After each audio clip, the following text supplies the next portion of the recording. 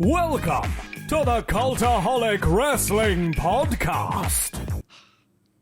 If you like a lot of wrestling on YouTube, join our cult.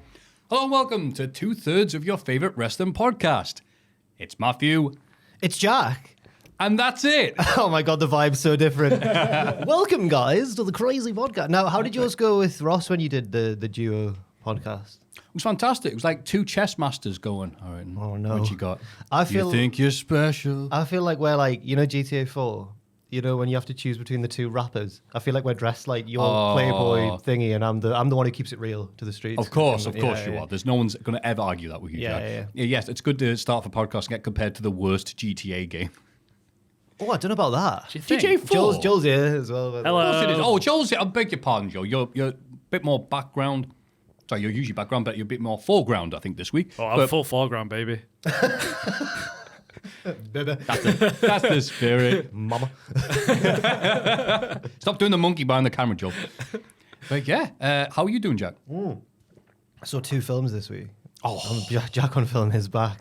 Jack on film. As a nice man said on my letterbox profile. Jack on Film's back. Yay. I've just spat on you there, I'm so It's sorry. okay, you're all the way over there. Yeah. You think it was during COVID times, the distance we got between us. I But saw Anora, which was fantastic.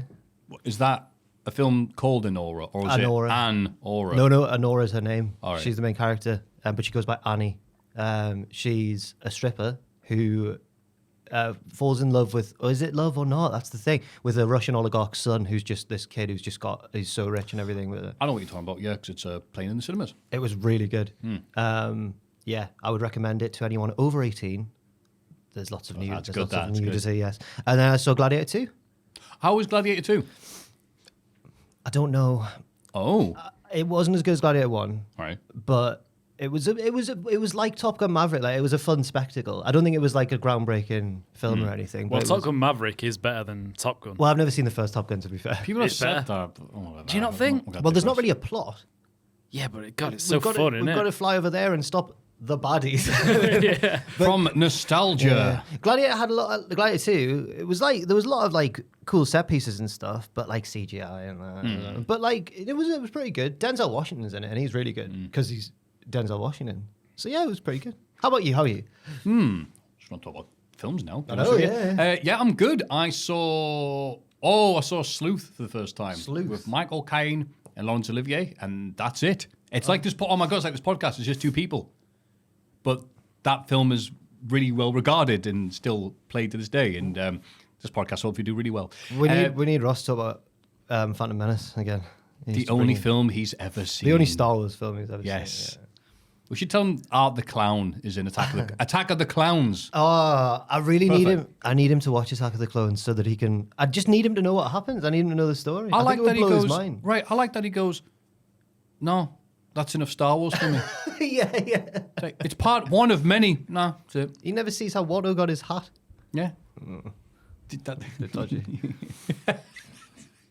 Yes, it is. But yeah, good to see you, mate. Good to see you as well. I apart from slicing my finger because my mum came around to show us how to make soup. She didn't attack me. I realised the implication there is that's not how you do it. But no, I tried to pick up a knife with the wrong end. So Oh, I thought you did it while chopping a veg. I'm 38 this week. Yeah, my birthday, and I thought I'd cut off half my finger. Oh, it was your birthday as It well? was, yes. How'd it My go? mum came up. It was all sweet, and I had a cold. I think it's just because of the actual cold. That's why I'm wearing a jacket. It's not just because I've been at TK Maxx. And yeah, it's like here's a lovely recipe for soup. Get lots of vegetables down here, and I ate them. I felt really good. And I think, cool. I'm still educating myself on how to run the body.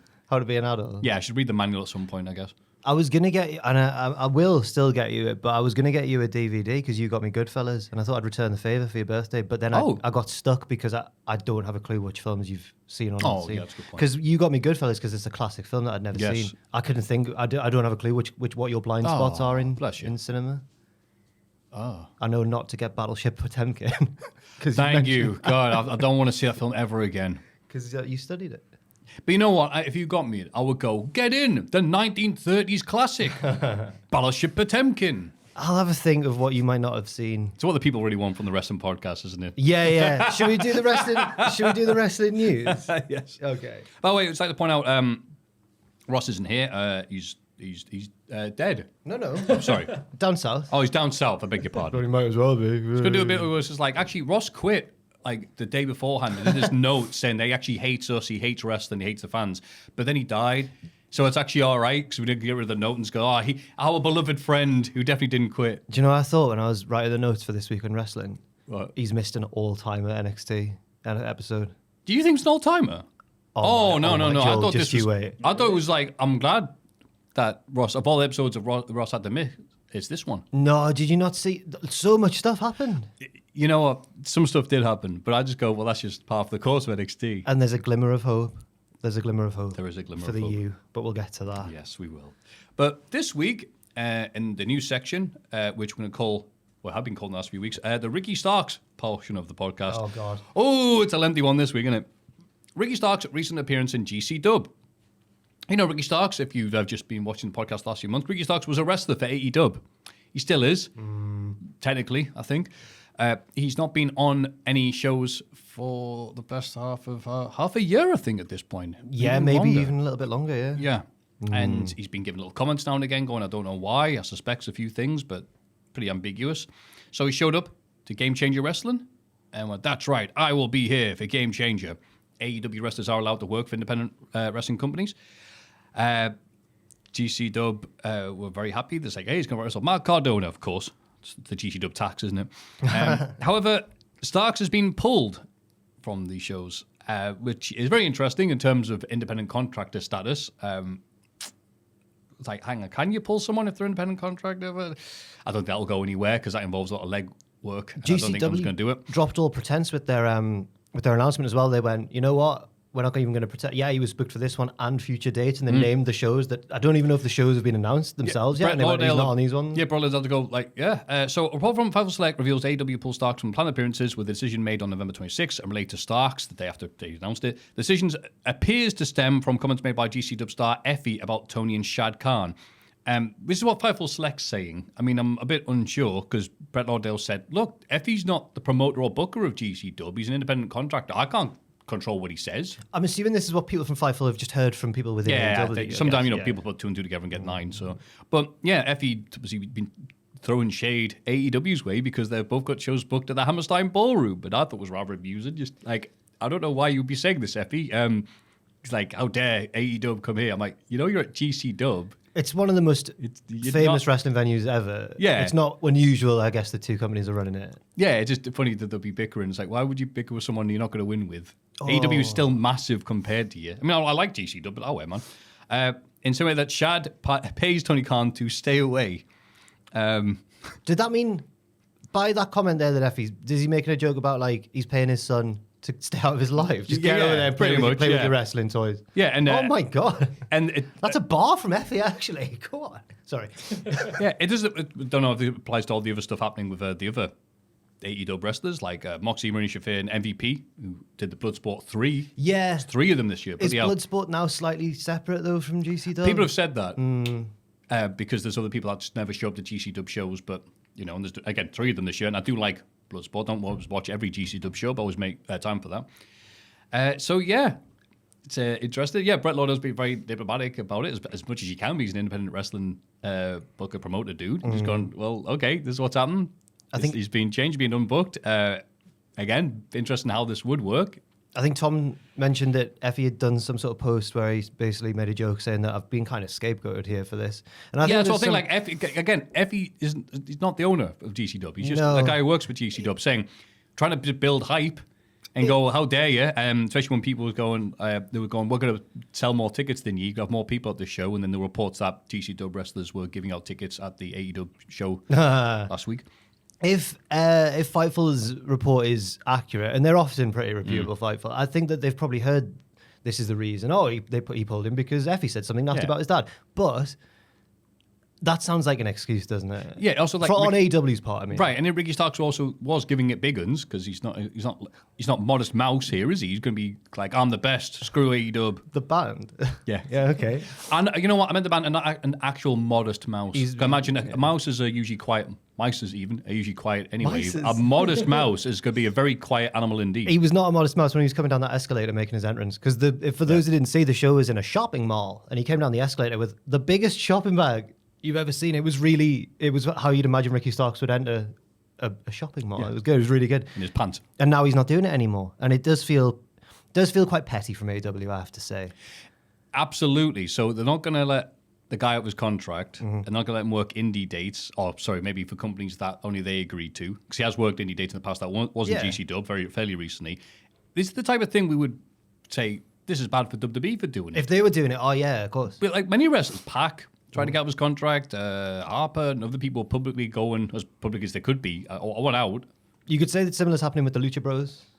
Yeah, exactly. With the injury time added on and everything. Yeah. I know that was probably already in their contract, but it's just not the nicest clause to have in a contract, is it? Of course. It's like, right. So you're just being a bigger dick as the other company. All right, cool. I know, we shouldn't really be surprised, I suppose. It's business. Yeah. It's rash. I don't know. It's that thing of being surprised or not surprised at the same Yeah. time. And I put Ricky must either be really annoying backstage or have a really smelly ass or something to explain why a man as talented and impressive and talked about as he is that AEW's just like, no, we don't want to use you. We don't want anybody else to use you either. Like, there must be something about him. He talked about recently, didn't he? He talked about the reaction from he didn't name anyone, but like from veterans to him getting caught on Cody's bus when he was still on AEW TV, and then he went to Mania, or we went to somewhere. Oh, to that's see right. Cody. And was it Raw? I can't remember what it was. The Rumble, maybe. You Rumble, I think. Yeah. Yeah. I remember people saying, "Oh, he's there. That'll get him heat." I go, "Why would be that petty?" And again, I get reminded. Tony Khan goes on Twitter to beef with people like JD from NY. Yeah. And I'm like, "Oh God, maybe he is then." Well, Which is like a belief beggar into me, but Well, Starks did talk about he was saying like he got the reaction, he got criticized by certain veterans saying like, oh, you've been caught, this is unprofessional. He used the example like you wouldn't see a Burger King guy going to McDonald's in his uniform or something like that. And Who would care? And then What do you mean? You would, yeah. And then Starks went, these are the same veterans who go on podcasts and talk in depth about storylines they are currently in and stuff like that. So Right. and he was like, I got heat for being caught on CCTV. It wasn't like he was out in public. Yeah. So yeah, I think I'm on Ricky's side, and it feels unnatural because I don't normally take his side because everyone's so horny for him that I hate him. But no, Joel. Everyone fancies Ricky Starks, man. He's a good-looking lad. No, he's not. Yeah, of course he is. That's just pettiness from me. No, he's not even. He's just jealous of me. No, he's really good. It is weird though that AEW re-signed him if they're not going to use him. Do you think they just did that just so WWE couldn't have him? Because they know he's a star. But if the Ayatollah can't have it, no one can. As amazing and talented as Ricky Starks is, I don't even know if he's the biggest threat that AEW could. He's not the worst case scenario of a star they could lose to WWE because I don't know. He's easily someone who could go to WWE and really thrive, or just fall through the cracks for shallow reasons like he's not massively jacked and just stuff like that sometimes doesn't work in WWE. I know things are changing these days, but maybe they know that he's just. Maybe they've got a stronger idea, like, oh, he's too good to fail there, and we don't want him to go. I don't know. But I think you're exactly right. If he'd left when he wanted to have left, he wouldn't be anywhere near as talked about and be making an impact if he left now. Yeah, maybe it's better for him in the long run, yeah. Yeah, they've done the Streisand effect. They try to hide something, and it's made it even worse. Yes. And people have been pointing out as well when we had that, I said the verbal altercation, which is funny to say when it's already a mic segment anyway, with Edge. And you called him bug-eyed. yeah, you bug-eyed, whatever. And he went, did not like and he went something like, oh, whatever, you stole everything from The Rock, you vanilla M-word. Edge using the slur. That was Say from dwarf. M. Dwarf. Yeah. M for mother. That's not going to sound good, is it? No, it's all right. It's all right. It's all right. Ah, well, look, I'm just quoting Edge. He shouldn't have said it on TV. Edge really got salty in that promo because he went like, Ricky Starks made a comeback, and then he went, dude. Yeah. And I was like, I lost a bit of respect for Adam Copeland then. Yeah, and Ricky says, people have told me that, like, it's been shared around, people like, Ricky was devastated by these comments. Ricky was blowing out the water. And I'm with Ricky, like, I looked bad. I thought Edge looked way worse and awkward. And I'm like, yeah, but I don't like you, Ricky, for reminding me how bored I was of midlife crisis Edge. Let's not be nasty. I want to have 15 minutes with guys like Garcia to show up and still go, oh, they're going to put them over. No, I'm going to beat them. Oh my! All right, cheers, pal. What a start of the podcast! It's been quite intense. Up the Ricky. Shooting. Up the Ricky. Yeah, up the Ricky. Still hate him, obviously, but Free Ricky. up the Ricky, you know. Up the free Ricky. AEW Grand Slam Australia moves to a smaller venue. Oh no. Aidan Gibbons smiling in front of a green screen in an Adidas hoodie. God bless whoever does it. So whenever you copy paste it, it shows that. From the Brisbane, the Suncorp Stadium in Brisbane to the Brisbane Entertainment Centre. Well, at least it's still in Brisbane. I mean, that's a good start. So it's gone from 52 to 59,000 to 11 to 13,000. That's not. I mean, I'm glad they're going to smaller. I mean, it'd be a bigger story if they didn't move it. Yeah, I think it's probably wise. That's a shame because apparently Game Changer Wrestling are running there next week. I've heard a rumor, Joel, that someone might be going to Australia if they get the free time for that show. I saw your Facebook status. Oh, me? Yeah. I didn't know it was. It's Maffew. Well, I said to Melbourne, and all my Australian friends were like, "No, you idiot." Oh, that's so many miles away. Yeah, I went, well, whatever. Well, if you do go, I was about to say, let me know how it is. As if I won't be watching it anyway. Oh, okay. Let me know how it goes. So, I think she used to go to Australia. It's not because, oh, God, I love AEW so much. I'm going to fly to Australia. It's like, Big Boom AJ to remain a part of AEW. Worked Full Gear with broken foot. What a worker, brother. Right. More wrestling than wrestling. Lewis House, smiling for a pint of beer, reported that, he said, Big Boom AJ had about 6 to 8 week recovery here, but now I'll be back in the ring again. What? Of course. He's back. He's going to come back. That's what he said. He's going to be starting part of AEW. AEW can't, not getting Ricky Starks out the side, not going bloody Mr. Internet leave. I don't even hate it that he's coming back. I don't. Not yet. You know what? He bought me some goodwill at the pay-per-view. We'll talk about it later on. Yeah. Oh, my God. Yes, that injury is almost supporting us. Jade Cargill, dealing with neck injury, could be out for up to 1 year. Now, I thought this is, they're obviously building to something here, blah, blah, blah. No, Jade Cargill obviously showed up on SmackDown and on top of a car. No, she's going to be out for a long time. And the way they wrote some of the storylines this week, it did feel a bit like they're trying to make the best of like having to change plans so close to WarGames. So, yeah, it's a big shame because they've invested a lot of time in trying to build her up, and I always thought she was good enough doing what she did in a Goldbergian way. Like, keep it limited. You're a big, powerful presence. You look amazing. Just do you. But for some reason, WWE wanted her to be more rounded, I guess, and be able to do with like. You need to do flips. You need to be able to be Johnny Gargano, right? And do all the stuff. Oh, Shawn Michaels probably. They wanted to Michaelsify her. Why do I keep on taking I love these words you're coming up with. And even though I disagreed with what they were doing with her, it was still going somewhere. They clearly had a plan. People assumed maybe eventually a breakup between her and Bianca and then a big match between the two. And now they're going to have to put that on hold. And it's a big shame for her, but hopefully she's all right. Exactly. Yeah. And finally, John Moxley doesn't trust the cloud, thinks something shifty is going on with Apple. I mean, fair play. I love it when wrestlers give their thoughts on stuff that isn't wrestling. Because it's always just stuff like this. I'm delighted that John Moxley thinks that. That's what I want from my John Moxley. Yeah. Quote, I live in a house divided. Wow. Is he House divided. I can imagine him saying this in a Death Riders promo, start walking back and forwards in a room. Well, I'm an iPhone while my husband is an Android user. Oh, God, Renee said this. Look at me skipping the quote. She's sat in the foreground. He's pacing behind her. And this green text, it just causes me a lot of pain and anguish. But there's no changing him. The man is set in his ways. It is what it is. So I can never leave him a proper voice memo. If I'm on a plane, I cannot communicate with him. It's very frustrating. I'm not what you call tech savvy, says Mox. I had a flip phone until WWE basically forced me to get a smartphone. In brackets, Android all day. I don't F with no cloud. That's right, bitch. I'm a green texter. What? Whoa. Wrestlers. It's just what I want from my John Moxley. That's exactly how I hoped, and I'm delighted that he is. Yes, thank you, wrestlers, for being wrestlers, because if you weren't, we wouldn't be here. I reckon he might be right, in 30 years' time, think of the YouTube essays or whatever platform it is. Apple was doing this the whole time. Oh. Do you read those agreements when you sign them? There's a whole South Park episode about it. Not at all, no. No, you end up in the Human Centipede. That's what happens in the South Park episode. Right. It's brilliant, yeah. Flip phones are coming back now as well. Kyle updates his iPhone or whatever, and then gets kidnapped and taken away to the Human Centipede. And his mates are like, did you not read the agreement? We all read it. There was that one company years ago that put down midway through the license agreement, by the way, we get your soul as well. To see if anyone's like, wow, we've got lots of souls here. That's nice. Fair enough. By gum. Oh, we've got a lot to... Oh, God, it's the Hall of Fame first. It is the Hall of Fame bit, which is next. Everybody get excited for the Cultaholic Hall of Fame. The prestigious Hall of Fame. In condescending order from last week, Danny Jones from McFly's Trouser Snake. On the Celebrity I'm a Jungle. Celebrity, get me out of it. 14%. I thought that was an easy win. 37%, The Great British Bake Off Screwjob. Well done. I think they picked up for that fascinating name you've picked. It was the final this week. I was convinced mine was going to come dead last. I'm very happy to be on the pulse. 49%, Vampiro's last match ever. You can't see him because he refused to participate. Oh, That's another one that I think they went, that's a good title, that. That was a good anecdote. That's a good podcast. I'm not going to listen to it, but I'm going to vote on that. Yes, it's all about how you name it. Fantastic. Yes, Vampiro, if you weren't aware, they had a lights out glow-in-the-dark match. You had to wear a certain attire, and Vampiro went, I'm not wearing that certain attire.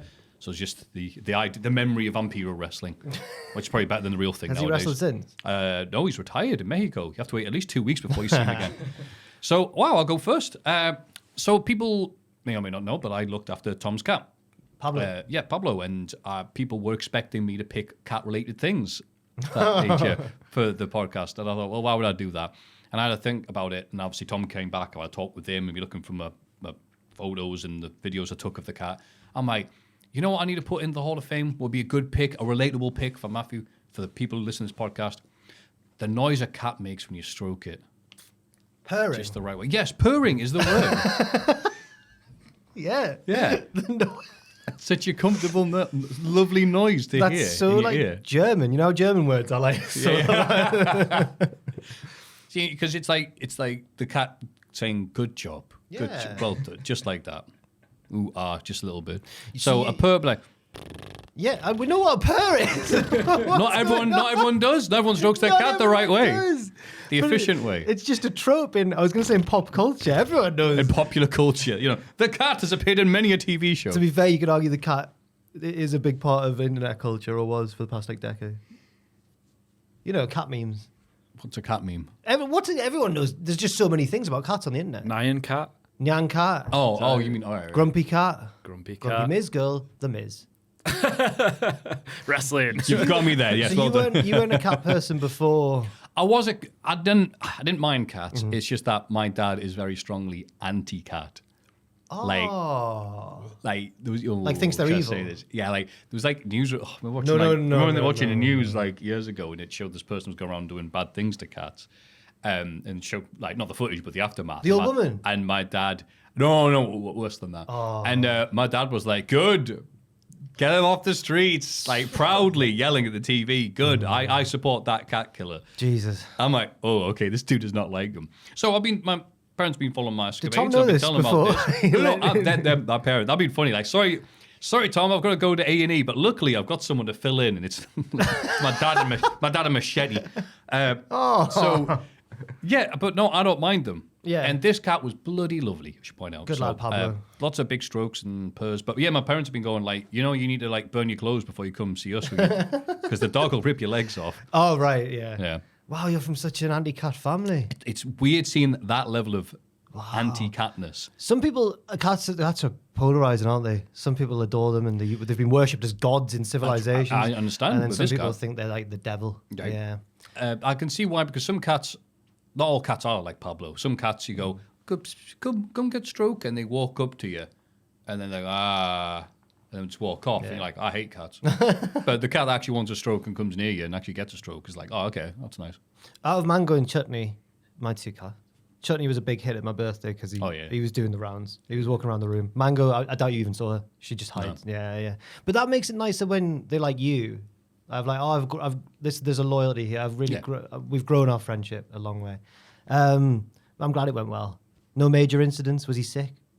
Nothing. No, it was like, again, Tom had the list of like, if this happens, do this. If this happens, do this. Like a telephone directory. Yeah. Like, he even said at one point, I think he said this last week, but he said like, if the landlord comes round, tell him you're looking after a cat. Like, as opposed to what, Tom? Yeah, it's not illegal to do this. It's like, all right. No, I'm glad it went well. I saw the picture. You took a selfie of you and Pablo chilling. I took a few, yeah, because the first night he's like, I don't trust ye. Get out my pub. And then, every day after this, he realized, oh, you're bringing the food, are you? Hello, friend. Yeah. I will permit you to stroke me. And sometimes I hold the stroking brush in front of the cat, and the cat will go, yeah. Oh, they do love it. Because it wanted its whiskers punished by looks of things. Jesus. Shoot headbutts. Some of them like getting stroked in different ways. Oh, Mango loves an intense one. She wants you to press down hard on her back and that. I'm like, oh my God. I was there like, how hard can I stroke this cat? And the morning, Yeah. it's like a speedboat. It's weird. It's more like the time you do it. Sometimes they just abruptly go, right, that's enough. Enough now. But it was like an egg timer. Pablo would go, that's it. Yeah. I'm done with you. They don't like their stomachs being stroked, do they? Like dogs Depends. love that, but Dogs love it. yeah, but But- cats are not that keen. Well, are they? that's where all their organs are. They never expose their underbelly unless they trust you. Have you ever played a video game? but if they Joel, trust- that's where you attack it. But if they trust you, then Mango and Chutney let him do it. Okay. But like Sam's cat, Cooper, I was staying at Sam's for a few days once, and he just towards the end started rolling over, but he would never have done that at the start. So it's about trust. I think it's about trust, but some of them Interesting. just have spots that they don't like being touched. I remember I was a kid and I went to my grandparents and they had 3 cats at the time, Mitzi, Tammy and Sophie. Sophie and Tammy were normal cats. Mitzi lived upstairs. So we went around on Boxing Day and they were like, I'm going to go to the toilet. They're like, don't go in this room. That's Mitzi's room. It was just some spare room, but Mitzi had she was a stray they'd taken in, so she wasn't a friendly cat. And I remember going up the stairs, looking at this dark landing, The Pure Fusion Collective of cats. Out the other 2, Sophie was a really lovely cat and you could stroke her anywhere. But Tammy, they were like, just be careful you don't stroke her on the one spot. And as they said it, obviously, and I remember crying. I was 21 yet now. Bless you. Yeah, the cat started nibbling me hand at one point. In a nice way? Yeah, that's it. Good. This is your first Eaters. step into transforming into Marlon Brando in The Godfather. You're going to become evil like that. No. Oh, okay. He's got a cat in the Yes, scene. yeah, right. I wonder where you're going with that. I can't believe they got the cat to be so playful and still in that scene. I was a big fan of his work. I love Guys and Dolls. So that's my Hall of Fame. So second place was the Great British Bake Off. Right. Well, that's continued this week. But I don't want to nominate it 2 weeks in a row. But I will just urge everyone to watch the final because the ructions may continue. I don't know. What, so is it over now? Yeah, that was it this week, yeah. The Wow. final. Wow. Wow. I know. Can we know who won, or is that too spoilery? I don't know. Yeah, it's too spoilery. I I'll know look that it up. Owen hasn't seen it yet. Oh, really? Wow, okay. So, yeah, I know. And he loves it. So, Well, Emily loves it. his girlfriend loves it. He just watches along. I think he likes it. Yeah. It's a good show. Owen told me that you and Dan are making him into a film person. Yeah, a little bit. Well, we go around to his as well every week now and watch a Harry Potter. In the lead up to Christmas, watch a Harry Potter every week. I can't escape them. And I They're hate on the them. telly They're all the day. Oh, they're rubbish. crap. The first 2 are decent. So Kids film. Yeah, I go along because, it's fun to hang out, but God, Harry Potter films aren't very good, are they? When it turns into gothy, we're in the forest and we're sad all the time. Yeah, that's the one. We just watched Prisoner of Azkaban, which everyone says is the best one, but it's a bit. The werewolf doesn't look like a werewolf to me. The Not time mine. travel bit's a bit weird, isn't it? They could have used that to solve so many problems. Yeah. Yeah. A lot of plot holes. Yeah. The Harry Potter films are a joke at my house. Because my parents, without fail, it's like, oh, was that Sunday dinner? What's on ITV for? Well, it's either going to be a Roger Moore Bond film or it's Harry Bloody Potter. And it's like, before it even said, it goes Harry Potter and before the clouds move out the way, reveal it was, they're like, and it's always been me. I slowly realised, it's like, I'm the only one watching this bloody film, and I've seen it already 100 times because you always put it on. I'll just creep out the room quietly. Go do something else, probably watch wrestling. I like Ron. He's a good lad. He's the best one. Ron's a good lad. Probably the best actor in it as well. A child actor, yeah. Yeah. Alan Rickman's in that. I like Draco as well. Draco Malfoy's funny. Yeah. Funny. Yeah, he's well funny. He's evil. Yeah, but he's a laugh. Oh, no. He bullies them all. It's good. I should probably nominate something film related because I've had my big film week, haven't I? Yeah. Can I nominate a film that I've not seen yet, but I'm just excited to see? Yeah, because then if you watch it, it's the a next week bust, it's yeah. rubbish. I'm going to watch it this week, I think, so I'll watch it by next week's podcast. Go on. I'll nominate. Let's call it the name of the film and then in brackets. I actually haven't seen it yet. Or something like that.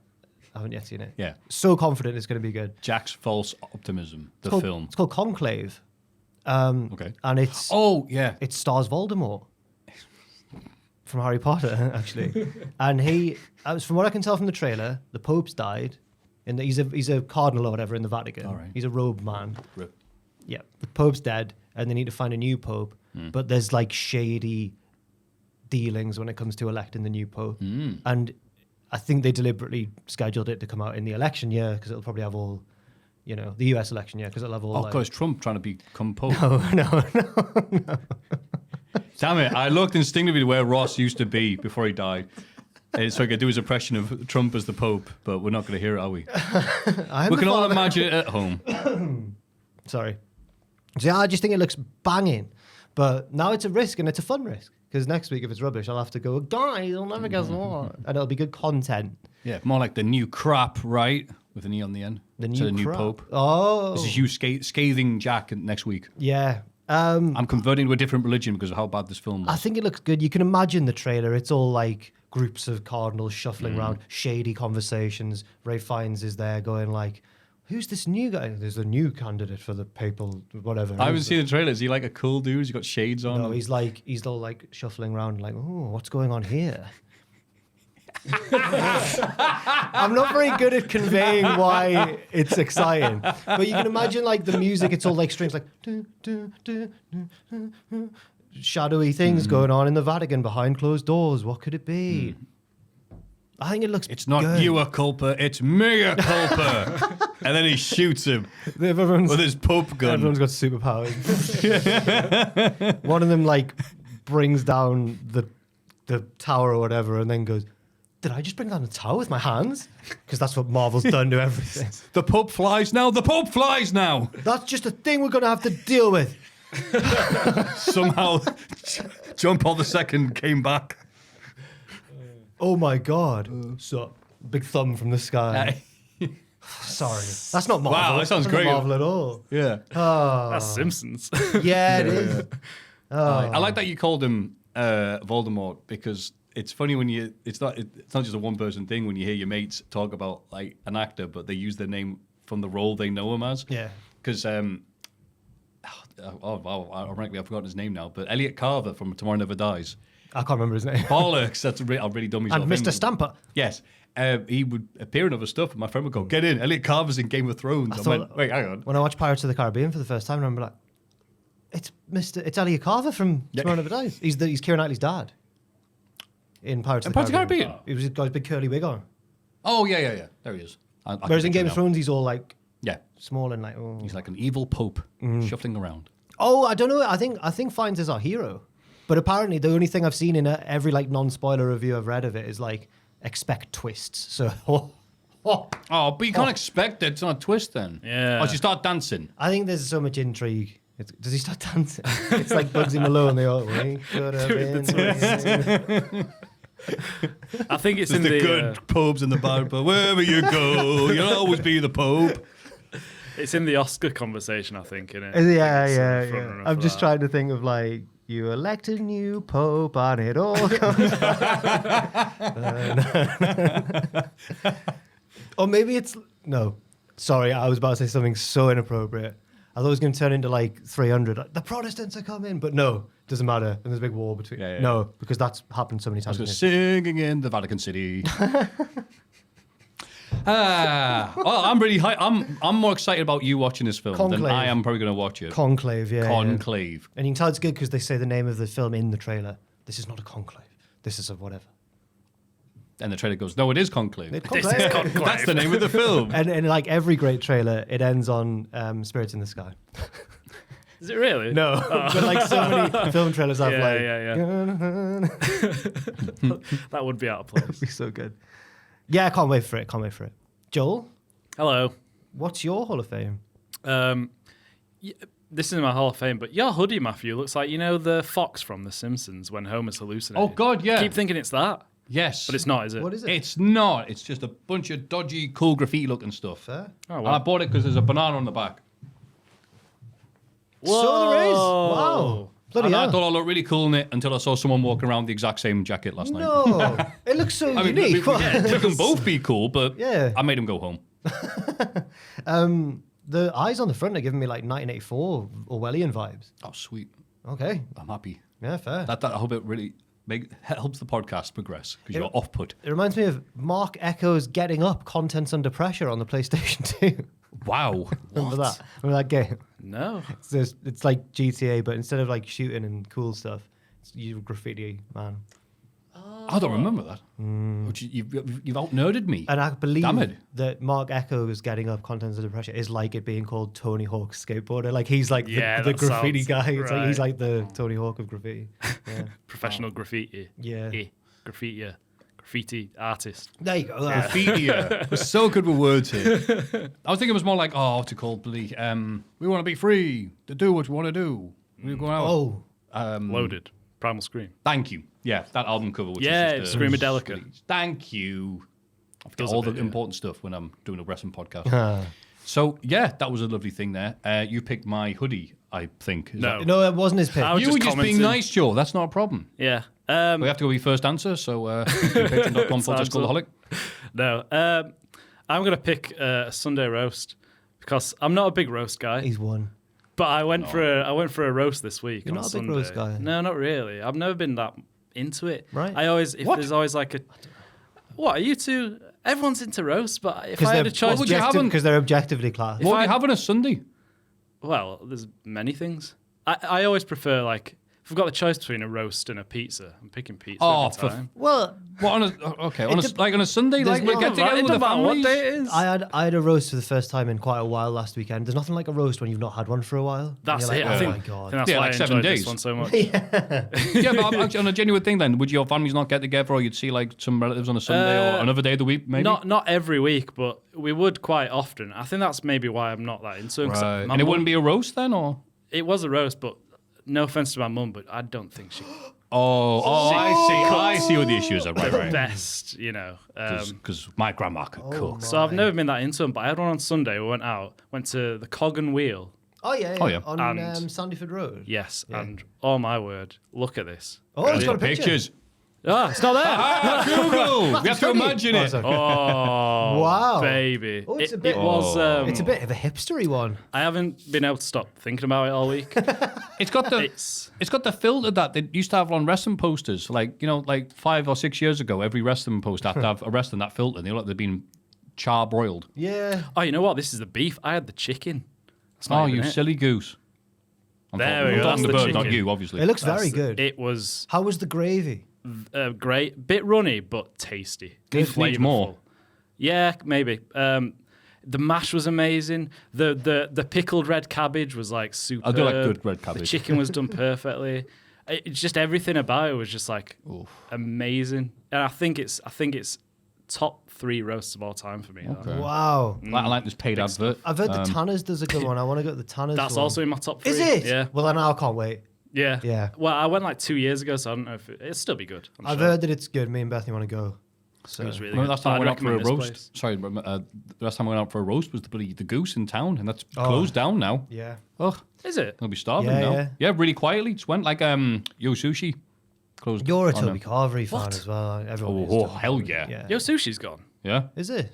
No bill, no nothing. See, there's a lot there. Joel's more gutted about Yo Sushi than the That's. roast. But yeah. I mean, yeah, I'm yeah. not judging you too much, but I Yeah, mean, I do like it's Yo just Sushi. it's interesting seeing how other people live, you know. To be So fair, what else was yeah. there? There was chicken and Chicken, broccoli, left. you got your roasties, mash. Oh yeah. No, I mean, like what were the other- other meat yeah. options? Oh, beef, chicken, and lamb. Lamb. And lamb. vegan. Lamb.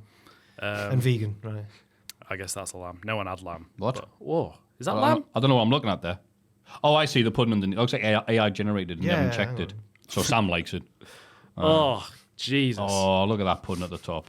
And this little bit there was yeah.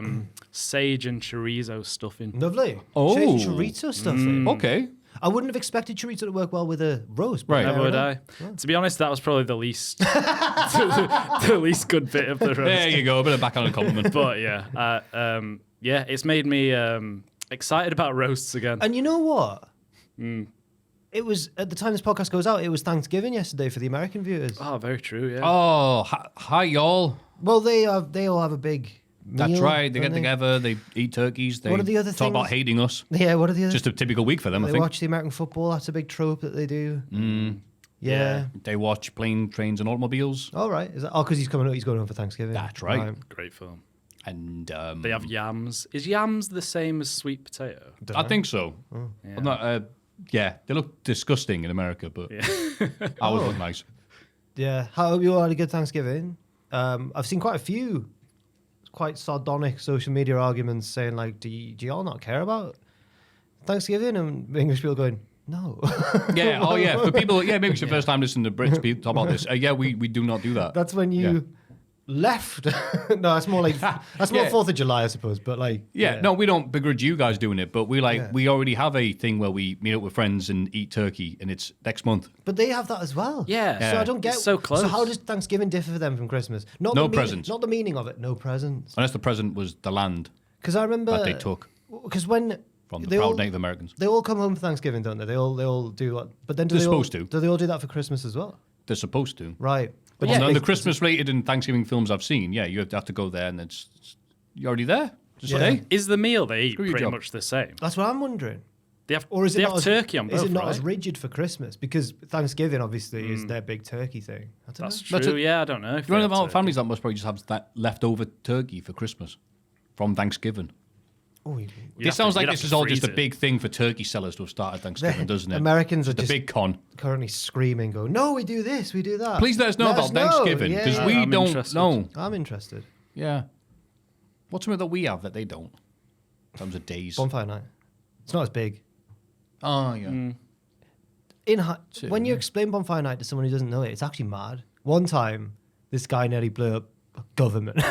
Nearly blew up the Houses of Parliament. And we celebrate very that happy strange. memory of trying to topple the horrible government Yeah. by blowing him up. Are we mocking him? Yeah, I don't know. It's a weird celebration, isn't it? Yeah, but then, since V for Vendetta came out, he's looked upon more favourably. Yeah, he's a bit of an anti-hero. One man's freedom fighter, you know. Yeah. Yeah. That's how it works, yeah. Yeah. Did he get castrated? Guy Fawkes. I think they Yeah. killed him Yeah. Well, before that. yeah. I don't know. I don't know. Oh, for your traitor, was it hung, drawn, and quartered? Shall I find out? Is it hanged or hung? Always Why forget. not? Why not? Yeah, why not? Great. Fraser's birthday's on bonfire night. Is it? Yeah, he stole his thunder. Stole his Fire. Oh, fire. both hopefully had ended their night with a big bang. He's from York. Guy Fawkes. Thank you, Joe. He died, he was approximately 35. He was 35, in fact. Approximately. He was 30, sorry, I was just... They Trial guess. and execution. Blah, blah, blah, blah, blah, People blah. love wrestling podcasts to see Sorry. if they cut his knob off or not. He was the last to stand on the scaffold. He asked for forgiveness. All right, mate. Soz mate. You've already tried it. Oh, yeah. While keeping up his crosses and idol ceremonies, though, very Catholic, and the government at the time okay. would have been like, ooh. Weakened by torture and aided by the hangman, Fawkes began to climb the ladder to the noose, but either through jumping to his death, or climbing too high so the rope was incorrectly set, he managed to avoid the agony of the latter part of his execution by breaking his neck first. Good form. His lifeless, Good form. His lifeless body was nevertheless quartered, and as was the custom, his body parts were distributed to the four corners of the kingdom. As a Yeah, because warning that means to quartered, other- right? Yeah. Quartered means cut into four. And But I didn't realise that taking them away was part, right? You're going to Cumbria, you're going to Newcastle. people who haven't been like keeping Which up with part the did we news, get? just like, oh, there's a lovely parcel, smells delicious from, it's a leg. It's Guy Fawkes' leg. Cheers. Wow. There's a Great. note attached. Yeah, we still do that in Britain, by the way, if Americans are listening. That's where Ross Yeah, is. we do it to people who don't vote in the patreon.com/Cultaholic Hall of Fame, which is this week made up of the noise that cats make when you stroke them, also known as purring. Jack's excited cinema trip to go see Conclave, brackets, I haven't seen it yet. Yes, and Joel is picking. How could we word this? A really good roast dinner. Yum, yum, yum. That's great. Roast dinner, though, in particular. Yeah. What else? All of What do you them? mean? Like, I think. okay. I think Like just he's a allowed- really of course he's good allowed one. to- he's allowed to. It's a bit where I take the Hall of Fame pick too seriously. Have you ever won the Hall of Fame? No. This could be it. I know. I'm excited. Good roast, especially at this time of year when people just want hot food. Damn it.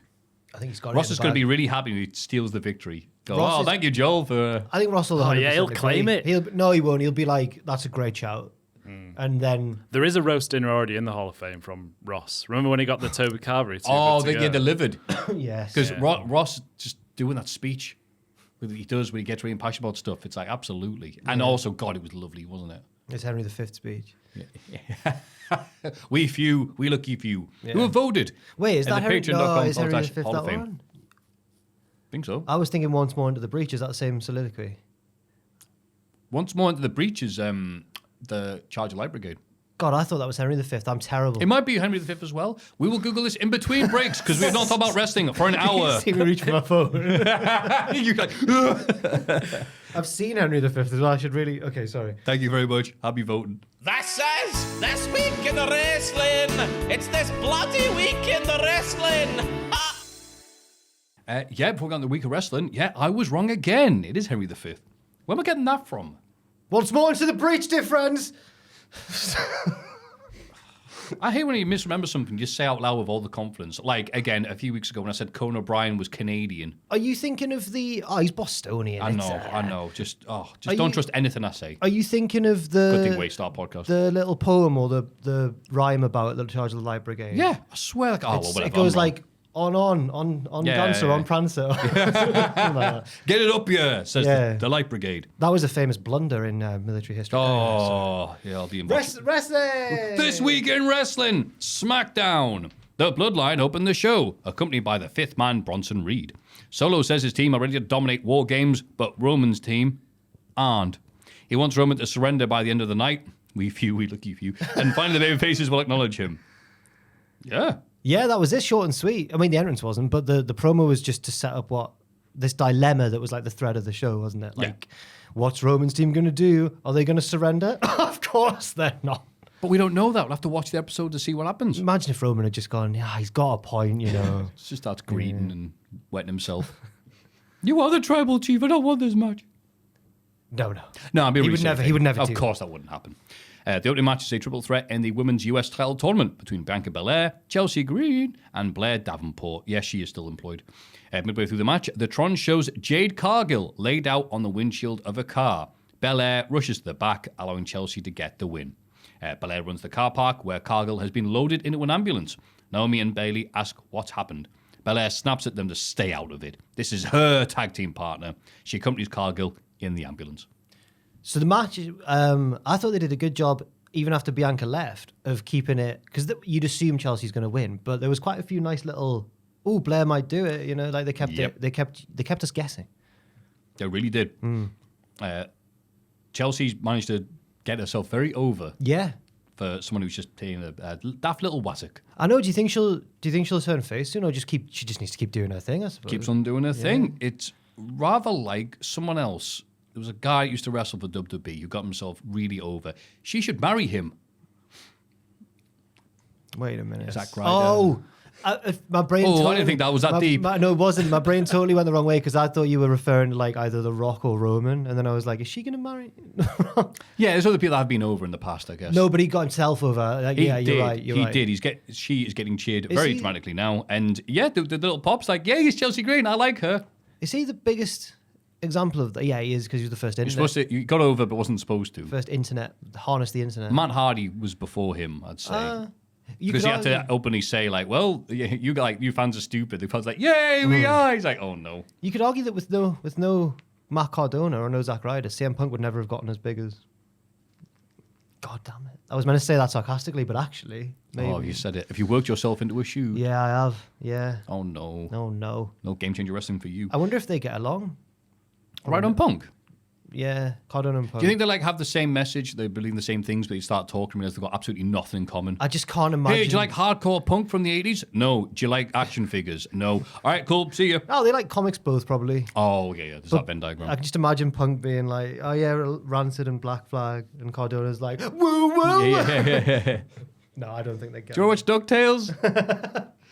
But yeah, nice match. Like you said, it was just nice watching it and going, oh God, the crowd really likes Chelsea Green. That's just a universal thing now. I know that they've not really done anything with Blair since calling her up and everything, but as we've said before, you do always need people to take the pinfalls. You do. And I thought she did a good job. I'm not just being biased because I met her in WCW and she was really nice to me.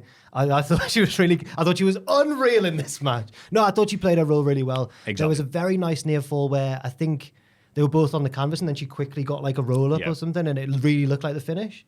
I just thought it was good. Bianca was good until she had to run.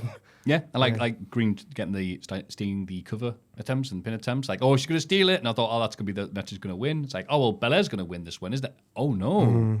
And I was like, yeah, it's like, obviously, Jade's already been a meme, just like Yamcha and Dragon Ball Z. Like, oh, she's kaput. It's like, oh, this will take her out for a week. It's like, no, she's out for a long time. Like, oh, no. I didn't describe it in the notes particularly well, but she wasn't just on the wind. It looked like she'd been pushed off a higher level down onto the windshield of the car. Yeah, it didn't look like a car had driven into her because, well, then it's laid perfectly still. I mean, no, she'd been pushed like off a little platform onto a car.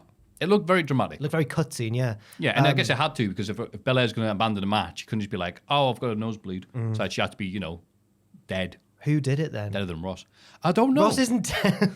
I know that you need to let go. Who did it then? To Jade? I don't know. I think they just created an angle now and goes, look, we'll think of something later. Oh, like a 99. Yeah. No, I think it was Bianca. It wouldn't make that much sense. No, but maybe she got someone to do it for her. Rikishi. That's it. Yeah. Always have a middleman. People have been speculating it could be Bianca because people assumed that eventually they would turn on each other, their tag team. But there's various. It could be Bayley, proving Bianca right all along. She was never good. She was always still the same old Bayley. Could be Naomi, just as a total left field, but I don't know about that. No.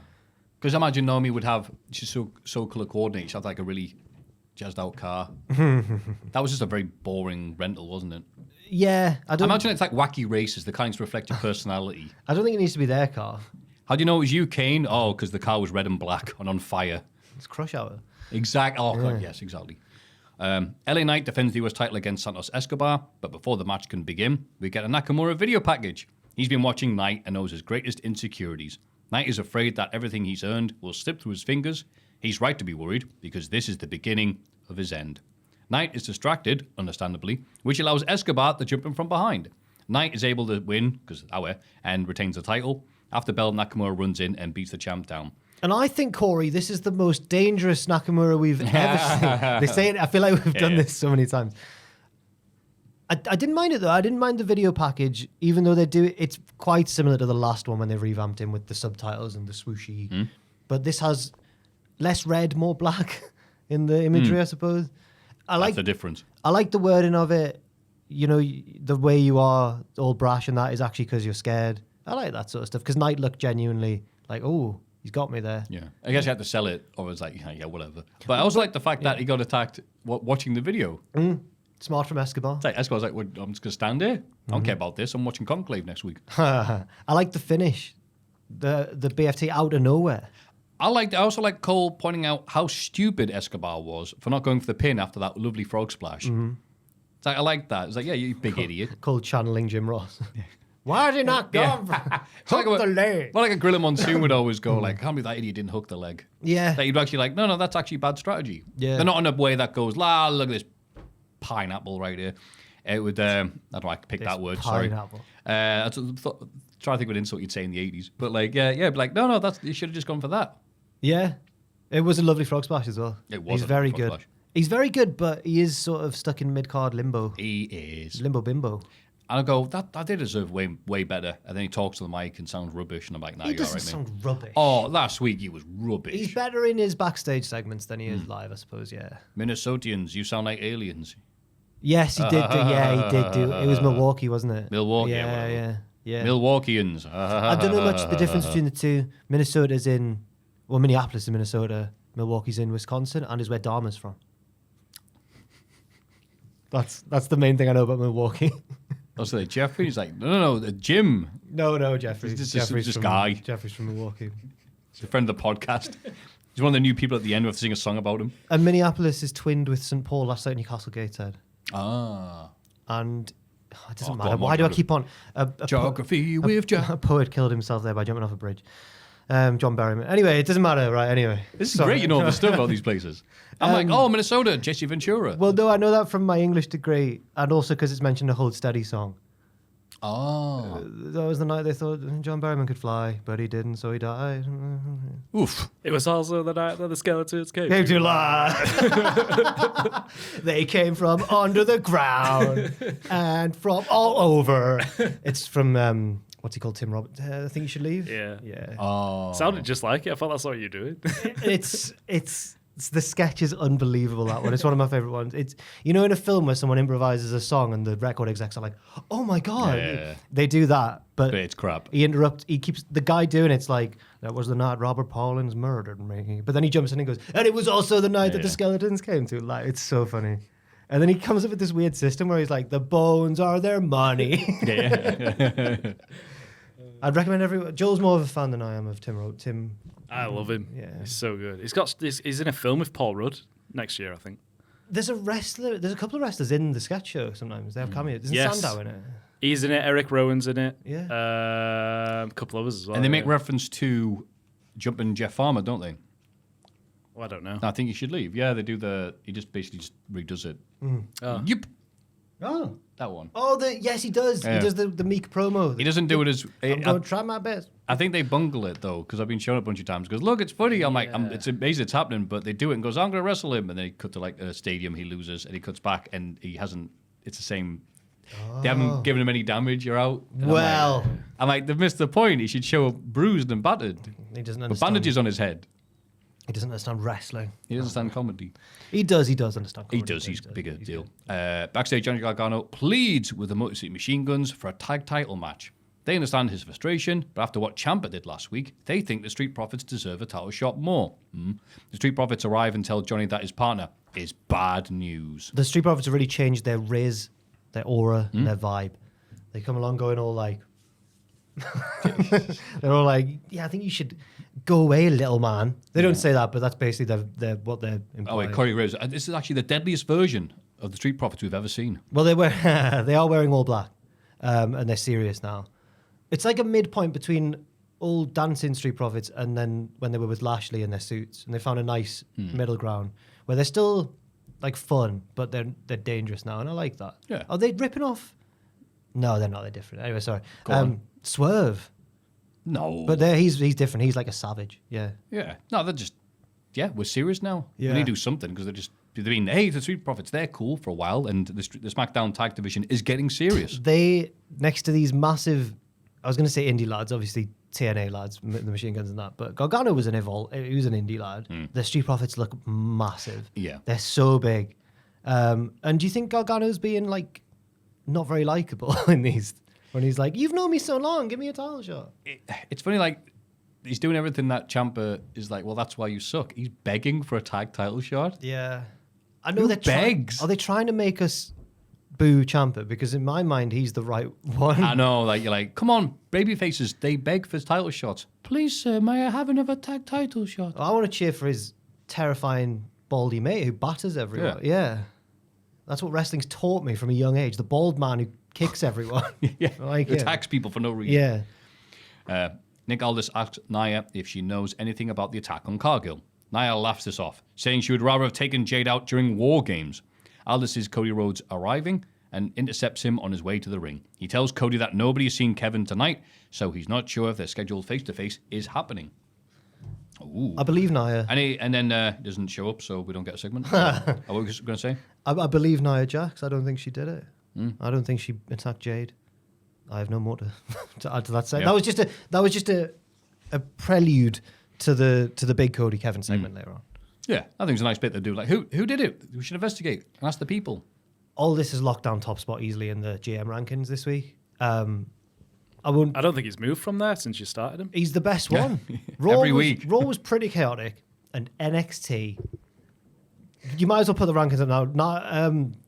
Nia, Ava is so bottom. She's so bottom of the Christopher list. Daniels may be above her this I week. saw Yeah, what happened to her this week. That It was- was it was so good. Great bump though. yeah. Yeah, Bump. her dad isn't one of the greatest baby faces of all time for nothing. So Aldis Pierce, Ava. Aldis Pierce, Ava. She should have taken it like The Rock and done the. Cody And says. then as she's lying there selling, you just hear, check out, check out. The video package here in a door.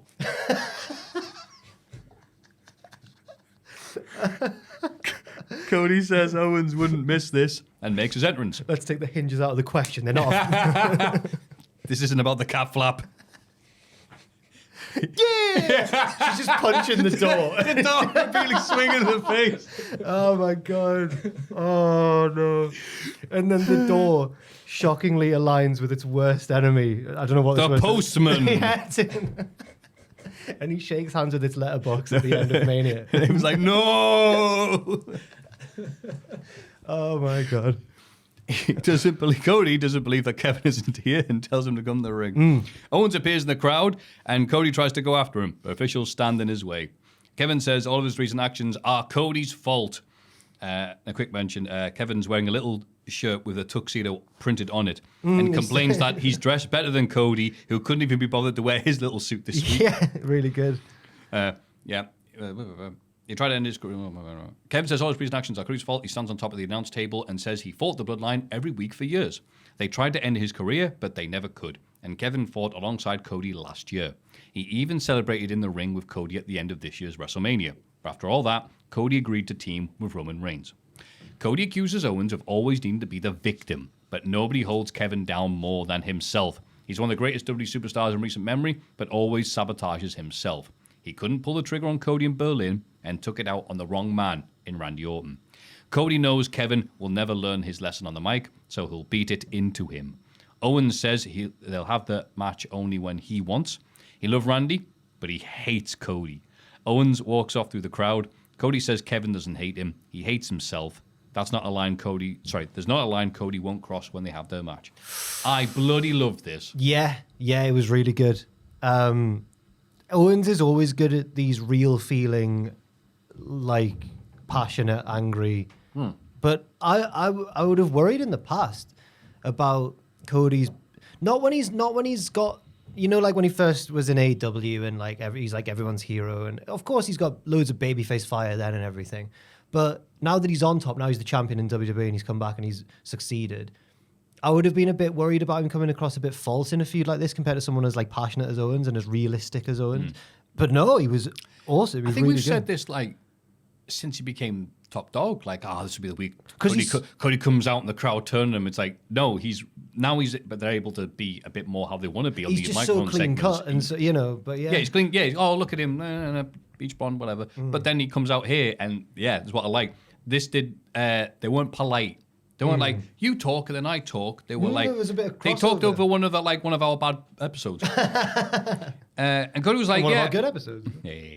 Cody was like, yeah, okay, I can see your point, but you're also a dick and you have to blame someone for your issues and your self-sabotage. And it's nice, we did this with the New Day as well. It's one of the best things WWE does. It's like when two guys are yelling at each other, it's like, they've both got good points. Cody's saying Kev beat Kev before the battle's even started. Cody don't even care anymore because of what he did to Orton. Cody's going to beat him wherever. Kev goes, I decide where it happens. Crowd boos. Well, it's not happening here then.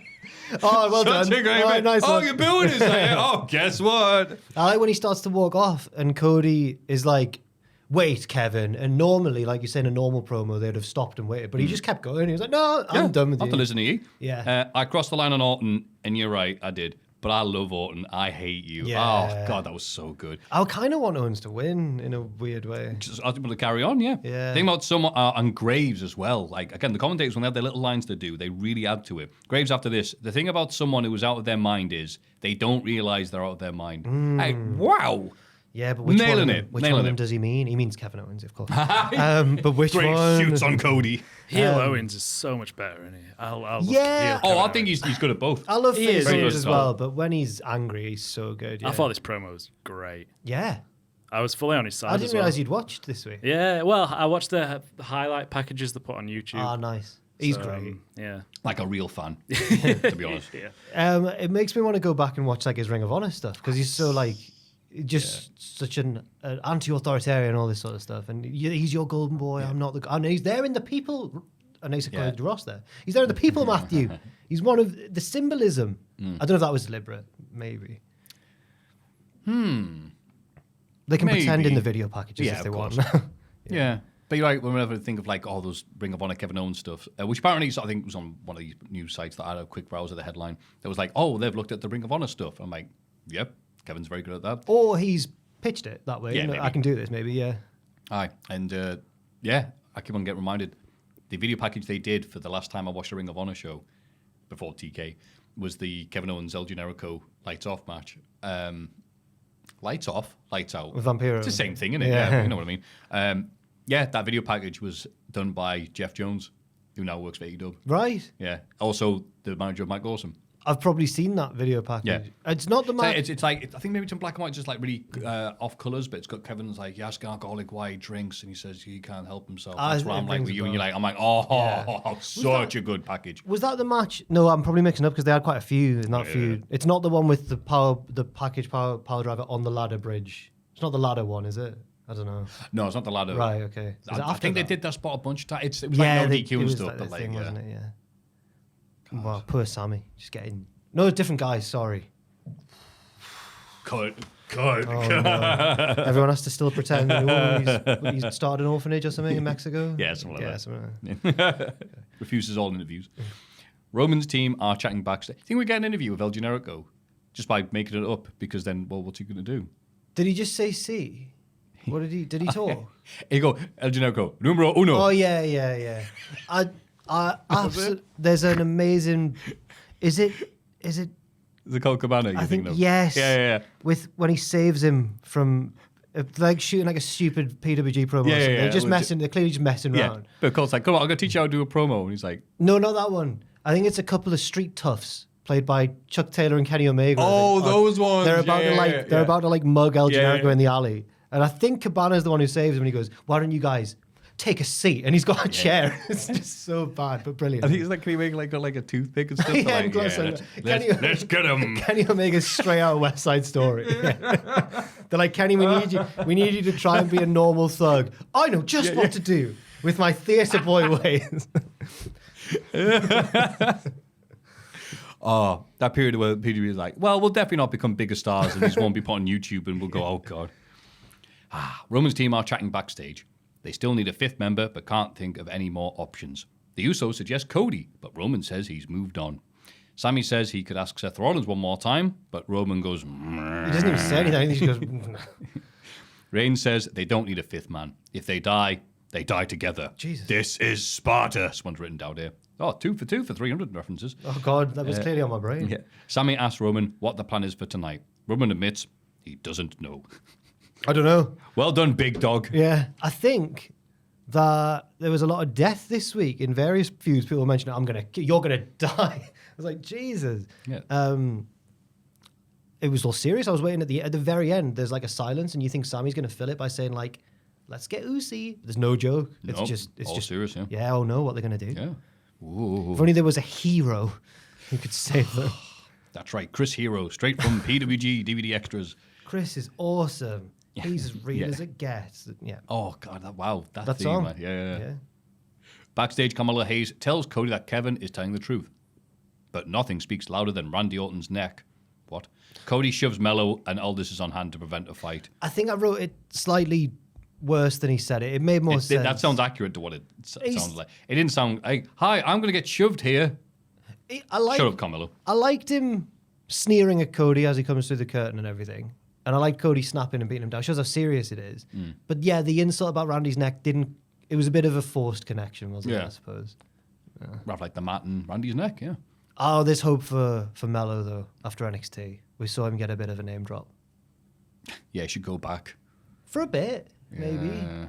I don't think it's his fault. The way he's been handled on SmackDown Yeah. hasn't been great. I mean, that LA Knight feud didn't do wonders for him.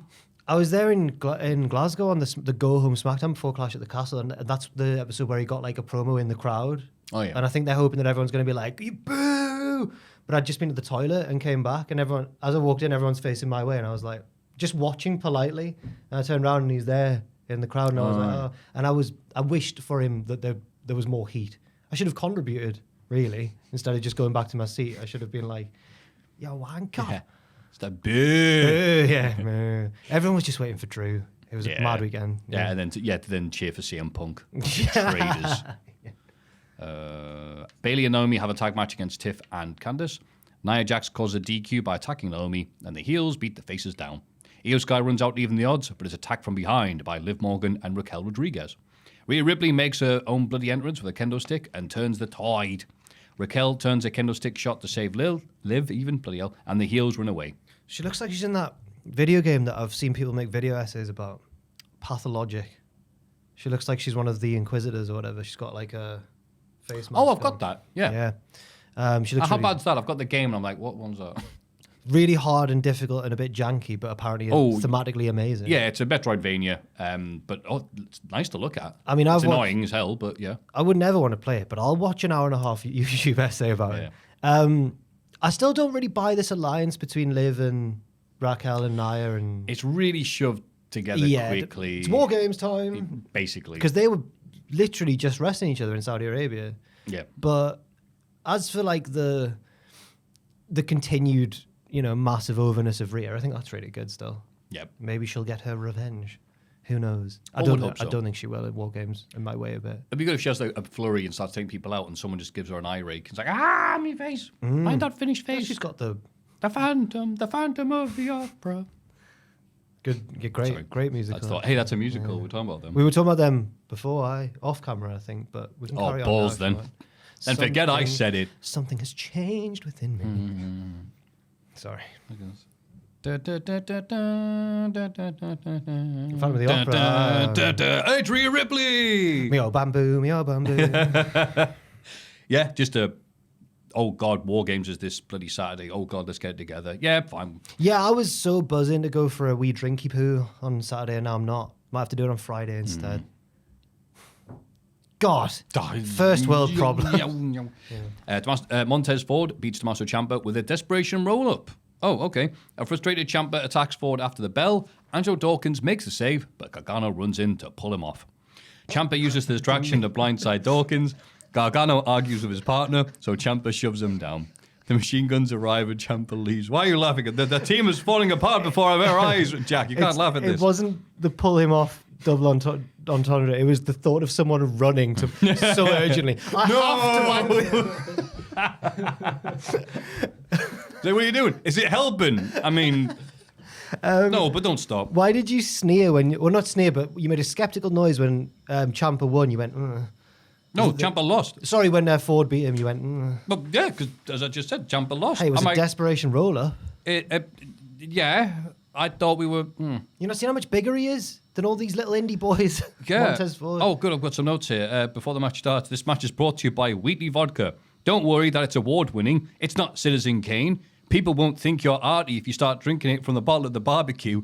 The ad read for Wheatley's by Michael Cole is fascinating. Is that what he said? It's not word for word, I'll admit. Yeah. But it's like, it's award-winning, but don't worry. No one will think you're a wanker. Like, it's weird. Do you not like praise? Yeah, normally people would emphasize that. Oh, he's got that award-winning vodka. Yeah. Okay, fair enough. Oh, you're going to watch a Salvador Dali program, are you? It's one award, wait, but it vodka. still tastes minging. Come on. Yeah, I know. It's such a weird thing to hear. Anyway. Colin Graves again wonderfully explaining Ciampa probably got miserable when the guns showed up and he realised his partner isn't as cool as Alex Shelley. I thought, well, that makes sense because no one is. No, Alex Shelley's very cool. Yeah, but then Ciampa lost. Oh, I guess we're doing the Hangman Page thing of him getting madder and madder and more entertaining as a result. Plus, seeing what his action figure of a partner will do now because he has to make a choice. His action figure of a partner. Because he's small. And Ciampa's quite small. I would never. The difference is is massive. He's one of those expensive action figures. The difference is if I was in Gargano's presence and said he was small, I'd feel bad. If I was in Ciampa's presence and said he was small, I'd be scared. Maybe that's the difference. Yeah. I've got no doubt Gargano could beat me up as well, but he'd give me 50% of the offense. Yeah, he'd give you one shot. Yeah. Okay. Is the story going to be is Gargano going to have to turn the way of Ciampa? I hope so because I love Johnny. Like I feel bad because we do kind of rip on DIY every week, but now that Ciampa's splitting away, I think it'll benefit him. Maybe not Johnny as much. But I look back on the days of NXT before. I know you didn't like he's having these long matches with Kushida, but there was no real meaning behind them and stuff like that. Oh God, did I not like? I forgot how much I disliked them. Thank you. But earlier, when he was the early stages of his feud with Ciampa, was brilliant. He was really good then. So I'd like for him to be able to get back to somewhere like that. And if he has to turn heel first, then maybe that'll help. I don't know. I'll tell you, I was so negative on these things. I raided him once on Twitch, and he went, "Oh, it's Maffew. Thank you for the raid, even though I know you don't like me anymore." Yeah, I remember. Yeah. Wait, what? No, it's not your fault. You misbooked and hang out with Chuck doing Taylor these wank again. matches. Yeah. Go with being him. fist. Was he your in Fist? He was in Fist. He was, wasn't he? He was in Fist, yes. Yes, when he was like a cocky heel. Strange. Very strange. Yeah. I'm trying to be Ross, I think. You know? Very strange, Matthew. So you're like, well, I finished my point. Say a word. It's good, that. It is I've been good. hanging on Tom, That so was I'm more doing sort of- radio. That was more Clarkson. Oh, no. Are you leading the farmers to London again? Hey, look at this. The two men's WarGames teams meet in the ring. Solo says he still loves his former stablemates. If they all join forces, they can run WWE for decades. Yeah, the good guys don't have a fifth man or a wise man, so really, there's no choice. He tells them to surrender, or they'll die where they stand. That was it. You'll die where you stand. All gonna right. kill Maybe you. Aldous isn't top of the GM rankings. Yeah. It's only attempted murder. Roman is about to respond, but he's interrupted by a returning Paul Heyman to one of the biggest pops he's ever received in his entire bloody career, outside of EC Dub. He's ripping off Ben Potter's look from Triple Jump, who looked magnificent at Tom's Good wedding. God. I He said, looked- what did I say? After a few drinks, I said something like, oh, how you doing, sexy Satan? He did look like he listens to this sometimes, doesn't he? He did look great. Always on the episodes when we mention him. But he was very dapper. He looked very God. dapper. He went for the black suit, red shirt. Oh, such a good look. Oh, I wanna see a Right, photo. oh, no, he rocked it. I don't think I wouldn't go for it. I couldn't pull it off. My hair It's a would look bold look. orange. What? It's a bold look, isn't it? You I got to be went for a confident. dark blue suit, white shirt. I went boring and safe. But that's fair. That's fair. Yeah. But Ben pulled it off. Do you think Heyman Like pulled Gargano pulling off. He ran to pull it off. Do you think Heyman pulled it off? He went for the T-shirt rather than the... I think it worked to match the OG Bloodline scheme and all that. But also people point out he looked a bit like Paul Bearer when he made his 2000 return. Oh, yes! Fat, Great. if you'll be a fat old man in wrestling, you got to go to black and red at one point. Do you remember when the Dudleys kidnapped Paul and everyone was like, they've kidnapped Heyman? But it was Bearer. It's not the first time they've been mistaken for each other. You. I think it worked really well. Again, he got the mega pop, but he said, "You're not my tribal chief," and the crowd went, "Ah!" And I thought Heyman was going to join bloody Solo. So much for that bloody idea. I thought you meant he was going to join as the fifth man. Heyman's in the ring. Oh, that's right, Heyman. Yeah. Solo starts taking bumps. You know, like house show footage when he starts on a fan? Yeah. He starts to walk like that. And I think Cornette nearly died laughing because he was like, he would never fight anywhere. Yeah. Neither would ye, Cornette. Actually, I don't know. Oh, no, Cornette says he'll fight people. Oh. Well, that's sorry. Like Bischoff did that amazing series that didn't last that long. I think Bischoff didn't want to do it Or anymore. WCW. Hey! That Like was to good. apologise That was to good. Sam and all the WCW heads. Ross has started WCW, That's of right. course. Yeah. But he said like, Bischoff strikes back or something like that. And he was like, he listened to Cornette say, well, you know, when I was 93, when Bischoff sabotaged the Smoky Mountain Wrestling connection, and he either like, I forget, he like did something physically to him, like backstage of walking into a corridor, and Bischoff did nothing. Bischoff's like, when and where did you do this to me? You know I'm a karate expert, right? What are you going to do to me if I decide to do this to you? I know that is he went. I said he was very polite about it. He went, I know Cornette can say whatever he likes because he lives off his mum's money, and he can spin and weave with the best of them. But no, we never come to blows. I don't know if I trust either of them there. It's funny, isn't it? When it's like Rashomon. You're like, all right, well, something happened. I trust Cornette usually in stories where it involves him and Russo, which feels like every bloody episode of Dark Side of the Ring's him and Russo for some reason. Oh, you. But and I normally believe Cornette then. But when it's Bischoff, it's hard. It's a hard one. It's funny because it's like, wait, you mean Bischoff remembered something that happened where he didn't look too positive? There's a lot of. Do you remember this thing where you look like a piece of garbage? I don't recall that, Conrad. They're all in it with each other, man. They're all carny boys. We're the outsiders. Oh, sorry. Yes. Yes. Looking in. Yes. It's not Paul Heyman. CM Punk arrives and joins the Faces. Everybody brawls and Roman's team clears the ring, and things look uneasy between Punk and the other four. Well, good. And I put, anyway, Punk is Samoan because he has tattoos. Sami Zayn's in there. They don't know. Oh, he's an honorary Uso, of course. Of course. Apparently, news reports have come out saying that this was always the plan because it did seem a bit, we'll get Punk in there instead. But apparently this has been the plan for a while, and it's going to somehow possibly further or reignite the feud with Rollins. Yeah. But he's not there. We might try and interfere. He does love Shawn Michaels up through the... Oh, that was Elimination Chamber. But still. Yeah. Oh, but he'll do the... Do you think he'll return after the WarGames match just to mock Punk? Because Maybe. his return last year, which obviously lots of footage being shared Be online awkward, of though, 'cause Randy it would- Orton marking out bro when he sees Punk. I need to watch that. I've just seen the gifs because like, do you want to see all this? And goes, I can't keep up with the Vault and all the stuff they're putting out there. It's amazing. I've only seen the snippets they showed on this week's TV of like Triple H going like, no, stand in front of the cages, stand in front of them. And Punk's like, what? And he went, there's 2 shark cages, stand in front of them. And Punk goes, oh, cool. Just a nice little window behind. Exciting stuff. It was nice to see. Yeah. Because they hated each other. I don't know. But no, I don't know how I feel about Punk being in this because he doesn't feel like the most natural fit. But I guess it's fine. Heyman's the connection. Yeah, he's a Paul Heyman guy. Yeah, okay. Hear that. And then he'd be like, oh, well, thank you for that. I'm glad I helped you. Do you think there'll Get a be... title shot now? I don't know old WarGames matches well enough to spot any tribute spots that Punk tries to shoehorn into the match, but I assume he might try to because he loves that sort of stuff. Yeah, Brett was only in one WarGames match in '98. Was I hope Brett we in don't get any bits of that. Wow, I thought they would have all been out the way before he could wrestle in WCW. I mean, it should have been. WarGames sucked after What the 94, 95. We've been generous. The best ones are generally considered to be either like the old classic ones or the Dangerous Alliance one. Right? Yeah, That was going to be good. Good times. Heyman involved with Where was Larry Zbyszko? Oh, if he turncoat.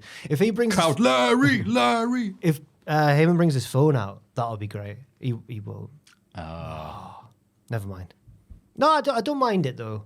This Yeah, I think it made sense to me. it's going to be one of those pay-per-views, I think, where it's going to especially feel like there's long gaps because the matches are going to be long. Like these WarGames matches are like, Yes, like so 40 minutes. I was watching it the day after, so I could fast forward to 10-minute. Like, did you know?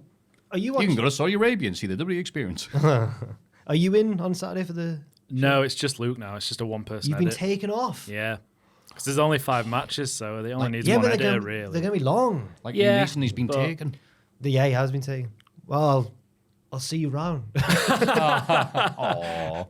It's an early start as well. This on It Saturday. is. It's heard- 11 p.m. UK Yeah. time. Why is that? Because it's so on the west coast. I have no idea. It's in Well, so Vancouver. it's Thanksgiving, isn't it? So then Oh, they want to just get out of the way. I guess. I guess so. Well, the Thanksgiving's on Thursdays. Always. Oh, balls, yeah. it's I'm today, isn't talking it? complete rubbish, me. Sorry. Yesterday. Maybe there's a reason. Maybe there's like a UFC or something. I don't know. I don't know. And the reason is it's Hoobastank. No, it's not. It's AEW Full Gear. Oh my. Oh, and the pre-show. Of course, we can't miss the pre-show this bloody week, can we? So, and we have Anna Jay takes on Deonna Purrazzo. Yeah. Hey, who's accompanied by Taya Valkyrie. Ah, you. Did I put Valkyria? Yeah, it's a joke. I'm so sorry. No, I because I didn't can't mean pronounce. No, that's a joke. That's a good No, joke. I honestly missed. I must have No, had it's that in my funny. mind, but I didn't do that on purpose. I swear. No, that's bless you. No, she's a Valkyrie. Like Make sure you never work this business again. Yeah. Taya gets ejected for spearing Anna, which is in the DQ. the ref saw it, and then he went, "I'm not going to call for the bell. I'll just throw you out." Anna goes on to win, and Deonna isn't happy. Yeah, the ref bit was crap, but this was just a match. Yeah, it was On my fine. notes. I don't really have much to say about this one. Anna's. I don't know if she can win like most improved of the year because she's improved gradually over the years. But if you compare her to like at the start of AEW, she's an accomplished worker now. She can do the wrestling. She can be in there with a technician like Deonna Purrazzo and not look out of place. Yeah. I'm trying to think of more things to say while you find your notes. Bless you. I liked There we go, I found the them. submission exchanges and okay. Yeah. Standard Rampage match. Trying so hard. Thank you for that. Buddy Matthews wins a 4-way against Dante Martin, Commander, and the Beast Motos. Yes, but he was over. Yeah. People were Everyone's really- buddy. And I noticed, I think I'd forgotten about this, but when he's announced to the ring, he's not hailing from wherever. He's honouring the House of Black. I like that. Yeah, it's the kind of match AEW's done 100 or more times, and it's still a lot of fun. Yeah. A lot of dives and cool things and wheeze. Mortos was over as well because everyone loves Mortos. He's mint. The story early on was the two smaller lads the bigger guys are trying to throw the two smaller ones out of the ring. They keep coming back in and going no, and then there's little alliances, but then it all breaks down. They all do big dives. Commander did one of his ridiculous tightrope things that he can crazy. do. It's not just the tightrope; it's how high he jumps after it. It's really like a unique pop where they go, ooh, Yeah. So I've seen other people do other luchas. El Blazer does it where El Blazer. the Blazer would run the ropes and then like drop kick off, but it's almost like okay, it's neat. It's neat. You do the first 2 steps and then it's just fall. Yeah, he really goes for it, which is crazy. It's like proper like circus, like Cirque du Soleil stuff. Yeah. Yeah. in a good way. Yeah, in a good way. And then Paul White and the Rizzler head to the timekeeper's table for Big Boom AJ versus QT Marshall. I tried to do the Riz face and spill. Is that what you were doing? I thought you were just like, Coca-Cola you're like, oh yeah, these were here. No, it Go was. try it again. No, I can't do it as well as him. Well, I mean, that's why I get to pay the big bucks. I mean, he made sure every time it came to it. It was getting. It was popping us in the office every time we went back to him because we couldn't stop laughing. It was popping the crowd as well. Like, the biggest pop of the night so far for the Rizzler. QT's accompanied by a team of evil security guards because he brings the doom. But AJ has a son, Big Justice. Aaron Solo interferes, remember him, on behalf of QT, but Big Justice spears QT behind the ref's back. That's a small child. And AJ gets the win. What do you mean? That's a small child, but he knew how to execute a spear on an evil man who deserved it, like QT Marshall. Yeah. Look, basic as hell match with a crazy atmosphere. The Cody Styles of AEW. Yeah, this was like this was like WrestleMania 1 stuff in a good way. I mean, it was a compliment. And I said on my What Happened At review, like, I'm going to sound mad saying this, but especially on an AEW show where you know you're going to get a million moves and a million things and high pace and relentless action, it just felt like a really nice change of pace. Variety. Yeah. Well, the thing I keep on saying about AEW, so I'll go, okay, here we go. And also, I'm enamored by the fact that people like Ross, I couldn't have thought to lots of people who go, I don't get this. I'm like, yeah, it's not but just you Ross. don't have I to also don't. Oh, yeah. You don't have to get it. The crowd are getting it. Crowd popping every time they saw the Rizzler, who was a fat child who rubs his chins. And Tony Schiavone, that kid's massive. What are you talking about? He's not fat. Say that about the Rizzler. Rubs his chins, plural. Yeah, his chin. Lads! Tony Schiavone said, No, like, he oh, said he's rubbing his that. chin, and then Schiavone went like, which You're one? relishing it. You're like, get it. I love a Rizzler. Oh, Yeah. yeah, me too. And what'd you like about him? What's Raised, not to raised. love? Yeah, Yeah. exactly. Chin number 3? I'll try to explain it. A writer who I follow called Joel Golby, who's like a UK. He's like when he wrote for Vice when they were like cool and stuff.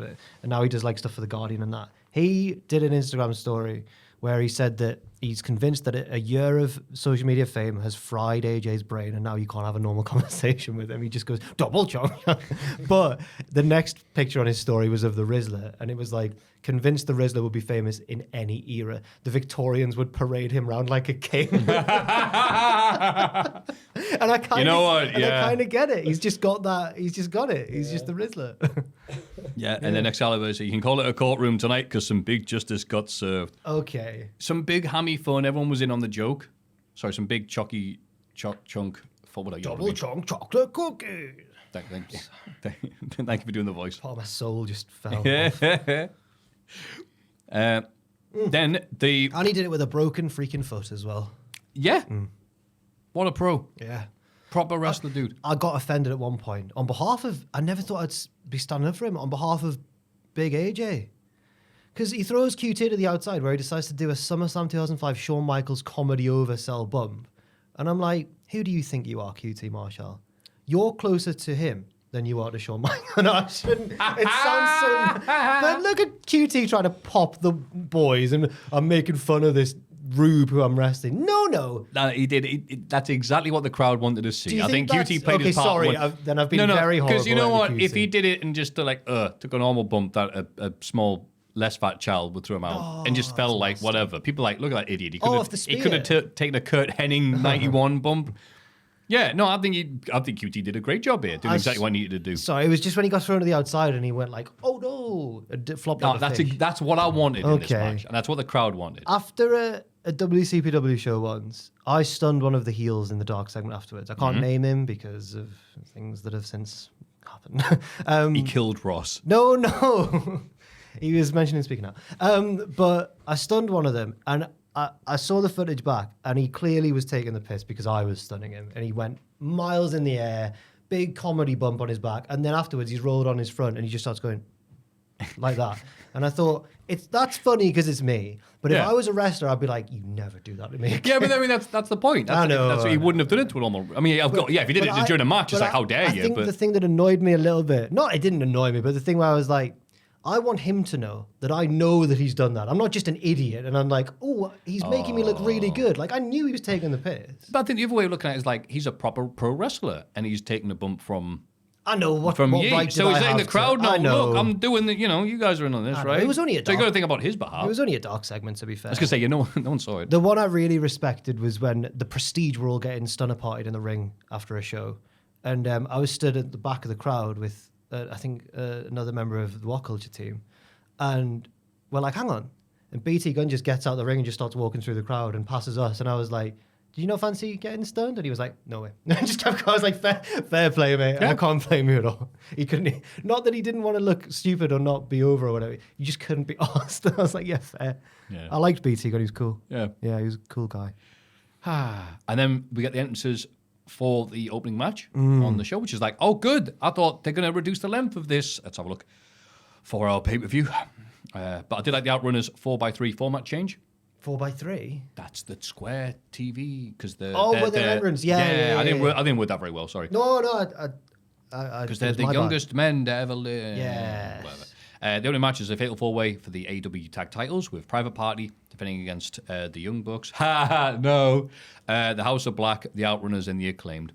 Private Party get the win after several miscommunications between Max Caster and Anthony Bowens. Starting with their entrance, when he didn't say everybody loves the Acclaimed. He said everyone loves true. the best wrestler alive. Oh, which he still calls himself. Yeah. I think to annoy people successfully. And then he threw the mic at him quite roughly. And Bowens looked hurt. I feel bad for Bowens, and that's the point. So fair play. I think my reaction at first was like another tag team breakup angle. Then I realized that all the other ones I'm thinking of are in WWE. Yeah. So I can forgive them for this one. Caster, I don't know how much of it's deliberate. I guess all of it. I don't know how much of it's in the right way, but he is very hateable. So He's very edgy teen. But as a heel, that's going to work better. So I'm at least pleased that, that's going that way. Bowens, I think, will be a fantastic babyface. Yeah. I don't know why they're doing it, to be honest with you. We've been happy with Max Caster doing his, haha, guess you can't say that stuff since he's been doing the Acclaimed. And aren't they still selling loads of merch? Yeah, probably, yeah. Fantastic. The Young Bucks have been vanquished for a bit, and now they're getting split. Yeah, great. Couldn't have picked a better time to be doing that, pal.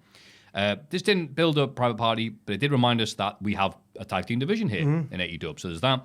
More about the story of the Acclaim being unable to get along, and Outrunners by far the most over. Would have thought maybe PP beating Acclaim probably would have been better, but I understand just, get these two teams, especially the House of Black. They did beat the Acclaim. Oh, in singles. Beg your pardon, in singles. Tag match. Normal tag. But maybe would have been just as effective, but again, the Outrunners are also selling loads of merch, so have something for them to do, and the House of Black got that rub by not being Adam Cole. I liked it for what it was. The House of Black felt like the actual most threatening team in the match, but Private Party were never going to lose so soon after winning the belt. Exactly. And I liked that the finish tied into the Acclaimed story. It was Caster blind tagging him when he shouldn't have, and he ate the finish. Oh, and, you. Oh, you. Didn't like the bit where... Shots. Then at the bit where their entrance, by the way, they had the women doing the light stick stuff, and I'm like, hang on, isn't that Top Flight? Isn't that what people do on the runway? On the runways, yeah. Well, I guess the glow sticks are when it's Private Party. Do they just have the dancing ladies? And they only know one dance, so they've changed it. Everyone. Yeah, there you go. Kenny's back. Take this broom. That's it. Doing the exact same thing. No, it was a special pay-per-view entrance. I don't know. Yeah, fair enough. I'm overthinking it, but I'm also overthinking it when Caster went, look, just pin us. And all the commentators went, you can't just pin your tag partner. How does that work? And then I know it's relaxed rules, but like the ref seeing the spear on the outside and then going, well, I wasn't supposed to see that. I'll just pretend I didn't. And the commentator's going, I guess he didn't see that. And whoops. And he counts too. And then the commentators are like, well, quite astonishing. Who is it who's done this before? Is it the New Age Outlaws or someone? It's happened before. It's a trope, isn't it? It's happened before. Have they attempted to? I'll have to think. I can't remember happening any other time. I feel like I can picture specifically Road Dogg doing it, but I don't know. Maybe it was him in X-Pac. I don't know. How would that? Whatever. It wouldn't work. I don't think it ever has No, worked, maybe to retain the tag titles, because then it's like, well, the match gets thrown out. But to win them, it's I think the simplest thing would just be for the heels to try it for heat and the ref to go, no. No, that's Like, what are you but doing? he actually counted it. He actually counted. I'm like, were you supposed to? Whatever. The New Day did it one time. Was it the New Day? Yeah. God, I'm mixed up with the New Age Outlaw. Yeah, And it was the new Blackjacks. And they counted for that. I can't remember what the circumstance was. It had to be them defending, though, surely. Yeah. Was it when they were heels? Must be. No, I think they were babyface. Except Oh, they I just think it were was like a Wacky. funny thing. All right. Okay. Oh, okay. Can't remember And exactly. ref counted. I think so. Shocking that. Yeah, I'd be fuming if I was one of the other tag teams. Yeah. Yes. You could Tony Schiavone crying, going, I miss wrestling. MJF cuts a promo on Roddy Strong at the start of their match, and it's rather nasty. Yeah, you said it. Strong furiously attacks MJF, but ultimately loses the match via submission after a lot of hand and arm work. MJF Pillmanizes Roddy's arm after the bell. Adam Cole in the UK arrive to chase him off. Kyle O'Reilly gets in the ring and shoves Cole down, frustrated that he cares more about MJF than the well-being of his pal. Well, that's what I inferred from it anyway. I think that's what the dialogue was. It was like, oh, you want to go after him? Look at your mate. He's had his arm broken. Yeah. I think I enjoyed the match a lot more than the shenanigans after. Because it was a bit different for an MJF match. He loves to... I know that a lot of people's issue with MJF is that he's a brilliant natural heel, but spends too much time convincing and reminding us that he's also... Oh, I mean, I can work as well. I'm a really good wrestler as well. Yeah. And some people don't like the long matches he's had where he's selling his leg all the time, and it's like, you're the heel. Why are we meant to Look how feel bad? good I am. Yeah, it's a little bit... Look at my range. Don't cut this match off the Blu-ray. So, but in this case, it was at a faster pace. It felt like it had been cut down a bit. And I guess if any of you are going to work with anyone who's pushing the pace while keeping it technical, Roddy Strong's like the perfect guy. And there was... MJF got to show off, like, I can work a hand. You know, I can do these things. But I liked it for what it was. It did feel a bit different to what I was expecting from an MJF pay-per-view match, in a good way. I was shocked that Roddy lost so abruptly, but it made sense because he'd had his hand worked over the whole time, and then he locked in the thing and he tapped straight away. I think, fair enough. Yeah. Yeah, you Quite well liked said. I agree with a lot of your points there. Like someone on the unsuccessful and popular wrestling memes thing. Oh boy, master of the backbreaker versus the master of the back knee. MJF looked like the wall around a dartboard. Well, no, that's my personal friend Maxwell Jacob Freeman. We can't Not say anymore that. after this. After you heard what you just said about him. I didn't say anything about him. It says right there. He said nasty things about me. He said I had a flat face. They get him back. I don't think I do. I've never known that he was inventing new Oh insecurities. damn it! I can't believe he's got under your skin. You can't believe MJF got I can't believe my skin. How would MJF know how to get under skin? Zero pop for Strong, but it's okay because MJF says he's shooting movies while Roddy's dad is out shooting his mum. Was it the other way around? I think it was the other way around, yeah. Well, I've typed this up quickly. And I put, wait, hang on, never mind one of those horrible comments about real life stuff about why Roddy's yellow as well. He's got the Adam Cole tan. He was yellow here. Is it spreading? That's your big takeaway from the promo. Hang on. Oh, that's really bad. Why are you yellow? Yeah, I don't know, man. I put just a match to remind everyone MJF is a dick. Well worked match though, because Roddy is good at telling stories with bodies. And Cole was cheered, so hopefully this will un-F this storyline. Not a pay-per-view match, I would say. Okay. And again, the match, I'm like, okay, that was nice. And again, they had to put a lot into a little bit of time. And Roddy's all about the bits of the body that twist and turn where they're not supposed to. The end of Heartache hit was really good. Yeah. Yeah. But it was just part of the MJF Cole feud, which then came out. It's like, oh, cool, Cole's getting a pop. That's good. And then it's like, I can't believe you care more about getting MJF than your friend. I'm like, Cole is badly miscast. Yeah. As this guy who's lost his way. And I think I'm like, no, that's not what. I think O'Reilly's miscast as well. Yeah. Oh boy, his serious O'Reilly. And we know that I don't like overly silly O'Reilly, but I like sarcastic heel O'Reilly, and it's felt like so long since he was sarcastic heel O'Reilly now. Yeah. I didn't like how late Cole and the United Empire, the United Kingdom, the Undisputed Kingdom were. Where we live. They were so late to save their friend, and then it felt like.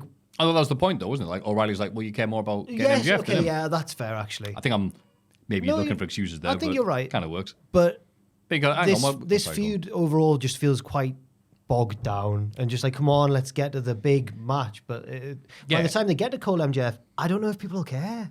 I'd put that on Dynamite as well. I'm like, it's so overblown and over raw. It should have just been Cole killing MJF. Yeah. Like how the WarGames match is going to end in real murder. And and it's not. It's being like, I can't believe you, Cole. You've changed. And O'Reilly feels like such a downer in this feud. Like, get out of the way. Yeah. It's not his fault. It's the writing. But yeah. God, it's so dull and excessive. You think it was Bobby Fischer was going to make his return. Oh, my. I've heard that rumor. Monet makes Camille stay in the back for a TBS title defense against Chris Statlander. It takes a lot to put Statlander away, but Monet does manage to get the win eventually. Boy, does it. That's a very small summary of what I think is Monet's best match in AEW so far. Yes, I would agree, I think, off the top of my head. Yeah, it was... They left it all out there. They absolutely did. One of the highlights of the show. Oh my God, the powerbomb into a neck breaker via flipping over onto the knee I've put here. Yes, that looked nice. I've described it very well. Crowd couldn't have cared less. Only noise was a small CEO chant, but Monet wrestled much more competently against Chris than I've seen her this year. I like how Monet just dogged Chris to begin with until Chris caught the Meteora and slammed in the ropes. Love that. And then the big move there were started. so many Meteoras in this and running knees. Yeah. Crucifix bomb, backstabber, Oh, the Meteora. Crucifix one was lovely, yeah. Falcon Arrow, polite applause. All the big moves are here. Monet started getting booed properly when she started doing the Three Amigos because she's not Mexican. Chris misses the 450 because she's also not Mexican. And Monet 450 elbowed her leg. Mexican. That's it, what it says here. And Monet elbowed her leg and foot a bunch. And a splash to the leg too. Yes. Saturday Night Fever countered by Monet punching her bad leg. Nice. Punching it, yeah, I like Shades that. of Roddy Strong. Good. Good stuff here.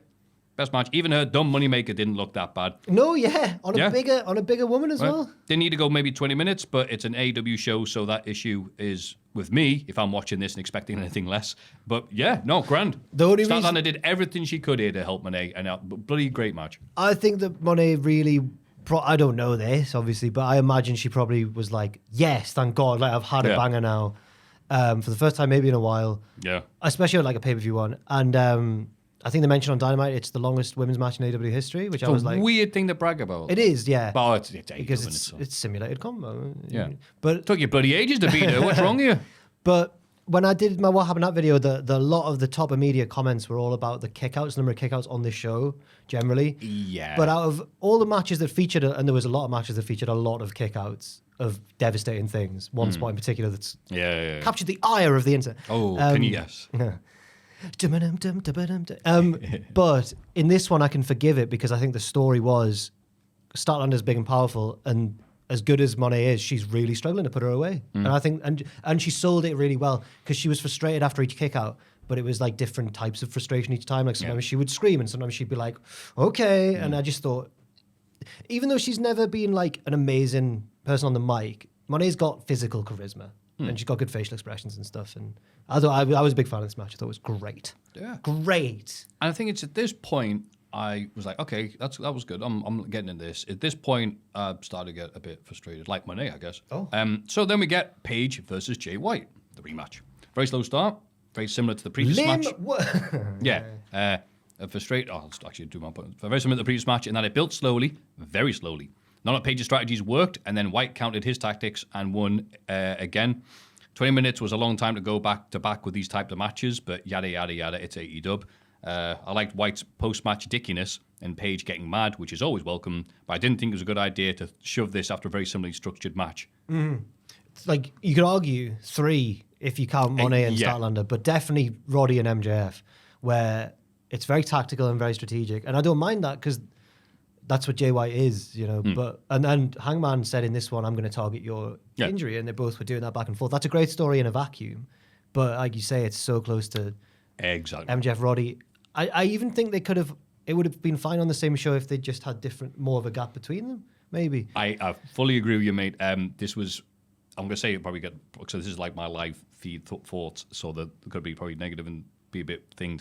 My issues isn't with the wrestlers of AEW, it's who's ever agenting and putting these shows together. Damn it, D'Lo. Yes, damn it, D'Lo, exactly. There was like one. It was unusual actually for an AEW pay-per-view on the main card. I think it was nearly all singles matches.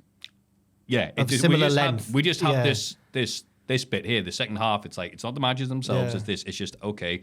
It's like Wrestle Kingdom. 100%.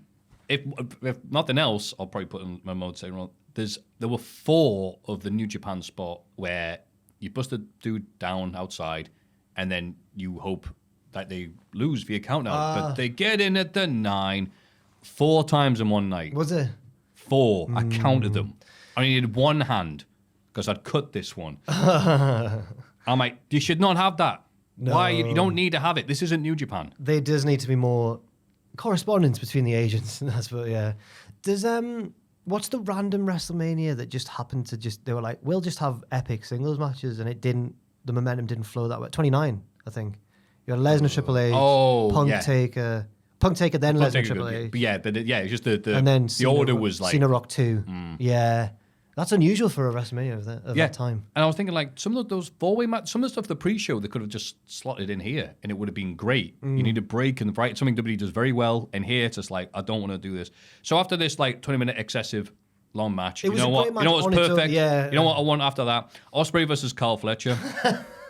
Well, it was faster paced than Hangman and White. I like you put here, after both men kick out of lots of moves. Yes. Yeah. Excalibur says Fletcher is wearing a crown he has been given, not earned. So I'll put, like, every British crown then. Oh, yes. Thank you. Maybe Guy Fawkes was right. He brought the boo. Oh, my God. Oh, day and night. Why am I getting offended for, like, the 1600s royal family? You can't say that. About the Plantagenet. I don't know who it was. R.I.P. Guy Fawkes. You would love double chocolate chip chunk cookie. You said the other week that Andy Kaufman would love Jake Paul, and that's sacrilegious. Sure. It's true though. He's doing it. I know it's people are going to go, "You're an idiot." Like, no, things change. Celebrities, culture, and everything else like that. Kaufman was cleverer. Well, I mean, just in terms of that thing he's doing, I don't mean a one-for-one copy in terms. Jake Paul's garish. He's just consistent. I don't know. Yeah, well, you know, you're right. He's nothing like Andy Kaufman because Logan Paul's drawing. I watched this. Heartbreaking to find out that Kaufman Lawler, as revered as it is did not draw. Didn't know. Yeah, that's why they had to stop it. It's like, well, yep, brings it down. No one's coming to see it. Some people didn't. Moby Dick wasn't regarded as a classic in Herman Melville's lifetime. Isn't it crazy? Yeah, I know. Reading the history going, like, no one cared about this stupid book that he spent years researching and he died thinking he was a loser. And then years later, what a good book. I'm quite daunted. I've never read it, but I want to. But apparently there's lots of just whale trivia and stuff like that. Have you read it? I know I want to because of that. It's the exact same thing. It's like, wow, the book sounds amazing. Can I get through all these whale facts? Right. Also, like the films, like you want to see a guy hunt a whale for like an hour and a half. You're like, I've seen Jaws. That he's got a gun in that one. Yeah. That's better. Yeah. I was like, no, not really. But the book sounds fascinating. So here we go. Ready? Let's get ready for dumbness I've put here. I like the counter to the Oz Cutter and Will being prepared to tombstone his mate on the outside. Oh, another attempt at a count-out victory. It's only been 3 of those, okay. Then a bunch of moves, no sold, and crowd are loving it, but it's different to what we've seen, so I'm all right with like, crazy flip stuff, yay. Then Kyle won with the Brainbuster. Clean. And this was different the previous 2 matches, I've cynically put. This one went 25 minutes. And then I didn't mind like the crazy stuff. Tombstone on the ring step. All right, yeah, cool. What I mind most was like the commentators get all serious about Will being hurt. How are you supposed to take that seriously if Will's kicking out with tombstones on the ring steps? And then, oh no, not the brainbuster from the top rope. That might hurt. It looked good. It looked great. It's what I'm like before it. But not, oh God, he might be seriously hurt. You're like, no, he just kicked out the tombstone on there. Like, why would I? And then they did the bloody, oh no, he's getting checked out. You're like, really? It didn't. That did not work for me at all. I'm all right. If I'm watching a Will Ospreay versus Carl Fletcher pay-per-view match, I know I'm going to get dumbness and flips. And I'm like, you know what? Okay, fine. They're good at it. Yeah. To the best of Flip and Dumb. That'd be a good tag team name for Flip and Dumb. And, but then it was that. It's like, okay, I understand that not being the finish, but then they go, oh God, he might be hurt. It's like, but after the Brainbuster? That didn't flow. And again, I'm there like, who's putting these matches together? Yeah. Well, maybe Ospreay, I guess. But but it's compared to other matches we've already seen in Kick-Ass. Yeah. I think that I've seen a lot of divided opinion on this one. Some people really loved it if they love that style and everything. I think this year Ospreay's had a lot of incredible matches, even for people like yourself who maybe that's not your favorite type of wrestling, but his match against Pac, his match, the triple threat against Takeshita and Ricochet, because they've all had slightly something different. They're not just doing all the stuff. Whereas this one I would rank a bit below those because this did feel like maybe a bit more mindless, like a bit less of a... There was just... It's what you'd expect from Ospreay versus Fletcher. I maybe wasn't expecting Fletcher to beat him so clean, but I guess they are pals in real life, so Ospreay was probably like, yeah, you can batter me if you want. Which is fair enough, but I don't think that... Another thing we'll get into another issue with it is like the direction of the company in general. With the main storyline is Mox and his crew, the backup Mox from Mars, they're going to say, hey, everyone needs to step up. And it's like, all right, cool. That means we're going to get, Swerve, Page, and the other people already at that level. No, those guys are going to be busy putting over the new people coming up. But it's like, okay. Swerve putting over the new people. We'll get to that. Right. Yeah. And like, right, I get you, but it's it's not working as well as it should. If that, you can't have your main angle being, we're going to destroy the company and have everyone ignore it to do other stuff. We're going to beat the B team while the oh my other God, lads- look, yeah. the alliance is here. Oh, who cares? Yeah. Who cares? I'm going to wrestle Crash Holly. So you Doesn't really think work, does the it? Moxley stuff should permeate the whole right? It should have more Well, of an yeah. effect. I mean, you can't be half pregnant, as we like saying. Yeah. I find it weird. I don't mind it because he's a great wrestler, but I do find it weird on that point that Claudio's in the Continental Classic. This horrible rebel who's doing all this stuff. We'll book him for this round robin tournament. Yeah. It's a bit weird. So that's not like I don't like Fletcher. I think he's bloody great and stuff. And Yeah, good friend. yeah. It's just like, oh, okay. You know, Osprey's supposed to be like a star now. That the stars they're making right now aren't. Sorry, I'll say again in English. They've got stars and they use them to do this, but it's not making them stars. Yeah. By doing this, I don't think Fletcher gained anything with this. Well, he can always say he beat Osprey, but Is anyone going to remember? maybe. I guess he'll keep crowing about it in heel promos and It would stuff. only work if they then go up the card, and that's been a problem with AEW for a while. Garcia beat, was it Brian? Yeah, he beat Brian, but he still didn't go up the card for a couple of years after that. Yeah. That's the Yeah. issue. It's like, okay, cool, you've won that. You need to now do so. That needs to mean something. Because I think it all goes back to that criticism of Tony Khan, which is really valid, which is like the Wardlow thing. Like once he's got your push in mind, but once he's got you there, Wardlow's a perfect on to the example, next yeah. one. Yeah. And that's why it's like, oh, you beat this guy. Is that going to mean anything? Now I mean, you've- if Fletcher goes, Fletcher's the one to beat Mox. Okay, great. the Wardlow one is the one that stands out most to me, just because what's his next feud? It's against 20 lawyers. Do it. And he beat their asses. He did. Yeah, he did. But no, I'm not going to pretend like the stuff mechanically. The work was like jaw dropping some of it because it's Osprey and Fletcher. yeah, exactly. Of course. No issues with apart No. from the end stretch there. But like, yeah, it looked magnificent, But fluid and everything else. And the crowd was popping for it. I They were a just bit didn't- quiet tonight, the crowd. I just didn't feel as attached to it as I have the match with Pac. The other great Osprey matches this year, the match with Pac, the match with Brian, Yeah. the triple threat. The one Brian especially probably is my Mm. favourite Osprey match this year. But he's put together quite a year of amazing pay-per-view matches. This one, for some reason, it just didn't pull me in as much as the Fair other enough. ones, I would have think. thought you'd been really enjoying it more No, than me. not as much. But I do think I agree with the decision of having Fletcher win. I think that's Yeah. a good. I think that's Fair enough, even though I don't think Osprey's. I think he's at a level now where he's not going to get too affected by this loss. He's still going to be a star in AEW. Fair enough. Mariah May and Mina Shirakawa come out for their champagne celebration. They have a little dance, but Mariah prepares to attack Mina from behind. Mina ducks the attack and spears Mariah off the stage through a table below because she knew it was coming. Oh, then she got up all bloodied and wiped the blood in a bit of a Mariah-esque way. She's got incredible live show presence, as Dave Meltzer said. But yeah, a much-needed palate cleanser. And good. Mariah May needs something to do if Tony is retired, which is a weird thing to do. But yeah, then another stretcher, hell help me, I can't get up angle, right after we just saw Osprey get rossed, as we say in the business. Yeah, maybe another example of the show not being put together in the best So that's order. Osprey, Strong, Mariah. Everyone but Rizzler has been stretchered out so far. And he needed it. Sorry. Hey, no. That was a bit harsh. Little fat kid. Mina's really easy to get the crowd behind. Yeah. Because not just because she's, in many people's opinion, a lovely lady, but no. Ladies and gentlemen, Roger Moore. One of our Why are you looking at me? Because I was going to say one of our colleagues, not The Joel, lovely Joel. not Joel, but one of his pals, and all of our pals, of course, but a particular colleague. I won't name, but he doesn't watch week to week. He does more like older lists, like as in like timeless stuff. And he, you know who it is. Yeah. And he was like, he was asking me about current AEW, like what's going on. Yeah. And then he went, actually, I like the Japanese lady. And I went, have you seen any of the matches? He was like, But I think people don't just like her because she's got incredible live show presence, but also because she's funny. I think she's really funny as well. So, you know. And she's got a certain babyface fire that she showed here. She speared her off the bloody stage. Yeah. And she was all badass when she stood up. Yeah. Fair We play. like our faces when they're smart. Yeah. Oh, she Smart. knew. Yeah. That dumb.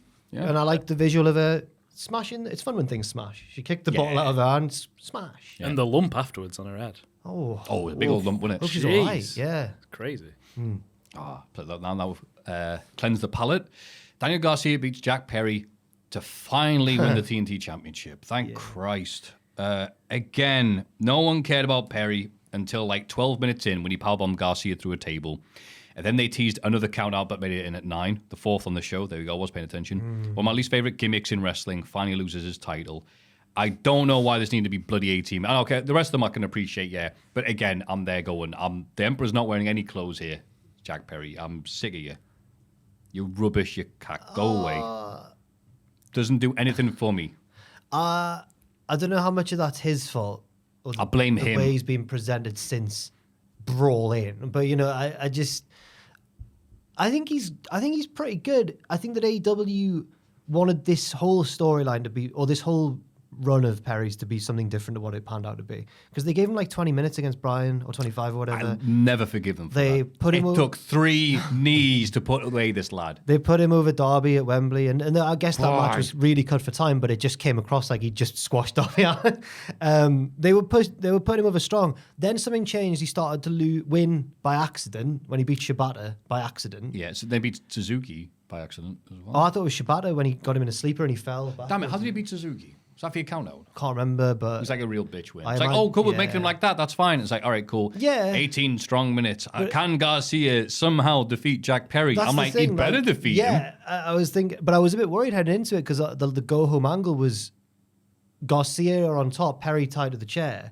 But Perry's laughing knowingly. He's like, you've not got one over on me. But thankfully, he did. But they still gave him that bloody Raven thing where he's like, strike me. Yeah. I'm like, no!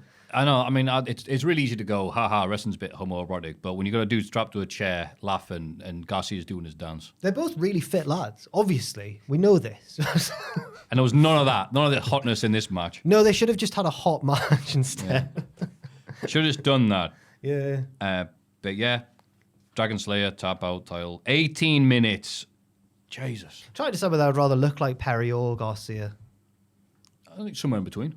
Whether I'd rather, but thank you very much. Whether I'd rather look like Perry I or thought you were saying, what do My you? goodness. What esteemed company you've put me in. Oh, bless you, mate. Yeah.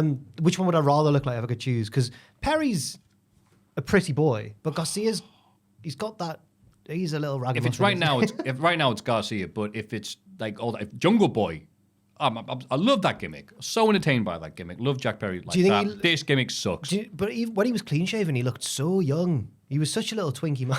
Yeah, well, you know, when you're in the jungle, you better shave. Yeah, you want the gorillas laughing at you. But like, it's so weird, isn't it? Because this was the one match in the show. I went, oh, like I actually made a little noise like that. Oh. I have to watch this. I'm glad Garcia won. I will say that I thought Matt Menard was really good on commentary because that's his pal. Good. Yeah. I wish Matt Menard is good. I started saying something I didn't want to say it, so I just moved on. That count out spot was different because you had Menard. Come on, Danny! You know, urging him on. yeah. It's good though. Thank you. And Nora's very New Yorker, and I've just watched very. it. Yeah, she's like, you want a lap dance? Oh. So sorry, everyone. I'm commentating here. Sorry. Takeshita defeats Ricochet to retain the International Championship. Late addition to the card. Yeah. Should have probably been a TV main event. I'd say so. Because it was good. They're talented. It sucks, lads. doesn't it? Yeah. Look, this is. I'm not saying anything bad about the rest. Well, maybe I am some of them, but like, this is not. It's not them. It's me.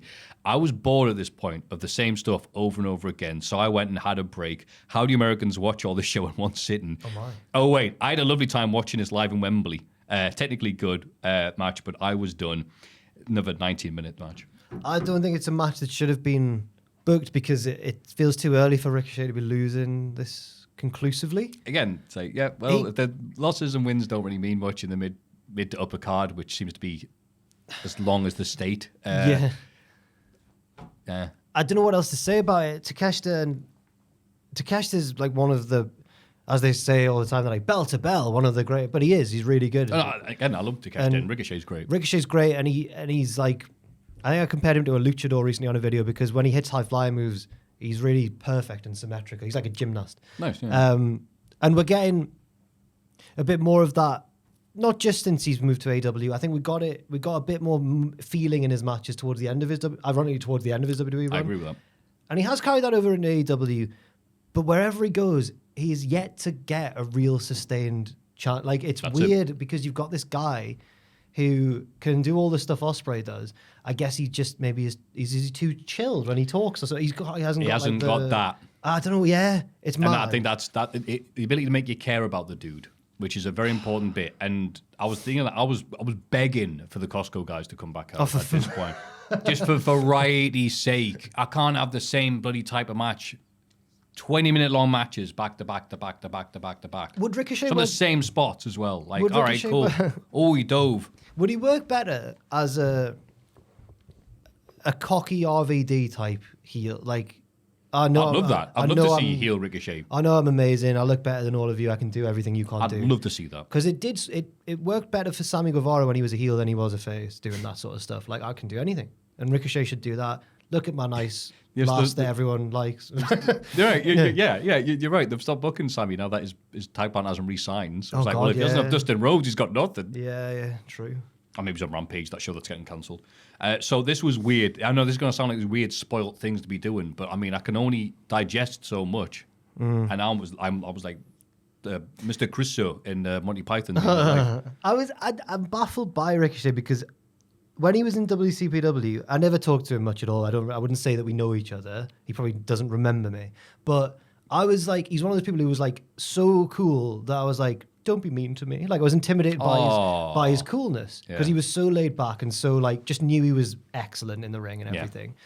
And I don't understand how someone that cool or that cool seeming in real life, I don't know him, can come across on TV like really whiny like he did in WWE and stuff. It was weird. It's crazy, isn't it? Me and Tom, we watched Cultaholic Classic Smackdown review. You can watch it on the podcast feed and everything else like that. It was the episode before Unforgiven 02, and it's got Billy and Chuck, who are no longer gay, and they're like doing puns and that, and crowd are like, just like, terrible, terrible puns. And then Kurt Angle comes out and starts just saying stuff, starts giving it big guns, and goes, it's like, you want to come out on top against one of us? Haha, Kurt. And Kurt's like, what are you guys talking about? What, you think I'm homophobic? I'm not homophobic. The gays love me.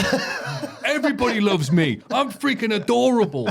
And the difference is night and day. Because you watch Kurt and go, is he that good? And you watch somebody else try and do that stuff. You go, oh, God, no, he's just fantastic. Yeah. And this is the example, what you were saying, like, Ricochet, God, you're good. Why can't you get crowd to cheer you? More on that on Dynamite later on. I think maybe him a bit of a cocky maybe just don't have it. Arsehole heel. I think that would fit him. But anyway, I thought your point you were making there, I forgot what we were talking about. I thought your point was just you didn't eject it just to remind everyone. Kurt Angle was really, really good. Yeah, Ricochet, you're great. Kurt Angle, though. Yeah. So then we get Big Bob beating Bob? Swerve. That's his name. Oh, Bobby Lashley, yes. Rendering him, Jesus Christ, rendering him unconscious with the Hurt Lock. After the bell, the Hurt Syndicate prepare to beat Swerve down, but Prince Nana tries to protect him. But obviously it's Prince Nana, so it gets choked out as well. Thanks for coming, Nana. Go sell drugs to kids. It was just weed and it was in the car park. I'm concerned. Lashley's great in that. I would rather he was used to further build up AEW names, and I'm worried where this leads. But because, it's got all the ex-WWE guy comes in, beats a few people who he shouldn't, and people are like, meh. But people really like Lashley, and MVP helps with the whole package and everything. Oh, absolutely. But and I was fine in the aftermath of this match. I was like, oh, Swerve, I hope Swerve gets his revenge. And now on Dynamite, I'm like, is the feud over? Oh no, is that it? Because it felt like it was a bit. So I am worried. Well, I mean, he made a bit of a reference to it, but it's like, Swerve did come out and batter him. Now I'm going to feud with Max Caster, my real rival.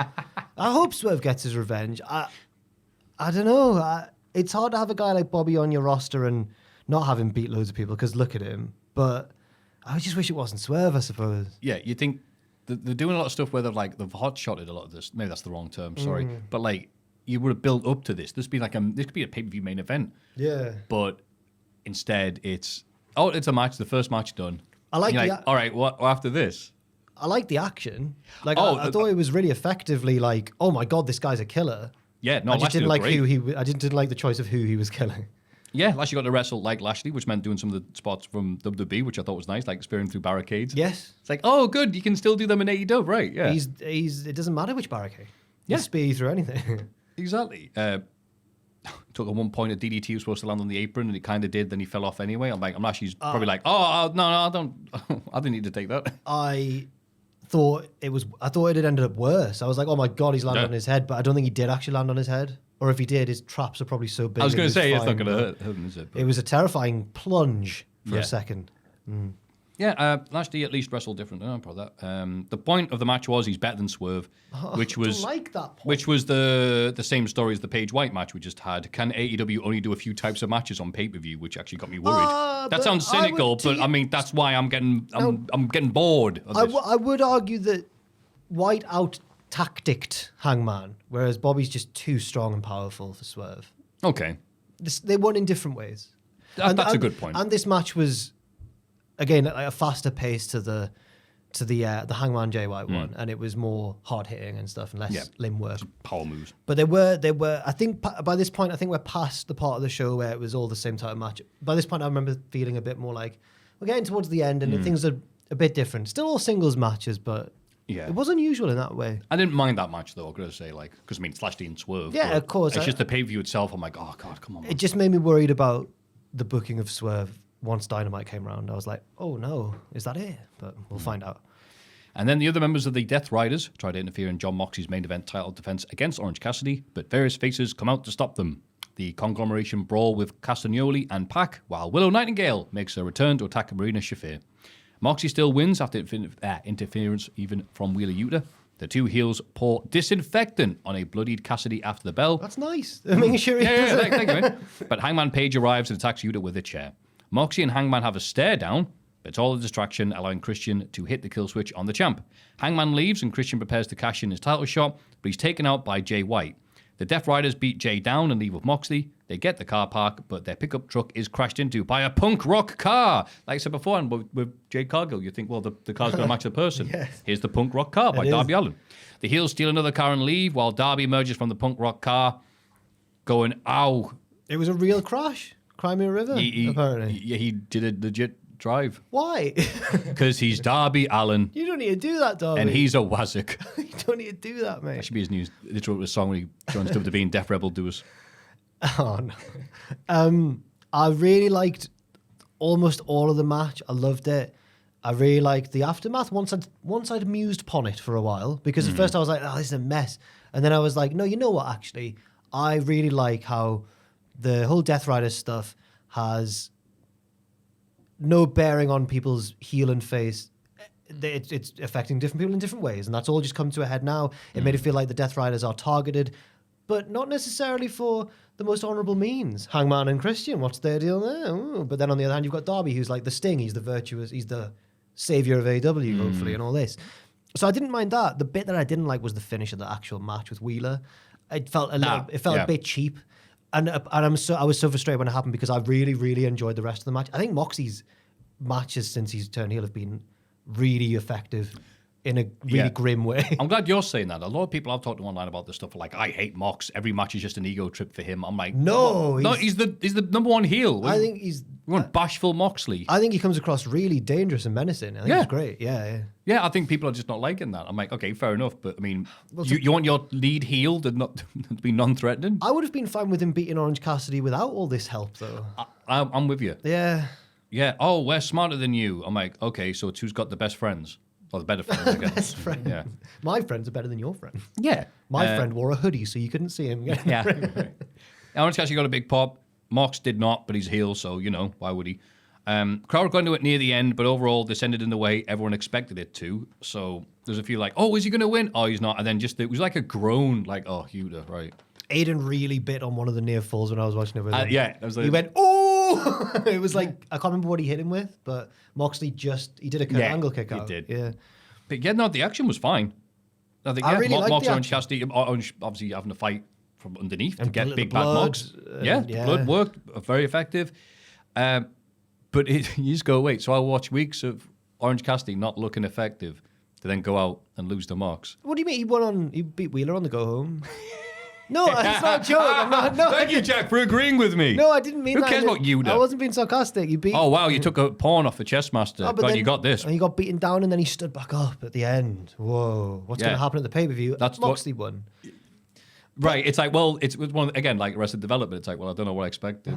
I will say this is chapter 1 of Moxley's. This is his first on the Mortal Kombat whatever thing. Doo-doo-doo. I people really seem to assume that Darby is the one eventually who beats him. Which makes me go, well, why is he losing all the time? Well, more on that. Did Sting didn't really wrestle matches, did he, when he was the shadowy savior of WCW? Yeah, he showed up, attacked people, then sorted off, and because everyone else was getting their asses handed to him, that's what made it different. It made it different because he wasn't getting beat up. Darby shouldn't be like in the.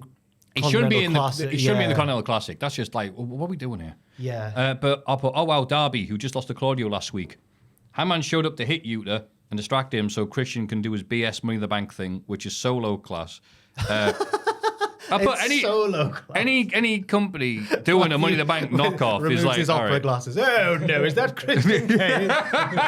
That's so base. Oh no. I'll disagree with you on that one because I feel like we've been agreeing with a lot of more than usual on this pay-per-view. That's nice. But we both had issues with it. But I did enjoy the aftermath. I did think it felt chaotic in a good way. I'm with you. I saw, again, I'm not paying attention to everybody because that'd be insane, but there were some people who go like, that didn't make any sense and it was confusing. I'm like, no, it wasn't. It was a mess. It wasn't good, but it wasn't confusing. Everyone had their own motivations. Maybe, it made sense if you watch the program or whatever. And It some felt stuff a little that, bit attitude era, sort of. yeah, oh, crazy stuff's happening. Yeah. Who can trust anybody? Yeah, right, yeah. And I got that, but there's people like, I didn't know what was happening. I'm like, you all right, mate? No, I got what was happening. But maybe if it's especially ending at 6 a.m., I guess people are tired. When Hangman and Christian did their lingering, we've made a deal. Yeah, I thought that was obvious. Yeah. No, they love each other. Like, of course, what do you think they're staring at each other for? Yeah. I know. You mean car park. I thought it was, on the whole, like it's one of the more like unique AEW pay-per-views I can remember because it was so many singles matches that it was they kind of backed themselves into a corner. Some things were gonna feel similar, but then they didn't help themselves with the match order. Yeah, there was stuff to enjoy, definitely. Yeah. Statlander and Money. Yeah. And by itself, you know what? I bet in a year's time I'll watch one of these matches out of context and go, this What a is really match. good. Yeah. But just all itself, man. Wait, another issue. Oh, God, even more notes. How are the conglomeration to be treated like a big deal against the Death Riders? They're low down the totem, or high on the totem pole, sorry. And if they're supposed to be taking on these guys, then forget it. No, Mark Briscoe's recent Ring of Honor World Champion.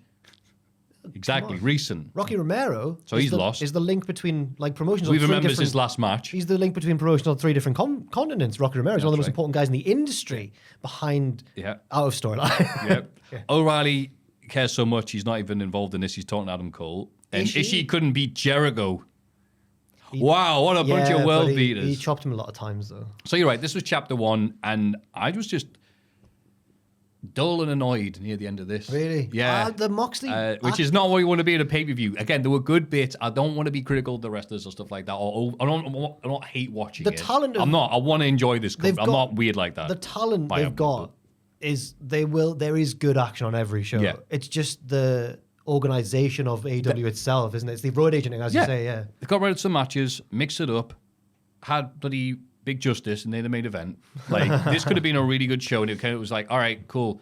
You've made the people who were near the top of the card lower down the card, and now it's like, all right, cool. So now even Darby Allin, who was apparently going to be the guy to wrestle Moxley next, is a big, fat, wet loser. Oh, I don't think who you stinks. wrestle him next. I think Jay White will wrestle him next. Oh. Oh, good. I'm not looking forward to that either. Will Oh, you- Hangman Page, you also lost to Jay White. John Moxley. Oh, it could be you will Christian. not- who you never will wrestled. not be able to. Yeah, what am I supposed to look forward to So next time? Do you think, in an ideal world, if they built this a bit more with their stars, the people gunning for Moxley should be Swerve, Ospreay. Well, yeah, the big stars. The stars who have decreased in their star power. Counts. I'd agree he can lose. Well, he lost loads of times to Swerve and he was still able to main event because he's such an entertaining character. He's all bug-eyed. But yeah, it was so weird just to be like, all right. Yeah. I felt so flat. And again, it's like, oh, WWE is doing such a good job making me care about the big angles. And I'm like, all right, these are some nice matches. Can you make me care? And that is how it will end the AEW Full Gear. I liked it a smidge more than you, but there's still Yeah. Just for balance. Yeah, just to balance. Monday Night Raw. Gunther's lost his aura and his Riz. Oh no. But he opens the show with an interview in the ring. Before he can answer his first question, Damian Priest interrupts. He says the old Gunther is gone, and so is his killer vibe. He's never had to deal with a problem like Priest in his life, At Survivor Series, he'll take back his championship. Gunther hits Priest with the mic instead of replying. They brawl on the outside where Priest gains control and puts Gunther through the announce table. Your He notes are raises just the pure. belt, You just pure scrolled which them is and all went- foolish. Matthew just Did you like lost his that? notes. He just went. No, they are. Oh my. Your boy, your favourite wrestler's a little bitch boy, Matthew. He's a little bitch. Look what they've done to your boy. Look how they massacred my boy. your boy. Yay! There was a crate of oranges on the ramp when he came down. Was this driving the point home a little bit too obviously for you? Like, oh, by the way, Gunther's lost his sparkle. No, because Okay. the crowd are reacting to it. The crowd, I mean, I put it... Sorry, the good didn't come out. Jackie started talking and going, so how are you feeling? You see that lost your Riz? There's people online that said it. I put, yeah, all right, Jackie, why don't you just kick him in the shin and tell him he smells worse than Ricky Starks while he's at it. Big fat pop for Damien, so well done, Gunther. I like Priest Was being... this a pre-recorded one or was this a real pop? this is episode 2 of a 2-parter. So it was live pops? No. I think there's some editing. I mean, every wrestling company adds a bit Yeah, to yeah. it, but he has been getting good Yeah, genuine he pops. has. I like Priest being presented like he's cracked Gunther's code, only to get punched in the face, and then, oh wait, doesn't matter, he just recovers, then raises the edge to the big goon through the announce table. I mean, that was impressive. I just want to do an edging goon joke, but I think it's a bit forceful. My goodness. Yeah. But yeah, no, it's good because Gunther has respect and is being made to look a bit foolish by the guy who called nothing but street trash for months. So I like it. Gunther has gotten Priest so over and he's been very effective. Priest is stepping into this role that he's been put in, and I'm all right with him. It also means that Gunther will have to go, you're right, I have to be the old Gunther. And he's going to get fat again, Jack. I think that I'm fine with this unless he somehow loses. But the way they've made him look so weak, I feel like he's not actually going to lose to Priest. He can't. You know, unlike, I don't know, Orange Cassidy versus Moxie, I go, well, Orange Cassidy's not winning that match. But Priest versus Gunther, he's probably not winning. But there is a chance. I'd be gobsmacked if Gunther lost. If he did, I'd assume he'd be getting it back at the next pay-per-view. But is Priest going to lose twice to him? Priest lost to him because Balor interfered. Yeah. And then has there been another one as well? No, but this would be the second time he'd lose, right? Yeah. Yeah, but it's the ring general. So exactly, the ring I general. know, but how's he? Is going to be clean? I don't know. I don't know what's going to happen. Priest's the king of the streets, as he's told us. Yeah. But this is in the wrestling ring. So True. Do you think Priest would challenge him to a street match or something? he'd want a stipulation Street in there, match, yeah. street fight. But Gunther would be like, Street match. "Das ist nicht die richtige wrestling. Yes. It's not the real. It's not the way." I think their match was maybe the best of Priest's reign as well. Oh yeah, So I think that'll be pretty good. yeah. I'm looking forward to it. I am also looking forward to Yeah. it. Backstage, Bianca Belair and Naomi try to decide on a 5th teammate for WarGames. Io Sky turns up and suggests Kairi Sane. Naomi suggests Bailey. Belair doesn't like either of these crappy ideas. They all argue, but Rhea Ripley arrives and tells them to shut up. She doesn't care who the 5th teammate is as long as they leave Liv Morgan to her. Ripley and Belair have a tense stare down. Belair says she doesn't have time for this. She has to get ready for her match. There's no way these lasses are winning. I think the heel team have got this. There's too much. How are they going to coexist? Yep. Bianca's reasoning for not wanting Bailey makes sense because she hates her. Kyrie was a bit hard done by. Io went, "What about my friend Kyrie Sane?" And she went, "Too much from the same stable. I don't want any more damage control." Like, oh, poor. Sorry, I still remember the Battle Royal in Saudi. Yeah. I don't think they're going to win. No. Do you not either? No, I don't think there's any bloody reason for them to. But I did like, my highlight here was Naomi trying to talk while wearing the amazing noisy jacket, which made a noise every time she moved. I did it. The noise that, well, you know, Yeah. like a jacket noise. You She know looked what cool. jackets are. She looked cool. So. She looked cool, but it was funny anytime. It was like, squeak. Sound like Nikita Lyons' knees. Oh, he's got one in early. The Creed brothers beat the LWO after Chad Gable interferes, twisting Ray's mask around. Oh, no. You can't see. You cannot see, man. They got their win back because the LWO beat them. Or they beat. No, Ray beat Chad. Oh, no, it was a mixed tag. It was the mixed tag. Yeah. Okay, so it's not the same members of the stable, but they've got this win. I'm relieved the Creeds didn't lose, even though they needed help. But it was a fun bit of interference, so I don't mind. Yeah. Whee! Yeah. Fun. Oh, no. Classic lucha stuff. Another nice little match involving like- Go on. Oh, sorry. I was going to say, I like their celebration as well afterwards. They're Yeah. obnoxious on the announce table, and you see the Oh, yeah, that was announcers are great. like, oh, these lads. Dragon didn't get all of a Canadian Destroyer off the apron, so instead of redoing it, Brutus just got up and suplexed him. Good. These are the ring generals. No emphasis on the German bits of noise. What's he called? Bad Gimp with the interference. That's his name, isn't it? Now we renamed. Oh, him we last did week. do that. Yeah, It was it a went- good Gimp this week. It went like Chad Gable, Bad Gimp, Gimp Gable, Bad. There you go. It just ended up being Bad Gimp. It ended up being bad, yes. I agree with Yeah. that bit. He's And really that's why he good. knows his way around He's a mask. really good. I don't know why. He tried to steal it. Oh, it's my Gimp mask. Oh, sorry about that. R-Truth is in the Judgment Day's clubhouse looking for somewhere to hide from Pete Dunne. Finn Balor tells him to get out. Finn gives a team talk to the members of the group. Dom and Carlito may have lost to the War Raiders last week, but at least they softened them up ahead of tonight. He reminds everyone that the JD has no leaders, but when everyone listens to him, they're one big happy family. And it's like that, like McDonough tried to get in with like the One big. No, happy- well, one big happy family. Completely did him dirty. Don't do that, JD. You little bastard. There's more to the JD than this. I I told, hate that I do that around you. Nowhere else would I ever dare do that impression. I told Kieran this upstairs because he's Irish. Was it? I'm sorry. I'm really, really sorry, mate. For centuries. No, it was. I was listening to this podcast with two Irish comedians, and they were talking about if Geordie Shore was set in like an Irish village. Like, Oh yeah. hello there, Merritt. You're looking very nice here at your mother's wake. Would you like some soup? And we can have the soup. and then they were like, and then you turn on the news, and then it's on the news. Did everyone see when Merritt was asked for the soup at the mother's wake? And Kieran was like, the wake part is so spot on. I was like, what? Yeah, it was really funny. That's yeah. For those who don't know, Geordie Shore was like our Jersey Shore, and it happened to be set in Newcastle. That's right. Geordie Shore, And where were most of the people from?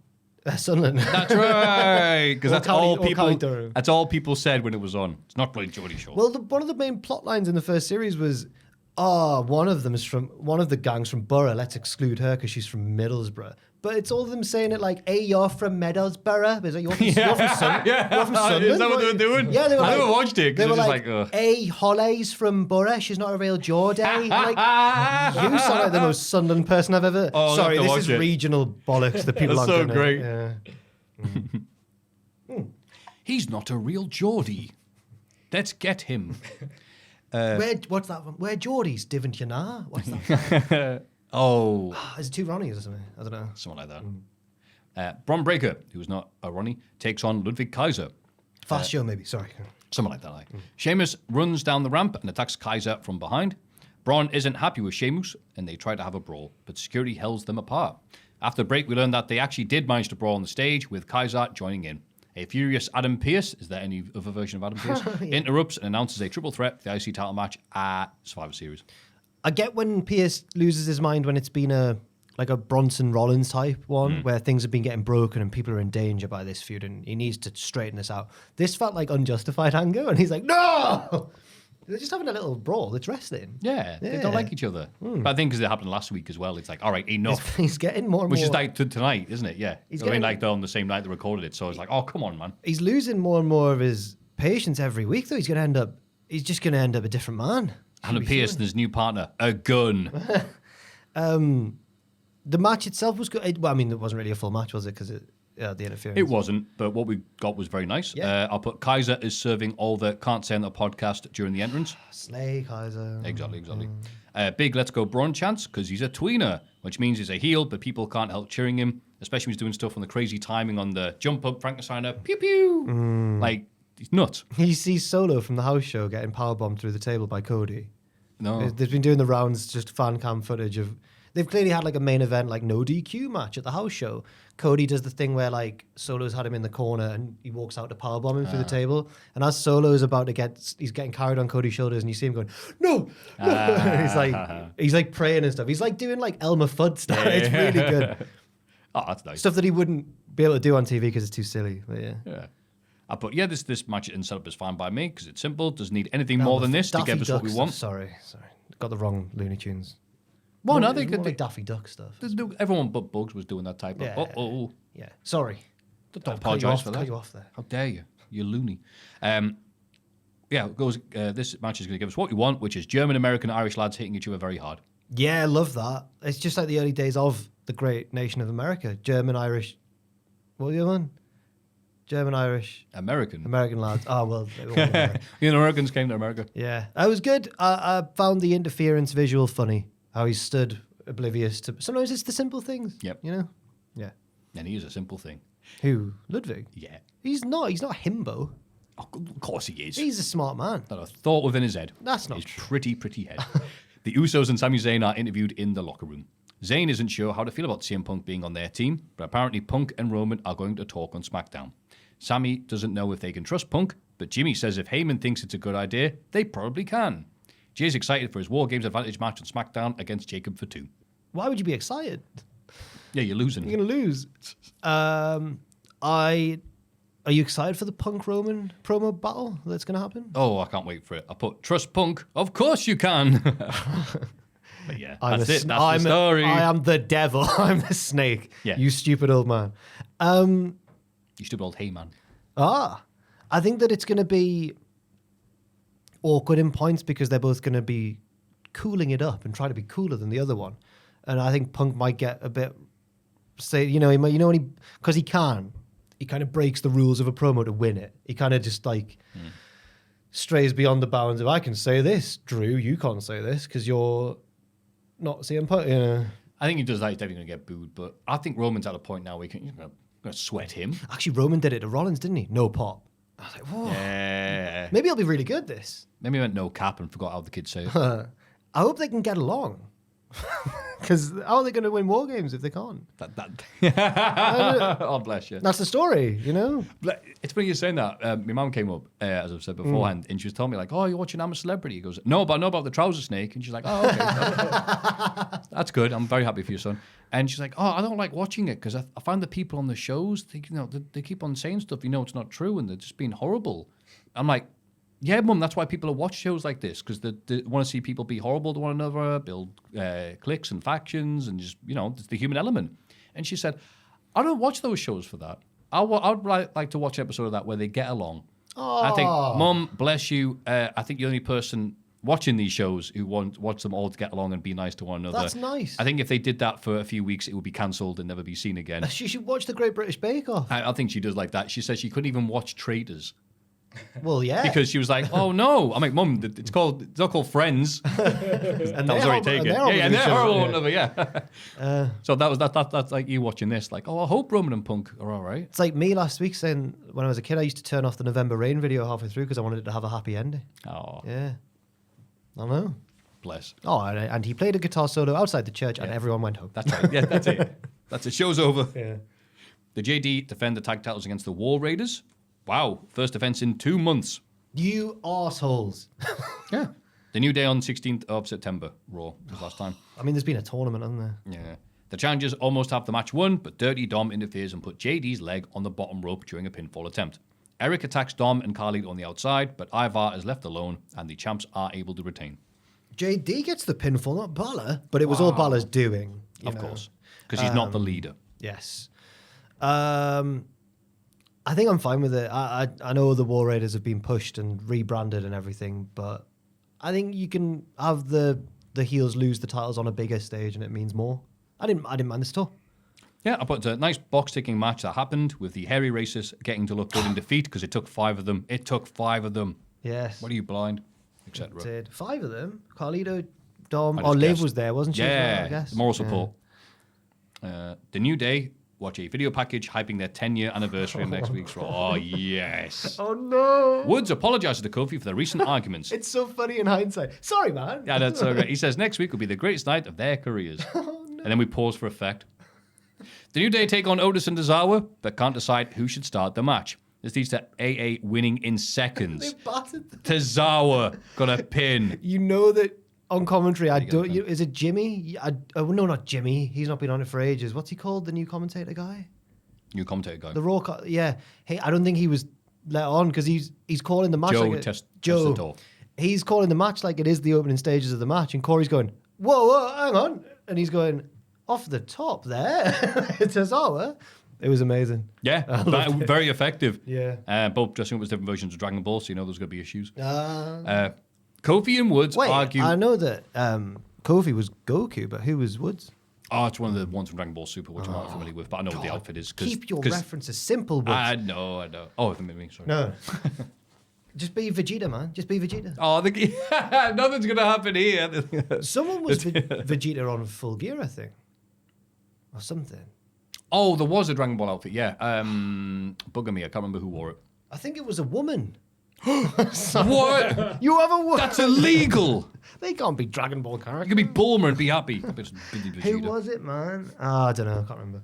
It's a bollocks. Maybe it wasn't I'll a go woman. suspended and fired. Maybe it wasn't. Kofi and Woods argue all the way at the back. Kofi talks about various times he's helped Woods in the past, but he always ends up wasting his opportunities. Maybe Kofi and Big E never let him call the shots because he's too reckless. I loved all this. Oh, the crowd, by the way, every time one of them said something, it would get more and more. Yeah. Woods says Kofi was always too afraid to take any risks, which is probably why he never won a world title until Woods showed up. Oh my God. In fact, he's the reason Kofi became champ. You can't say that. Kofi says, nah, I was already a Hall of Famer when they met, and the last time he checked, Woods still hasn't won a singles championship. No. And the reason he hasn't is because he isn't good enough. Oh my God. Woods says he and Big E handed the WWE title to Kofi on a silver platter and helped create Kofi Mania, only for him to piss it all away in 6 seconds to Brock Lesnar. We pretend that never happened. Stop it. Kofi says he'll see Woods next week and storms off. Oh my God. The Triple H special. Both dudes suck. But it was really well done. Oh, absolutely. From the decision to have them lose in humiliating fashion to a team that are like beneath them in the on the rungs or whatever. And nice guy Kofi's had it.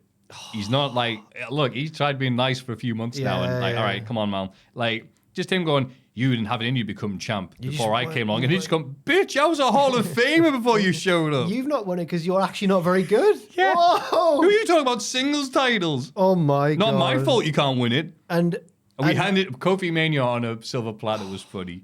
This was like brutal tennis. Yeah, it was really back and forth, and crowd going, oh no, fight. Oh yes, love this. I felt bad for the two lads when the Odyssey Jones release happened, and it seemed like, oh, this breakup angle, we can't. It's gone now. The whole thing's they've gone around that. Really well. It's managed to just go on, maybe better than it even would have been. And he's not been heard from. He hasn't said anything, has he? So weird that. And also, I thought this when I was watching it as well, unless there was like a sneaky camera cut somewhere when they were going through the curtain, but it felt like there wasn't.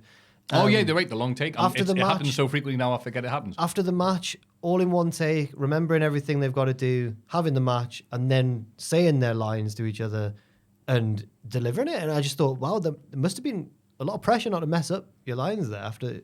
Because they didn't wrestle a long match or anything, but after a wrestler's had a match and they're all like adrenaline's going and that. Often, I think that's why it was a short match as well.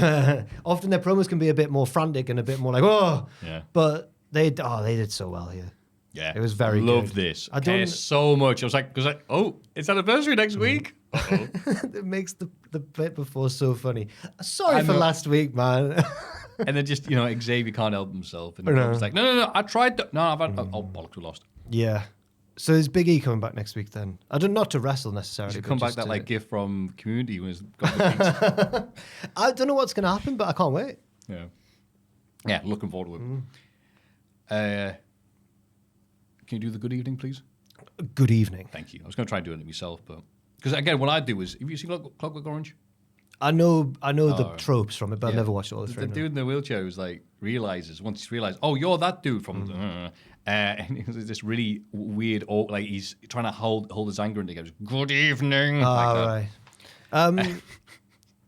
No, I can't remember what I was going to bloody say. Sorry. It probably wasn't as boring as the thing I just said. It was about wrestling, certainly. Oh, the good evening thing. I think you could probably do it better than me because you've got a deeper voice and it sounds more menacing. It's weird saying good evening in a threatening way. Good evening. Good evening. Wow. Oh, thank you. I know, the power there. Wish I had a deep voice. Do you? Of course I do. No, you got to have a deep voice that matches your frame. People will get very... I've scared off people who are would-be muggers and they're going, hey, you, give me your wallet. No. Christ. And then oh, let's run, lads. The only example I can think of is Nibbler from Futurama. Yeah, there you go. Aren't you cute? Hello. Yeah. humans. Put me down. Yeah. But they don't take him seriously. They're like, oh. Stop that. Yeah. Okay, maybe a little bit. Nibbler's a great character. I love Nibbler. What a legend. Yeah. The Miz, the segment, tells the Final Testament that the Wyatts are outside, but they didn't spot him yet. Cross wants to play a game. He tells Scarlett to stay in the back out of danger. Miz thinks he should hide as well, but the AOP drag him out with them. Yeah. Scarlett is left alone and looks in a nearby mirror, where she sees Nikki Cross watching her from the doorway. And then that gets broken up by a pulse-pounding advert for the behind-the-scenes video of CM Punk's return last year. The Final Testament returned to the locker room for what must have been a really exciting game. They haven't managed to locate the Wyatts, but Cross finds a hysterical Scarlett in the aftermath of Nikki's attack. He comforts her, but on the mirror we see the words, "Everyone has something to lose." Oh, Manson-esque. No, sorry, no. Oh, no, not again. No. Written on... Anyway. Yeah. I liked it. I liked how silly it was. Yeah. And melodramatic, yeah. Yeah, Miz being reluctantly here has made the group entertaining. Yes. Cross telling Miz is like, knock first. Yeah, you rude man. Yeah, it's a very good point. What's wrong with you? And just like, I'll stay here and gut. No. Miz is just doing... It's just so Scooby-Doo, but it's brilliant. Like, maybe I should hide as well. No, you're coming with us. Great. Like, Miz is doing a really bad deal with some people. It's Yeah. like, I thought you guys were losers. Oh, no. We'll take it from everybody else. We're not taking it from ye. He's really good in this. Maybe he's a real actor. Of course he is. He's a real actor. He keeps on telling us, yeah. He's in the Marine 6 and right. nearly all the other ones. Yeah, and some others that were really good. We see footage from early tonight of Adam Pearce unveiling the new women's IC title and announcing a tournament to decide the first champion. And I put, okay, have it replace the tag titles then. That's one way of dealing with this situation. Yeah, true. This felt weirdly undersold, and I guess it's because they wanted to keep it.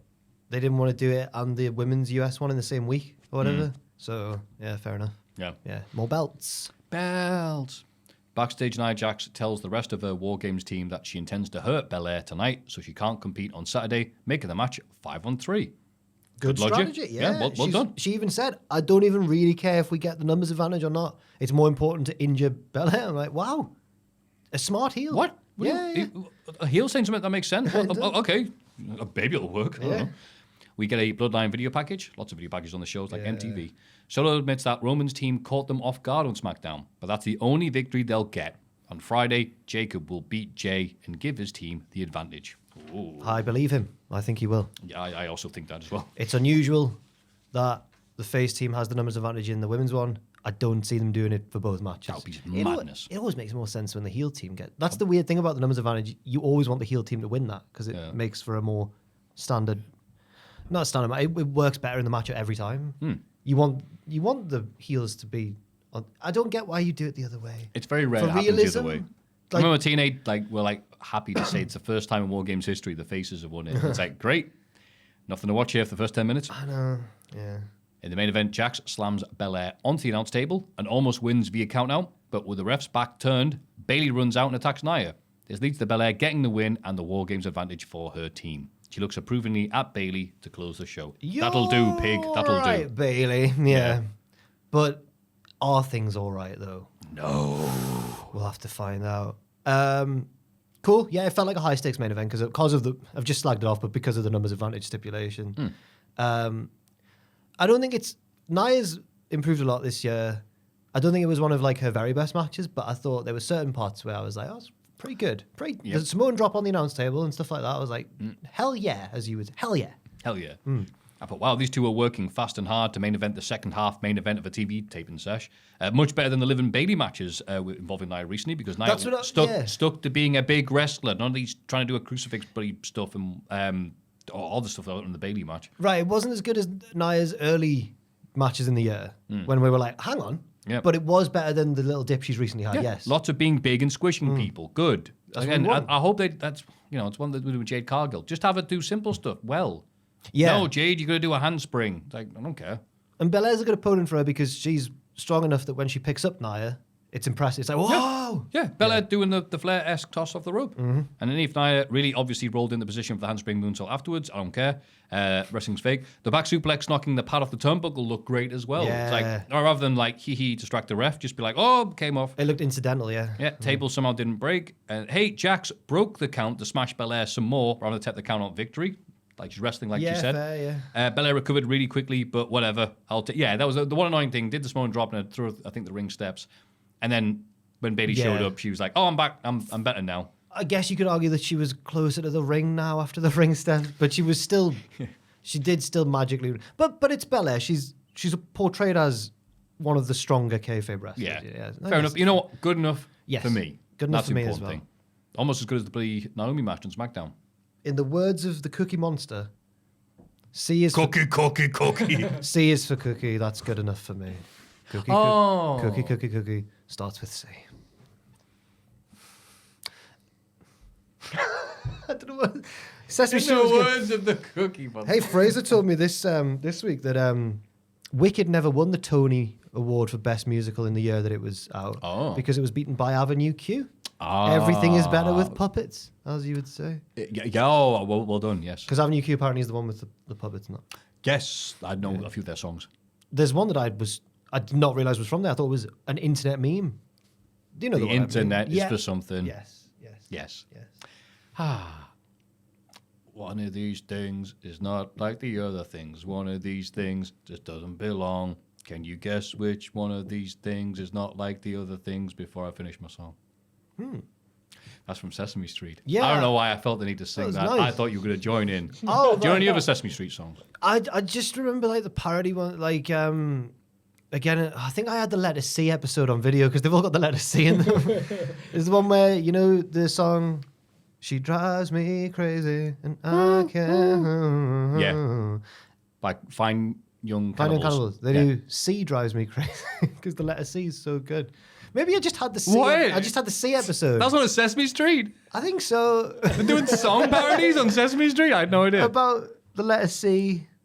Who's singing it? One of the puppets, not Cookie Monster. He doesn't have the vocabulary. I was going to say, that's what I was thinking. Like, I think he's got a band. Cookies drive me crazy. He's got a band in to help him. He's like dancing around, I think, in it. I liked him. I think Sesame Street. I always had a strange it has a strange sadness. There's a lot of lonely characters in Sesame Street, isn't there? But they're Yeah, all I remember like friends. what reading about Oscar. the episode where like the old shopkeeper like died in real What? life, Oh, and right. they're like they went, well, what do we do now? So I don't know how we explain to kids the concept of death. Oh my god. It's just like, what do you mean? Where's he gone? It's like he's gone to heaven. Oh boy, let's go see him. It's like no. Oh, that's And a special episode of heartbreaking. Sesame Street. Wow. Big Bird. Big Bird. Big Bird is like, you know how Paddington is to the royal family. Big Bird's that the elderly shopkeepers that live on Sesame Street. Oh. I think we went off on a tangent then. I'm sorry about that. No, it was a Sesame Street one, and I can't summon enough memories of it to join in that well. Why do I remember these? The cooperation. No. Working faster. Cooperations. Working together. Dig it. I love, was one. That's Daft Punk and Kanye West, isn't it? Working. Right. it Did doesn't- they sing the Sesame Street? No, I was just doing harder, better, faster, stronger. Sorry. Sorry. Oh, I got excited then. Kanye is not the most timely person to be bringing. Oh, it's like popular rapper Kanye West. Everyone still loves All the him. wrong ones getting mentioned. Kanye, Trump, It's all about Kendrick. Cookie Monster. It's all about Kendrick now. Why am I trying to cripple? Carry on. We're having a break now. Yeah. NXT. This show is nuts. I loved it.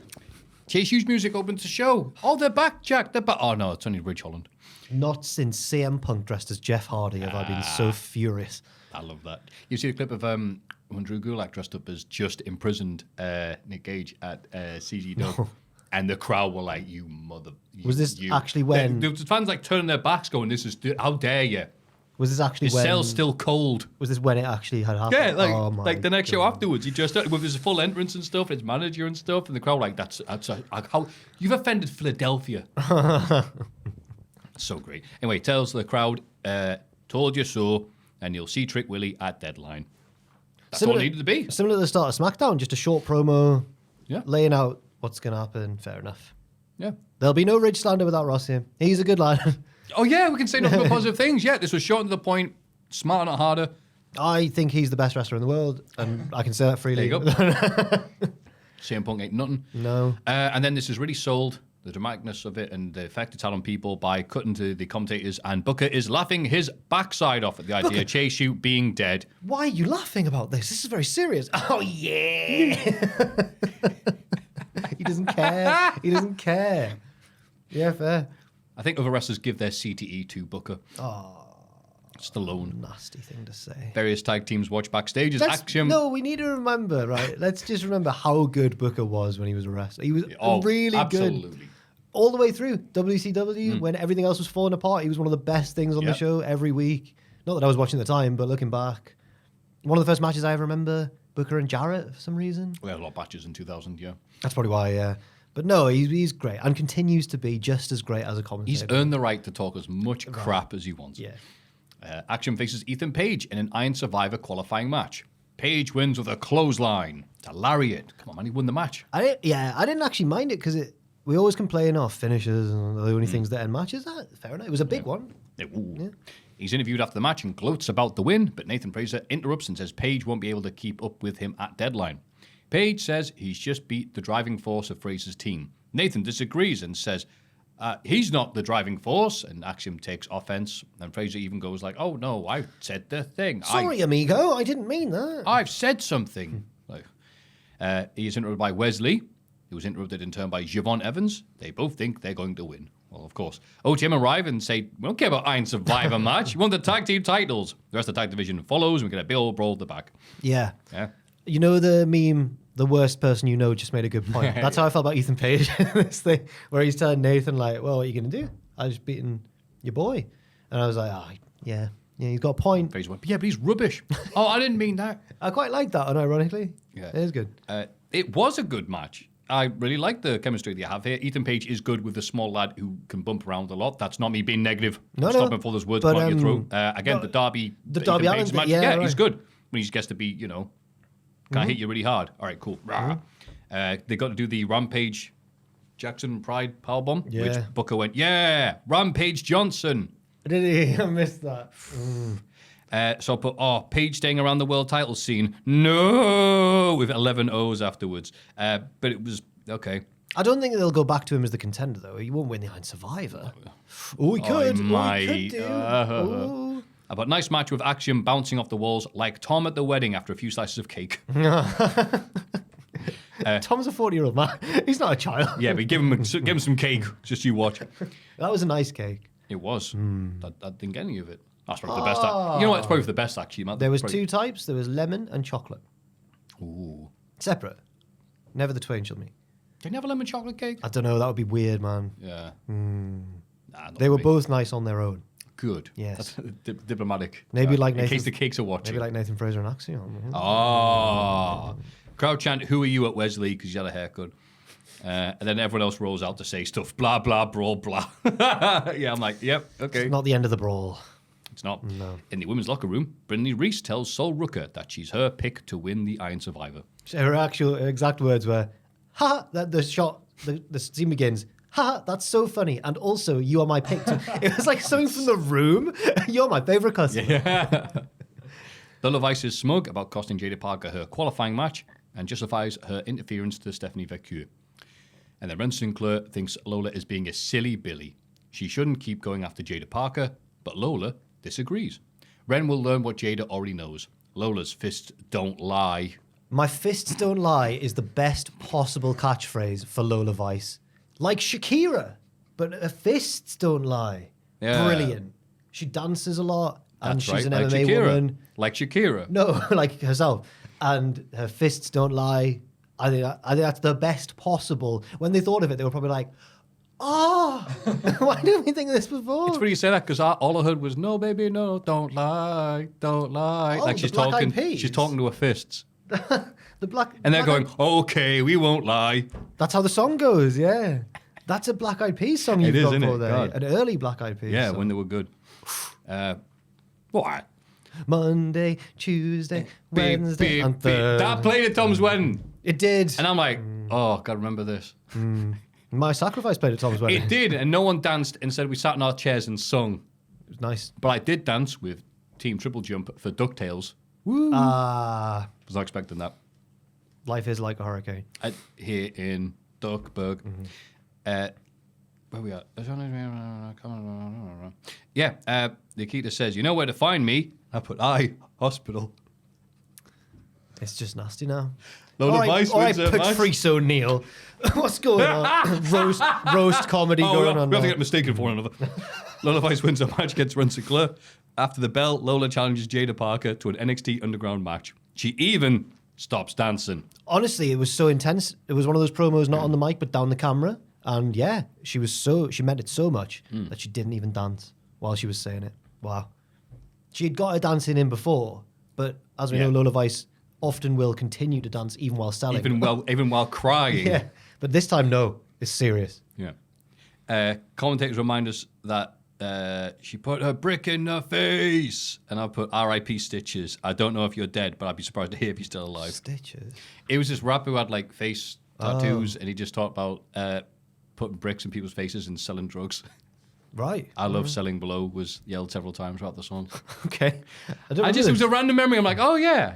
Right. And I thought, you know what, you being a white guy with a hat might have heard of him as well. But obviously not. Crowd were getting, where we are?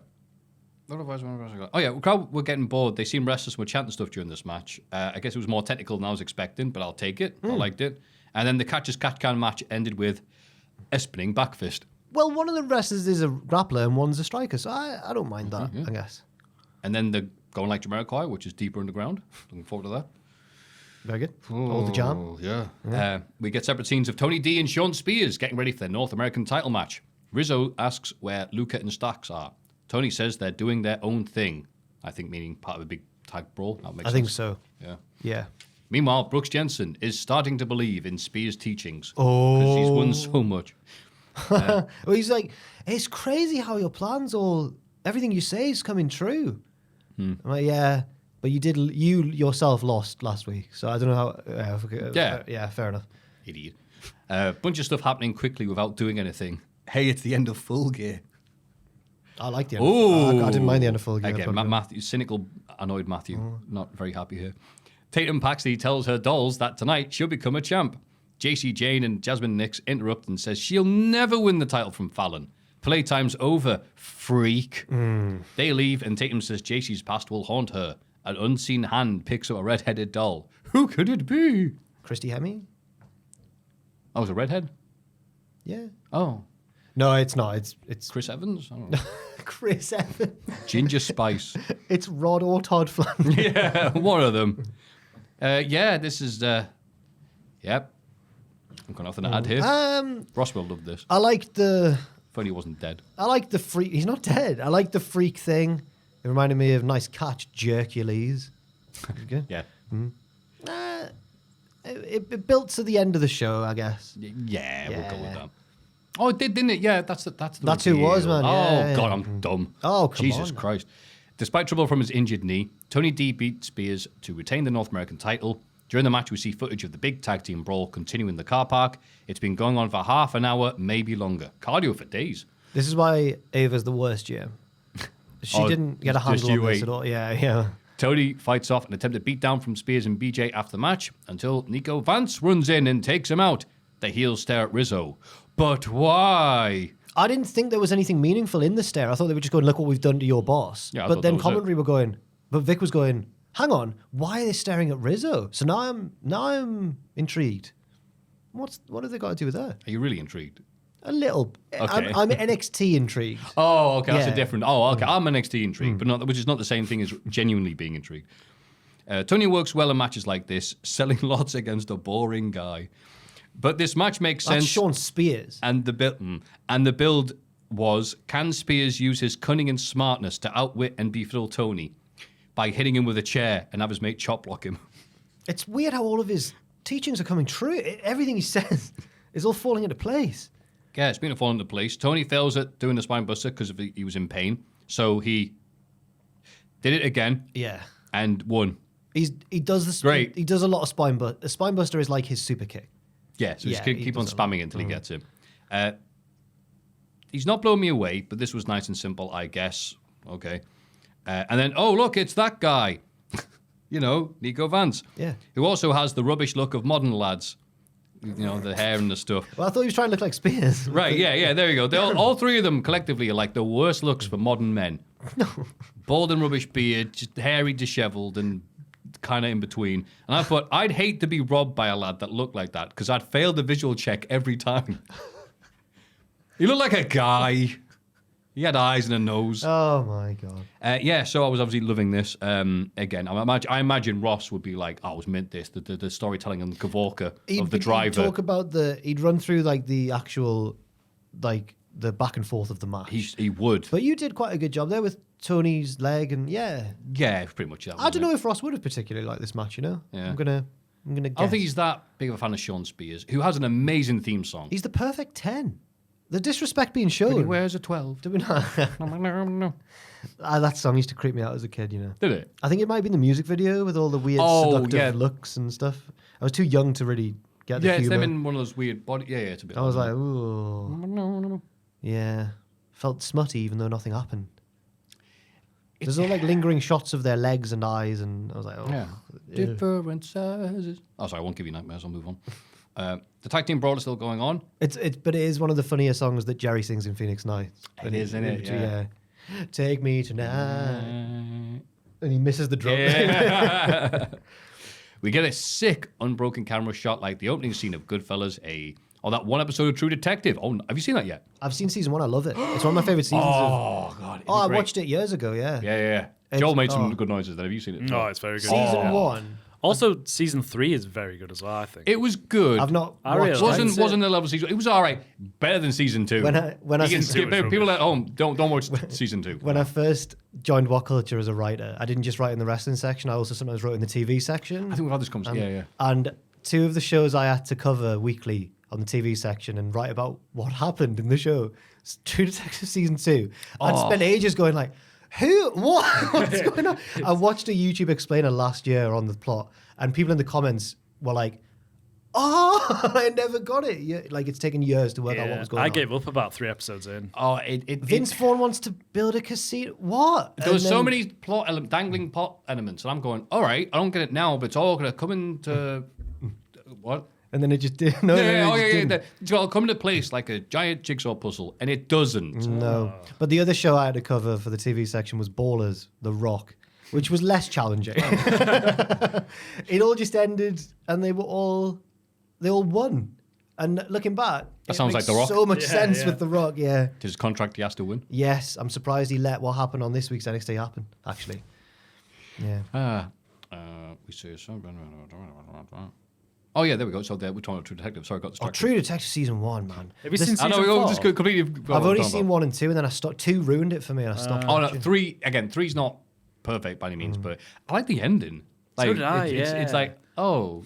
I really like Yeah, it. it's because it's, again, through different stages of this person's life. So he's really old. Yeah. Everyone talks about that scene in Mulholland Drive with the jump scare, the famous jump scare. Oh, yeah. There's a bit, it's not a jump scare, but there's a bit in True Detective season 1 which makes me think, that's what people must get from that, which is the bit at the end when they see Reggie Thingy come out of his shed with his gas mask on and swinging and it's like slightly in the distance, but you get this horrible like little fright, like, oh my God, what's that? Yeah. That's, I want to watch it again. It's, God, what a show. My family's been here for a long, long time. Oh my God, it's bloody him. Run. Yeah.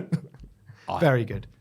So How many great. cigarettes are they smoking in this meeting? Oh, yeah, God. What's he doing with them beer cans? There's so many good bits. And just, both guys are wrong. It's like Triple H's special. Yeah. Both guys have a point, but they're also They're dicks. dicks, yeah. And just, that fight they have in the police station car park. Yes. I'm just here to get my stuff, man. Takes a spear, throws him into a car. Anyway. Yeah, it's a bit like this. It's not like. Robert Stone and Stevie Turner unsuccessfully try to break it up. There was a bit early in the choreography, because the camera's swooping round, where it was so choreographed, it looked like a musical, where they both boost someone onto the top of the... yeah. Hop, hey! It's very like they're all dancing. Stevie and Robert, wildly ineffective. What are they Who'd have doing? thought it? Where's Ava? This brawl's been going on for ages, and what's she doing? We see later on, schmoozing the contenders and the bloody... Yeah. It's corruption. Well, that's management skills. You send the people who are beneath you to do the stuff you don't want to do. That's the benefit of being a manager. But no security, nothing. Security, shmurity, as people incorrectly say. That's hard to say, actually. Shmurnu, oh, God. Security. No. Yeah, This is the car park where laws don't exist. exactly. It's like international waters. The NXT favorite, everyone's brawling and running around. Running around. And we see a sad vignette of Andre Chase packing up his belongings and leaving his classroom for the last time. He walks around the corridor, is about to leave the building. A voice calls his name. Chase turns and is surprised, but we cut to black. Like at the end of The Sopranos, is Andre dead? This is cinema. When he just did his little, and then the cut to black, I genuinely enjoyed it. I wasn't NXT intrigued. I was really intrigued. I was intrigued. People are speculating that it's Bodie Hayward. It was an American voice, so it's not Duke O'Reilly, and it was a man, so it's not Thea. It's someone new or old. I don't see Bodie Hayward. I've heard of nothing since He got released. There was rumours of like he didn't gel with people very well and all that. But it could be. It just could be someone else from a previous school, a previous you, an old teacher. Which wrestler turned podcaster could be the dude who comes? Mark Henry.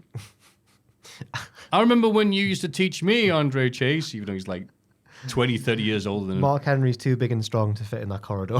He couldn't be there. He'd have to be sideways. He's too broad. I think it could be their way of... No, I'm joking. You know how they keep on... People are getting a bit annoyed because they keep on trying to like normalize the mentions of Brock Lesnar again. They're like, we're going to mention Lesnar. And they did it this week on Raw. But it worked on Raw because it was the Kofi thing. Is this how they try and sneak Brock back in under a wig? Or Hogan, someone who's a bit controversial? And it's just, if it's Hogan, that would be amazing. What, in a blazer? Mr. Chase, brother. It's me. Your young, You're young student. You taught me. You taught me everything I knew. Yeah. You taught me how to harness the power of the fans. Yeah. And that led to the wrestling boom. That's And it's right. all Andre down to Chase is the... Yeah. Yeah. It's Bodie. It's probably Bodie. I can't think of anyone else it would be. Yeah. But the big takeaway here is that despite the seeming finality of the stipulation, there is hope. There is a glimmer of hope. There's always I like that you hope. thought that. I thought there was a sense of finality about it. So I'll put tomorrow is not another school day. Oh. And also they knocked off The Sopranos, so it's like, don't stop believing. Maybe there is a bit of optimism. You're right. I thought it was maybe like, you are right, Jack. He's about to leave, and then he goes, and then there's the Mr. Chase, and he goes, and then unless someone is going to shoot him, Yeah. Or maybe it's the security guard at the U. Mm-hmm. The old night watchman. you forgot this. Just his last. You dropped this paper. Yeah. Now get out. The light's still up. And then it's just shooting out of bounds. Filch, how are you? Who were you comparing? You know who that is now, Joel. The bloke from Babe, you were saying is Filch. Yeah. Yeah. Because you watched the Harry Potters. The caretaker. I wasn't paying attention then. He's got a cat. Try and bring you into this. Mrs. Norris, the cat. I might not be up to him yet. He's in Which Chamber of one's- Secrets mainly, the previous one. The Oh, I actor's did also in Game watch of that, Thrones yeah. and did that really good televised account of the first Doctor Who. Someone has petrified my cat. Yeah. Yeah. And I'll get another You one. watch Game of Thrones? Yeah. He's Walder Frey. Well, no, yeah. Oh, The yeah. one who organises the Red Wedding. Yeah, it's him, Yeah. Oh, okay. Yeah, I know what you Step mean. back, or yeah. I'll Yeah. kill my puppet. I'll get another one. Ugh, kills, dies. Yeah. It's great, that. Sorry, puppet. Julia beats Kalani Jordan to qualify for the Iron Survivor. Kalani stares at her angrily from the top of the ramp. Ooh. Is it... I might be reading too much into this. Kalani, not a very Kalani reaction. Normally very, very sporting, very babyface, very fair. She wasn't happy here. Nor should she be. I Did you don't not know. get- I have no notes. I didn't even notice it. The match was cool. Good match. Yeah. They just, upset that. Yeah, maybe look into it a bit much. But then again, maybe not. It wasn't mega featured at the end of the match, but they definitely cut to her at the top of the ramp, and she was like looking a bit annoyed. But it could just be because she's lost. That would be a normal human reaction, Yeah. which we don't always get in NXT. So maybe that's why it stood out. The series of near falls to show they can go at the same level was lovely, as was Jordan turning a handshake into an Irish whip. Yeah, respect. Nah. Is she turning heel? That's not She very knows good. she needed to wrestle at this level with Julia. She The beautiful madness, yeah. because she wanted it. It was lovely. The one of a kind into a Hell's Gate. That was a lovely thing. And I know it's lovely because I put lovely and then I've mashed L a bunch of times. It's a shame when she Lovely was in the little- Hell's Gate, they didn't go for the Rampage Johnson power. Yeah. And the Hamlet pile driver drops Jordan, but she rolls into a cradle for 2. That got me. I thought that might actually be it. No, wow, that'd be a shock. But then Julia knees her in the head and finishes with the Northern Lights bomb. Julia, fantastic hit, knowing how to feed Kalani spots and knowing her bits. There's been a few times when it's like, all right, can I keep up with her? With a few wrestlers on the roster, but yeah, she looked like she fit hitting it. Julia can do this. She's the more, I was about to say she's more experienced than two. She's probably about 25. So I don't know how old she is, but she's definitely got experience. Because Joshi wrestlers seem to debut. Sorry, I misspoke. Kalani. No, Jordan. Was able to work at her level. Yes. So I thought you meant that Julia helped guide her through. Maybe, maybe I guess, but like they look, own. because I mean, you notice it when it doesn't work. So when it does work, you don't notice it. Kalani's dead promising. Julia is, I think, very experienced. You good? Yeah. Oh, I was just sniffing. Sorry. Oh, you sniffing? Oh, you just I thought you were sniffing, laughing. that's all right. That's not a laugh. They enjoyed this match. Joe's choking. I think that Julia, don't know how experienced she is, but Joshi wrestlers tend to debut at like 15 and then retire at 30, so she's probably like midway through her career because they go too hard all the time. But I enjoyed it as well for what it was. Keeping my eye on Kalani. What's she up to? I'm watching you. Backstage, Ava is with the losers of the Iron Survivor qualifying matches. She announces a last chance match for both divisions. Everyone is happy, apart from Eddie Thorpe, who complains because his match was the only one to feature interference. Lexus King interrupts and sincerely thanks Ava for the opportunity. Everybody leaves. He's a good guy now. Because you kiss up the manager. And he was in between Jada Parker and Cora Jade when he said it, and they both went, Everybody leaves, but Ava wants to talk to Fraction. She announces a #1 contender tag team battle royal with the winners facing the deadline. Action isn't happy about having to pull double duty, but Fraser reminds him that only one of them has qualified so far. Briggs and Inamura interrupt because they want to talk the champs, but the other tag teams arrive as well and start arguing with each other. Somehow the brawl has ended. Why is this backwards? They brawled for ages and now they're just arguing. Because it can't be a brawl that lasts an hour. So they've all decided, actually, it could be, they've all gone, right, half time. What? Like when we do the podcast, we're going to have a break, get some soup. Yeah, why not? Yeah. Ava goes to leave the room, but Eddie Thorpe tries to talk to her again. Ava stops in the doorway and says she's given him another chance. Doorway. But that's all. He grabs her wrist and she yells at him, "Don't touch me!" Oh, she was channeling Stephanie McMahon. Don't you touch me. I'm The Rock's daughter.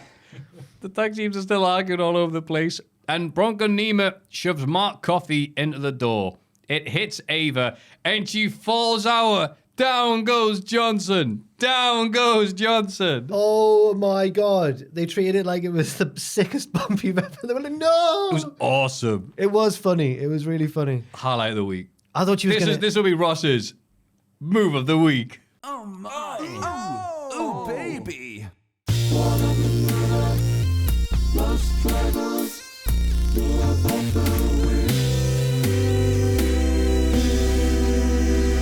I thought she was going to kip up and start laying the Smackdown on their candy asses. Just and doing the little wiggle that he used to do before he would stomp someone for some reason. I like that. Made it his own. It charges it up. Yes. See Dragon Ball Z? Yeah. It's like that with legs. Oh, man. Unintentional comedy. Or intentional, maybe. I laughed. They treated it proper seriously, though. They were like, no. As we'll see. Was it Eddie's fault? Because he did grab her wrist. But it wasn't him who pushed the door. It was either Mark Coffey or it was Bronco Nima's fault, really. He shoved Mark into the thing. Yeah. Vicariously, we'll blame him. I blame the door. I blame Ava walking round casually while like Gustavo Fring while bullets are flying all around. You can't just walk through a brawl like that. But he did. Yeah, he did, yeah. So I assume Fraction is going to win this. Action, not Fraction. Action wins the last qualifier. And then it's like, oh, okay. Oh, that's how we lost the tag team titles. You're both in the match. Yeah, because we're both knackered. And especially if it goes the other way around and their tag title defenses first, if they lose, they're going to be fuming with each other in the Iron Survivor match. That also works as well. Yeah. But we have been saying this for a year, the split, which is never coming. No, it's coming now. It's getting close. Yeah. I'll just put, lol at Thorpe, you suck. And then a door killed Ava. I put, like in a 3D build engine game. Oh, okay. So in some FPS games back in the 90s, run the thing called the build engine. Okay. So like Duke Nukem 3D, for example, is a build engine game. Okay. And one of the little quirks about the engine, which is a bit odd, There's some programmers have looked into it and gone, some of this stuff's a bit jank. Doors kill you. Oh. You can open them, but like if you're there in the same bit where the door is supposed to shut, the game just goes, well, you're dead. Right. So doors can kill you. And that's easily. what happened to Ava. Ava was in a build engine game. Okay. Thank you for A explaining. door that. killed her. I'm assuming that there'll be people who got that first time and went, that is a good. And I've explained it. They've gone, Maffew, you ruined it. Well, yeah, but you've had to explain it to people like me. So I think that's it's a fine. nice thing for people to know that the game development things. Doors bad. You explain it interestingly. Bad door. Is that why? Not, but this shows my breadth of knowledge here. But the FPS that I know best is GoldenEye. Oh yeah. But doors don't kill you in that. No, it's not using the build engine. Okay, Yeah. fair enough then. They'd make the engine and they go, all right, we're going to license out the engine. That's like Unreal is used on everything nowadays. But that used to be an FPS long ago. What's the noise meant to be when you get shot in GoldenEye like the? Is it him going? I thought it was inhaling or exhaling. Oh, I've heard that sound effect in a bunch of other stuff. it's such a noise of my childhood. Along with, you remember the Mission Impossible game for the N64? I do remember that. Do you remember the noise of? Yeah, chops yeah. someone. Such a great. Why is Tom Cruise ginger? Anyway, I think they couldn't get the rights to him, so they had to make him look a bit different. the amount of times me and my mate he had the game, I didn't, so I used to play around his. The amount of, we wouldn't do the game, we just spend all our time on the embassy level just dicking around. Oh, That's one of those games. I'll go up to that, do that, and then like, do we do the next mission? Nah, it's crap. I like disguise myself, and then we get frozen in the tundras. the character model of the ambassador is burned into my brain with all of his badges and his hair. Oh, wow, I'm old now. Yeah. I'm an old man. Anyway, Old man. Well, so is Tom Cruise. He just doesn't look it.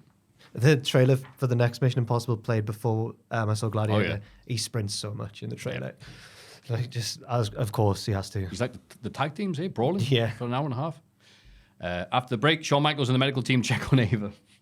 Eddie Thorpe tries to explain, but HBK grabs him and shoves him against the wall. The wall, brother. Michaels tells Eddie to get out of here. Michaels, I had a bit of a problem with this and I wasn't sure why, but my instant reaction was like, this feels wrong. Yeah. Not only because Eddie didn't do it to Ava, but he could be held a bit responsible, I guess.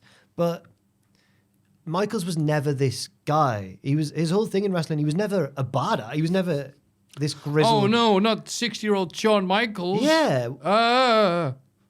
And I just thought it made Eddie Thorpe look, I guess it means that they see something in him that they're putting him in this thing with Shawn Michaels, I guess. Not that he's going to have a match with him, but like, I mean, it can't be a bad thing to be in a segment with Shawn Michaels, who rarely does anything on NXT. Well, you say that, but... But it made him look really weak, I thought. Well, using NXT's logic, this was what Ridge was doing earlier this year. He looked like an idiot. Oh, sorry. So this means Eddie Thorpe will be main eventing next year. Oh, God, that guy last time was like, Eddie Thorpe, future main eventer. But Ridge was right. Ridge was made to look like an idiot, but still was dangerous. He was still big and scary. Dangerous idiot. Whereas Eddie Thorpe like just Lenny of Mice and Men. whines at people and goes, I'm a title shot. I'm the Iron Survivor. And then Michaels goes, shut up. And Michaels was never that guy. Yeah. If Eddie had then hit him and he'd done a flip bump, then I'd be like, that's the Shawn Michaels. Like QT Marshall. Yeah. Trick Willie comes out to give us an update on Ava. Thank God. He's sure she'll be fine. He was like, don't worry, guys. I know it's the big question that you've all been... When Ava's not on screen, everyone should be going, where's Ava? It's so good. Trick talks about the end of Chase U last week. Children crying, shocked faces everywhere. I knew you did now to help, Yeah. Trick. You were sat there. And people in the crowd chatting, nah, hey, ruining it for everybody. Oh. Booker yelling, laughing. But Ridge's face had a pure evil grin. Trick says he and Ridge are not the same and compares himself to people who love NXT and help make it great. DIY, Bron Breakker, Tiff Stratz, Ilya, and even Carmelo Hayes. I loved it. I loved his And crowd knew it was coming as well. Like, is he? Even, He is. I don't want to say this, but God damn it, he was good. Yep. Chase U loved NXT too and helped make it special. But Ridge only knows how to destroy things, which is why Trick can't let him become NXT champ. Ridge interrupts and agrees. NXT will die when he becomes champ. that was nice. Yeah, I'm going to kill it. I don't care. Eric Bischoff interrupts on the drop. What Did you know this happened? Yeah, I knew Bischoff What was the there. hell? But it was so like abrupt. It was just like, hey, you just said this voice. You two. It's Bischoff on the Tron. Hey, look, guys, Eric Bischoff. I didn't recognize him at first because he didn't spend the first 30 minutes talking about AEW. He's coming to NXT next week, and if tensions are high between Trick and Ridge, next week they'll want to destroy each other. Oh, he's going to aggravate them even more. Well, that's not very good of you. Yeah, Ava, it's not his company, isn't it? Bad decision from Ava as well. If there. someone knows about keeping a company alive, it's him. So I don't understand why. I guess they're just like, we want Bischoff for one thing. Let's find somewhere to put him. But I don't think this is the feud that needed Eric Bischoff. They already hate each other. What's he going to do? yeah, Bischoff's got a podcast. Why is he not the dude going to chase you and going, Andre, my former teacher? Oh my God, what if Russo's the guy who's going to chase you? Like that Ian Wright video. I thought he was dead. That one, yeah. Hello, Andre. No, that's Mr. Bischoff. I'm quite sad that's become a meme because that is a genuinely lovely dude, moment. I'm laughing, Yeah, but right. I might hate myself bringing it up because I can't watch it without crying. It's such a nice moment, yeah. Because was he like his PE teacher at school or something? Yeah. I think it was his PE teacher. Just a teacher I at think it was a school. form teacher, I want to say. But he liked But him. and- instinctively takes his hat off. Yeah, Like, he's like- wow, that's yeah. He turns back into a schoolboy. Yeah. Yeah. Especially when he did the follow-up thing that's on YouTube, and he explained that like that teacher had flown over the planes, and I think D-Day. Jesus. Maybe just a mad guy, but he said that he was more proud of him playing for England than he was of that. What? It's like, okay, Jesus. I mean, you might not want to think about it if you've been in war, I suppose. You might be like, I don't know. You know, it really is like, he's like, oh yeah, the war was horrible. Yeah. Well, it's rather watch you play football, mate. Yeah. And there's going to be a war when Eric Bischoff hypes up Oh, these two no. lads. He's such an instigator. He really is. Wow, I love that NXT is doing the very smart thing of just getting people who like, oh, you talk online and people listen to you. Do you want to be on our show? I'm slagging next it. to Bubba. I'm slagging the And Dave decision. Lurt, who's that wrestler? I don't know. Bubba, help me out there, Greco. I'm slagging off this decision. However, WCBW did literally the same thing. We got Bischoff in. We got Bubba Ray Dudley in. Oh, yeah, right. Bubba was good. Bischoff, I can't remember much of his show. He did promos. He instigated. Yeah, I think just come out and go, it's me, the guy who wears leather jacket. He was over, man. You know what would be good if he just went, like, if anybody. Why did we have... no, don't. Sorry. Why did we have Bischoff? Oh, it's because he was doing Kenny's Inside the Ropes. And, we yeah. were like, while he's in the country, can we borrow Eric? Please? Yeah. Can we borrow Eric? Can we borrow him? I never really talked to him much. But then I interviewed him years later in Vegas. No, Kenny. No, Bischoff. And I thought, this is a nice coincidence because I was wearing my Thunder t-shirt. Ah. And he didn't mention it once in that interview. I was like, nice one, mate. Cheers. I mean, he didn't like Thunder or the idea of this, so I'm sure it was like, Yeah, true. look. Yeah. I didn't do anything. I didn't mention it. He was just part of a compilation of interviews I did with like Oh, I remember you doing loads of Hornswoggle and Yeah. Rikishi. And that Rikishi one has aged tremendously because Oh. I wanted to just interview Rikishi and he carnied me and went, you can interview my whole family. And I was like, But isn't that good? But you look back, it's Jacob Fatu, Solo Sikoa. Like it's the Oh, you it's- genuinely mean it's aged well. All right, I it's think like all the- sarcastically. It's Yeah, all the main event. What a But great guy, But yeah. I barely ask them any questions because I don't know anything about them. Just feel like a dick. Because now they're the main event of WWE. Oh, great. So we've got footage of that. Yes. Sweet. They are all taller than me. Even Rikishi, who I thought wasn't I mean, that they're tall. Samoans. I thought Rikishi was like a little, not a little fella, but he was always... You thought Rikishi was a little No, fella? but he was always in matches where he was the shorter of the two. But it was against like... Against WWE. The isn't it? Rock. Yeah. Yeah, okay, yeah. It's crazy. Even isn't it? Austin's deceptively tall, probably. I've never met him. Yeah. Have you ever seen Austin? Not in real life, no. I've seen him from a distance He in was a big stadium. on the longest yard. Was he? He wasn't the longest yard. He was just a long yard. Yeah. That was pathetic. No, very good. Where are we at? Rune Sinclair and Charlie Dempsey find Miles Bourne and Tavian Heights all beaten up from the big brawl. They're happy though because they've gotten a place in the tag team battle royal. Yay. Ren has been getting checked in the medical room since her match of Lola, so she missed all of the announcements. A decent portion of, I'll say it, maybe the greatest NXT episode of all time. I was riding high at this point. I was really excited. And I felt sad for Ren that she'd missed the bulk of a brilliant episode. Charlie informs Ren that she's in the last chance Iron Survivor qualifying match. She's very nervous. She's not happy at all. Against 3 other women. Yeah, you can do it, Ren. They're all gunning for you. You're just one of them in there. Yeah. You've got a shot, kid. Climb that ladder. Yeah, make yourself famous. Yeah. X-Pac tweets Shawn Michaels saying he'll be at NXT next week too. Did you think that was a DM?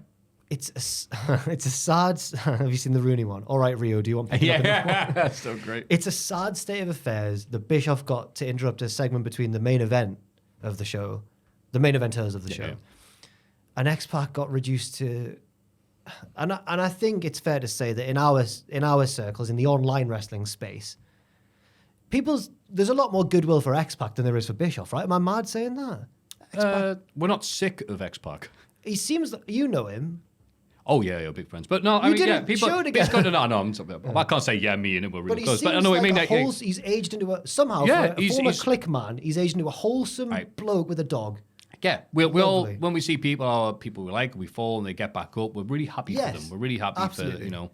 And he could still go not that long ago as well. He could still have matches. That amazing match El Generico ago. Yeah. He turned back time for one match. Was that in Chikara? And the It crowd, was and King the of crowd were Trios. just like, oh my God, he can still do it. It was one of those moments everyone was just talking about it, going, bloody hell, like they tore it up. And the story is that Sean Waltman was so happy with his performance afterwards. It's like, oh yes, fine. Like I've had a great match. Like I can actually still go, but I've got El Generico with me. That it was just like, hey, is that a sign? Is that a photo? Can I get that signed? He goes, yeah. I'm giving him out. I'm not even charging. I'm so happy, And he got reduced to an on-screen tweet to announce his appearance. Oh, by the way, I'll be there as well as Bischoff. Yeah. No, they've got to protect the fellow NWO members, Bischoff and X-Pac. And he's better than Bischoff at karate. Yeah. He used it in that brawl with the Marines. Yeah. Apparently. Was it that Nash said, like, we're reading the things? We love reading the notes about this on the Observer. It says, Sean Waltman, brackets, legit tough guy. Oh, yeah, we like that. He's like, I think Sean Oliver's interviewed him and is just like, yeah, really? He's like, well, he's not. He says, oh, you thought he was like this big tough guy? Oh, yeah. No? Was Nash, well, he was 7 foot tall, I guess. Oh, yeah, maybe not like to normal people, X-Pac can beat you up, but like Nash is like, tough guy, Sean Waltman. Were any of the Click legit tough guys in a wrestling context? It's weird, isn't it, when you think about, like, how do you judge if they're a tough guy or not? If they're having fights. I mean, Undertaker's always at that rep, like, he's like, oh, he's the tough dude, shoot dude. He's like, all right, yeah, but, like, who's he done that with? Ooh. Let's think, like, okay, oh, you're tough, are you? Whereas Steve Blackman, Haku, the legends of the shoot. Blackman at least had that moment, his previous background, everything he did afterwards, but, like, just, that moment with Bradshaw, Bradshaw got so riled up, I'm going to kill you.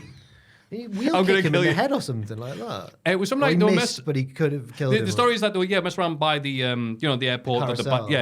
And Bradshaw just go around and he annoyed somebody else, but the other guy was like, I'm not biting. No, just walked off, whatever. I forget what that other wrestler was, but then he just like, and people were warning Bradshaw, oh no, don't mess with Blackman. And he just got him riled up, and Blackman, that's it, me and ye.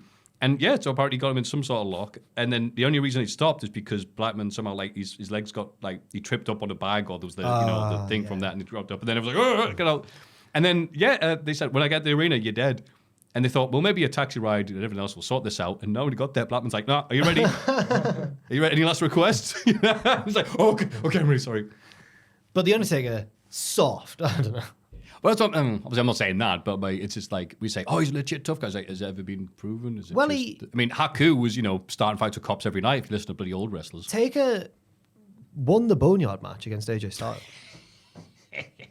In terms of toughness, though, as an Undertaker, he's probably comes from being so bloody injured half the time and then having to still wrestle. Like, he had that match with Bret Hart at Rumble. It's not very good, but the fact that he did it with his face already crushed because of Mabel, and he had to have like a back support anyway just to keep him going, and he still had like a 20-minute match. So I think that okay, I'll give him that. I've assumed that like people like Nash and Taker and that are so big that people wouldn't want to fight them, but I've since heard apparently that if you are a massive guy, you attract like drunk dickheads. I've heard that. Yeah. Happens to me all the time. Joel, does that? Oh, right. You got in there first, damn it. Sorry, man. Damn it. But yeah, Vic points out X-Pac is a fellow NWO member of Booker. Booker's like, yeah, I was in NWO for like a week before HBK kicked me out. Shut up, Vic. I put, that's true. And I put, there should be a ban on mentioning the WWE version of NWO. If I had my way. It's rubbish.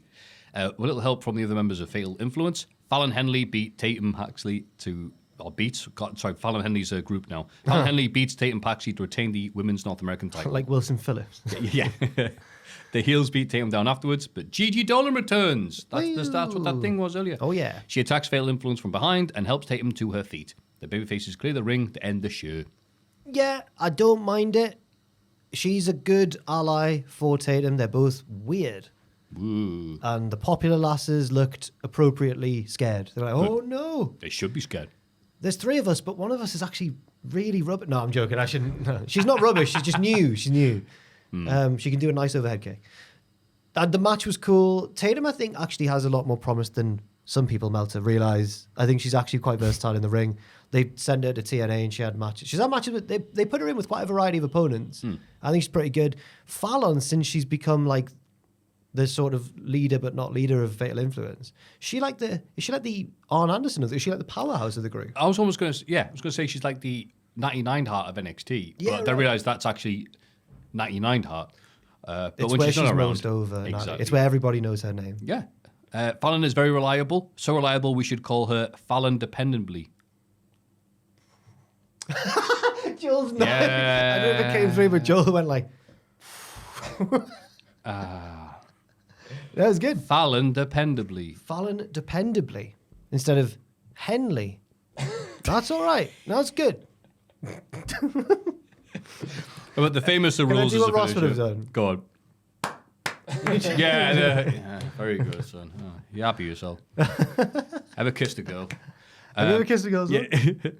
And I thought, yeah, it's Gigi. She was raised in a house. She was raised in a bad house. Yeah, That's her thing. that's right. Yes. But the doors didn't kill her. I know that it's probably not true because I believe they're ex-spouses, her and Darby Allin. But her music. Ex-spouse? What, Sean Woolman? Well, no, they got broken. Ex-spouse.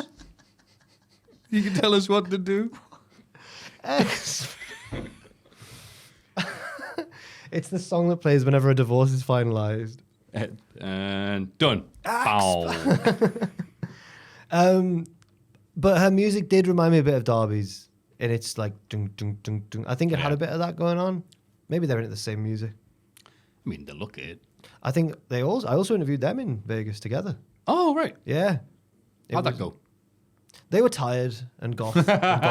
So WrestleMania weekend takes it out of you. I was like, how you guys doing? They were like, yeah, man, we're good, yeah. I felt like I was interviewing the goth kids in South Park.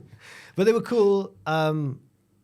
And I think I asked what it was like to be there. I didn't really know many questions. I didn't want to bring up... It was not that long after she got a lot of heat on the indies for the tampon stuff. That was her. I Remember forget that? Yeah. it's her. Yeah. And I didn't want to say anything that would annoy them. So I went like... What's it like to be in this room with all these legends and stuff? And I remember she was like, it's like being with your favorite band. And I was like, oh, you little rascal. I didn't do that. you. No, it was, they were nice. I think they were just tired and or emo. Yeah. I mean, it's crazy when they've got like 19 shows that weekend. Yeah, to do it. yeah. Ugh. I watched Blackcraft Wrestling, their infamous show from 2019, where it was crazy that they were so over the time. And they would stay. Oh, it's all right. We'll just, carry on, pay a fine. He goes, no, you need to be out. And he goes, well, okay, here's the main events. And they just go seconds. And then there's the Battle Royal of 30 people. And it was so great watching it going, there's Hornswoggle, there's Early Danhausen, there's, wait, what? And all is like, well, time to jump out. There's the switch of the lights on and off. Oh, so my good. God. AEW Dynamite.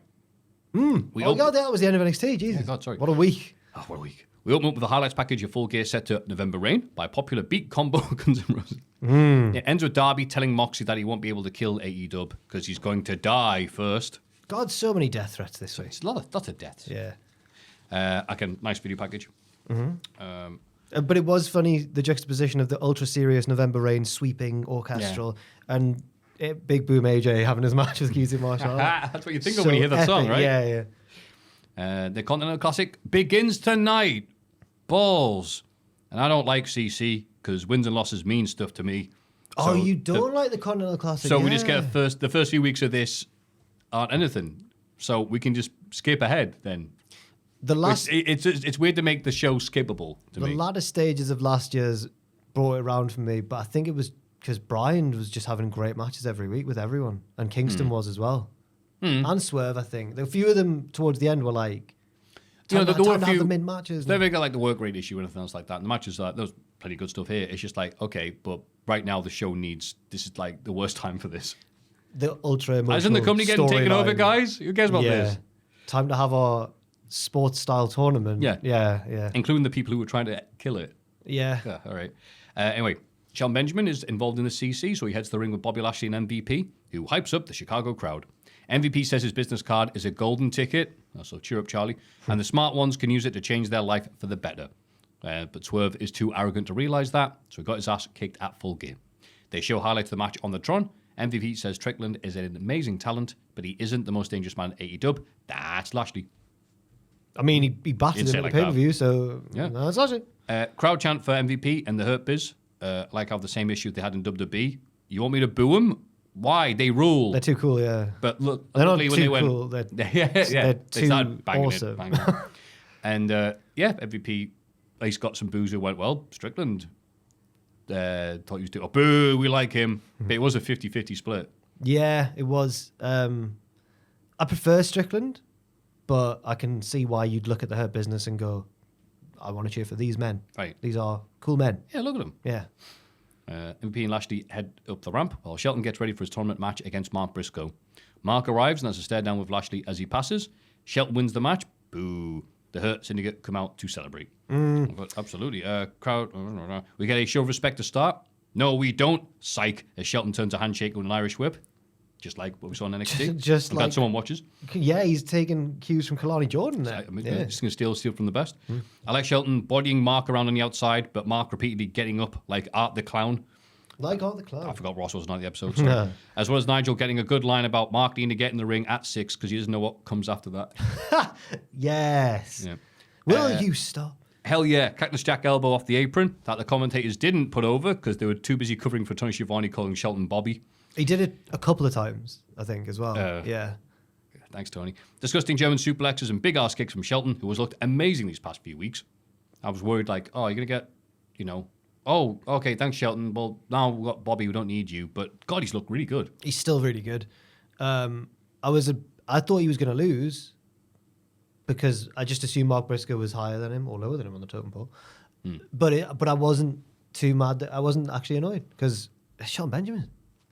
Mark Briscoe's a great babyface as well. His comebacks are always some of the best in modern TV wrestling because he's all the face. Yeah, he's so likable and so like he's serious, but no, he can do both. And there's a weird blend of it that really gets you to get into his comebacks. And I think he's the right sort of person to do the Cactus Jack dive because he's unhinged, he's crazy. Yeah, he's a madman. I wish that Jericho hadn't beaten him. I agree as well. Let me get. Tony Schiavone interviews Mercedes Moné and Camille on the stage. Tony mentions that Moné's match at Full Gear was the longest women's match in AEW history. Again, how did it take you that long to beat him? What's wrong with you? You suck. Mercedes puts over Chris Statlander as one of her toughest opponents ever, but Moné is the greatest TBS champ of all time. Mercedes is about to have a go at Camille and possibly fire her, but Camille grabs the mic and tells Moné to shut up. Mercedes can't fire her. She quits. Camille storms off and Mercedes is outraged. Oh dear, how sad. Never mind. I didn't like this. And this was my thought process watching this. Hey, you know what? I think Mercedes is actually improving on the mic. I think she's actually a pretty good promo. Hang on. What's happened here? I didn't like it for two big reasons. Why didn't they do this separation in a more dramatic way? This is wrestling. Have them punch each other, Have a big moment where Camille's getting the classic trope where she's getting slapped down and finally she stands up for herself and goes, no. I think that would have worked so much better. And secondly, Camille I think she played it the wrong way. She was quite hammy. Did you find her character? I mean, it's hard to be hammy around Moné, but she managed to find a way. Shut up! I'm waiting for her to go, no, you shouldn't. Be serious. Talk to the hand, Moné. Yeah. Not cool, dude. But yeah, she wasn't menacing enough. You're this big lady. Be, I don't know, man. Yeah. It's a shame we never got to care about Camille before we did this. Too soon as well, yeah. I don't know about this, but you know what I do know? I don't care about it. I hate that. What was that line she said? She was like, are you stupid or are you just dumb? It's the same thing. I don't understand. Well, that's the joke, yeah. What do you mean? Are you stupid or are you dumb? You don't get it. That's good. Oh, this segment was above you, sorry. I'm stupid and dumb. Oh, no. In fairness, you need a big brain to watch AEW. It's like the School of Rock, this will test your head and your mind and your Right. brain. That might be my favourite film of all time. It's pretty good. It's so good. It's pretty dumb. You've mentioned it a few times. It fills me with joy and delight every time. Aw. The final performance, they've all come out their shell. Lawrence is good at piano. Yeah. Cello. You got a bass. Yeah. One of the lads is dressed as Tetsuo from Akira for some reason. Remember that? And being like, what's that about? What does he look like then? He's got a cape. That's Lawrence, the keyboardist. Yeah. Yes. He's got. I think that's what he's going for. It's been a while since I've seen it. That's No why people way. told me what it was. And I'm like, what, really? No way modified school uniform. I was at that age, I'm like, oh my God, an Akira reference. R.I.P. to Freddie. the actor who played Freddy. No, I know. Sorry, that was a deeply inappropriate. My he's been. No, he died. It was really sad. No. Yeah. Oh. Well, that was awkward. Let me carry on. Sorry. Big Bill and Brian Keefe join the announced team for Jericho's Ring of Honor title defense against Tamara Ishii. Choppy, choppy, choppy, choppy, chop, chop, chop. It says here. Ishii kicks out the Juice Effect at 1, but a couple more keep him down later on. What do you think of this match? I don't know what to think of this match. Well, let me look at my notes because it was a whole 6 hours ago when I started. 2 lads chopping each other while the crowd made no noise at all. They really wanted this to be like that match they had last year where Jericho bled from the tits, but they only popped for the Lion Salt. They kick out at 1. The welts were impressive from both men, though, but Jericho's a heel. So, I mean, what are you supposed to do? Well done, heel, for taking all those shots. No, you stole the title from Mark. I hope Ishii chops you all the way back to Winnipeg. But yeah, they turn one of them into ground beef. I don't know why, because it seemed a bad placing to do this. On a show where the Continental Classic is here to be work ratey and gentlemanly.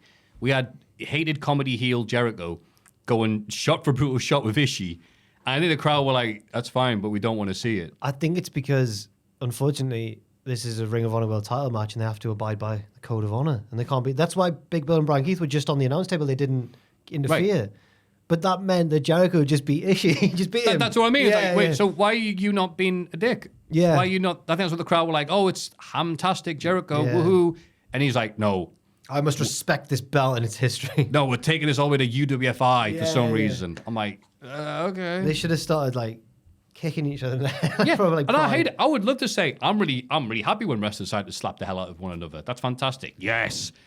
Crowd didn't care. It was the wrong thing to be doing on the wrong show. Why am I so negative about AEW? I'm trying to be positive. I think I enjoyed Full Gear more than you, but I can't defend this match very well because I think it was so jarring compared to the setup segment last week with the slow comedy walk and everything. I thought, this is going to be Jericho having to weasel his way out. Yeah, that's your build to a serious match. And now, no, it's strong style. What? Yeah. And I think it's like, we'll keep on chopping until the crowd get into it. They'll get it eventually. And crowd were like, you could hear the boredom.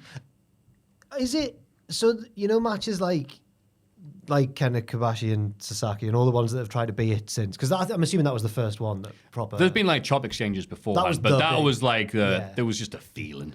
But that was, I believe, an unannounced match on the show. Like, who's his opponent going to be? Oh my god! And I don't know if it was really. I don't think it was an announced match. No, I thought it was like a dome show. No. No, but I think it was the co-main or something like that. It was the co-main behind the last Misawa Kawada match. Oh right. Oh well, I might be wrong then. My point doesn't work then. No. I was going to say, was that not part of it? That's what made it all... No. People would mega hype for it. Like, they made that noise. I mean, I would have. I mean, bloody hell. Mr. Bean noise. Yeah, I know. Well, I look like him, so I might as well sound like him. Don't worry. You don't. I know, don't. I'm amused by it. Renee's backstage with Swerve and Prince Nana. Swerve admits that Lashley hit him harder than anyone has before. Then Max Caster walks past and laughs. Swerve confronts him and they get into an argument. Max points out that Full Gear was in the same building where I beat you for the tag titles. Not when the Acclaim beat Swerve in Our Glory, where I beat you. He's reduced it to just when I beat you. Yeah. Caster says Swerve used to be a house of fire, which was Strickland to snap and beat Max down. Don't you mention my house. Yeah, he hits him with an Randall Keith Orton kick to the head. Mm-hmm. Shades of Carmelo Hayes versus Cody Rhodes backstage. I was going to say, very similar. With like the one clearly below them. Like snapping or like being cheeky to the... You're being cheeky, like. Yeah. Being cheeky to the... And he goes, I'm like... I'll be cheeky when I want to, like. What are you going to do, like this? All out with the kingdom. That's I said that before. What Sam overheard two lads saying, talking about they're going to deal something.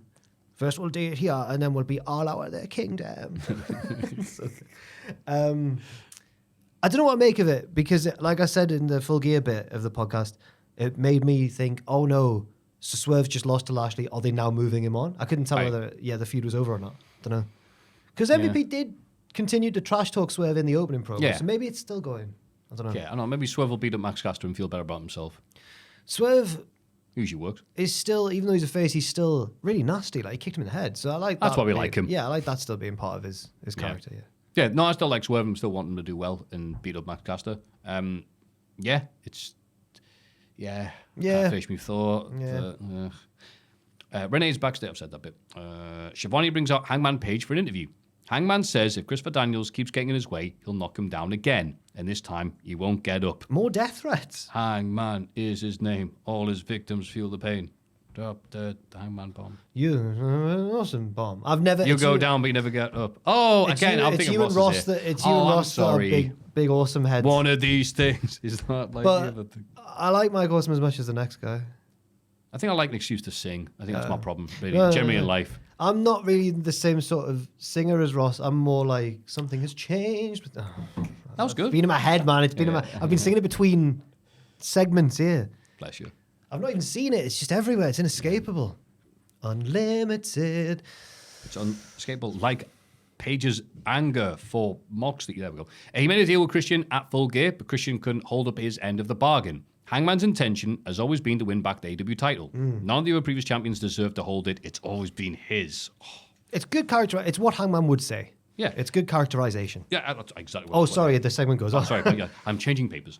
Jay White interrupts, pointing out that he's beaten Hangman twice on pay-per-view recently, so shouldn't he get a title shot instead? True.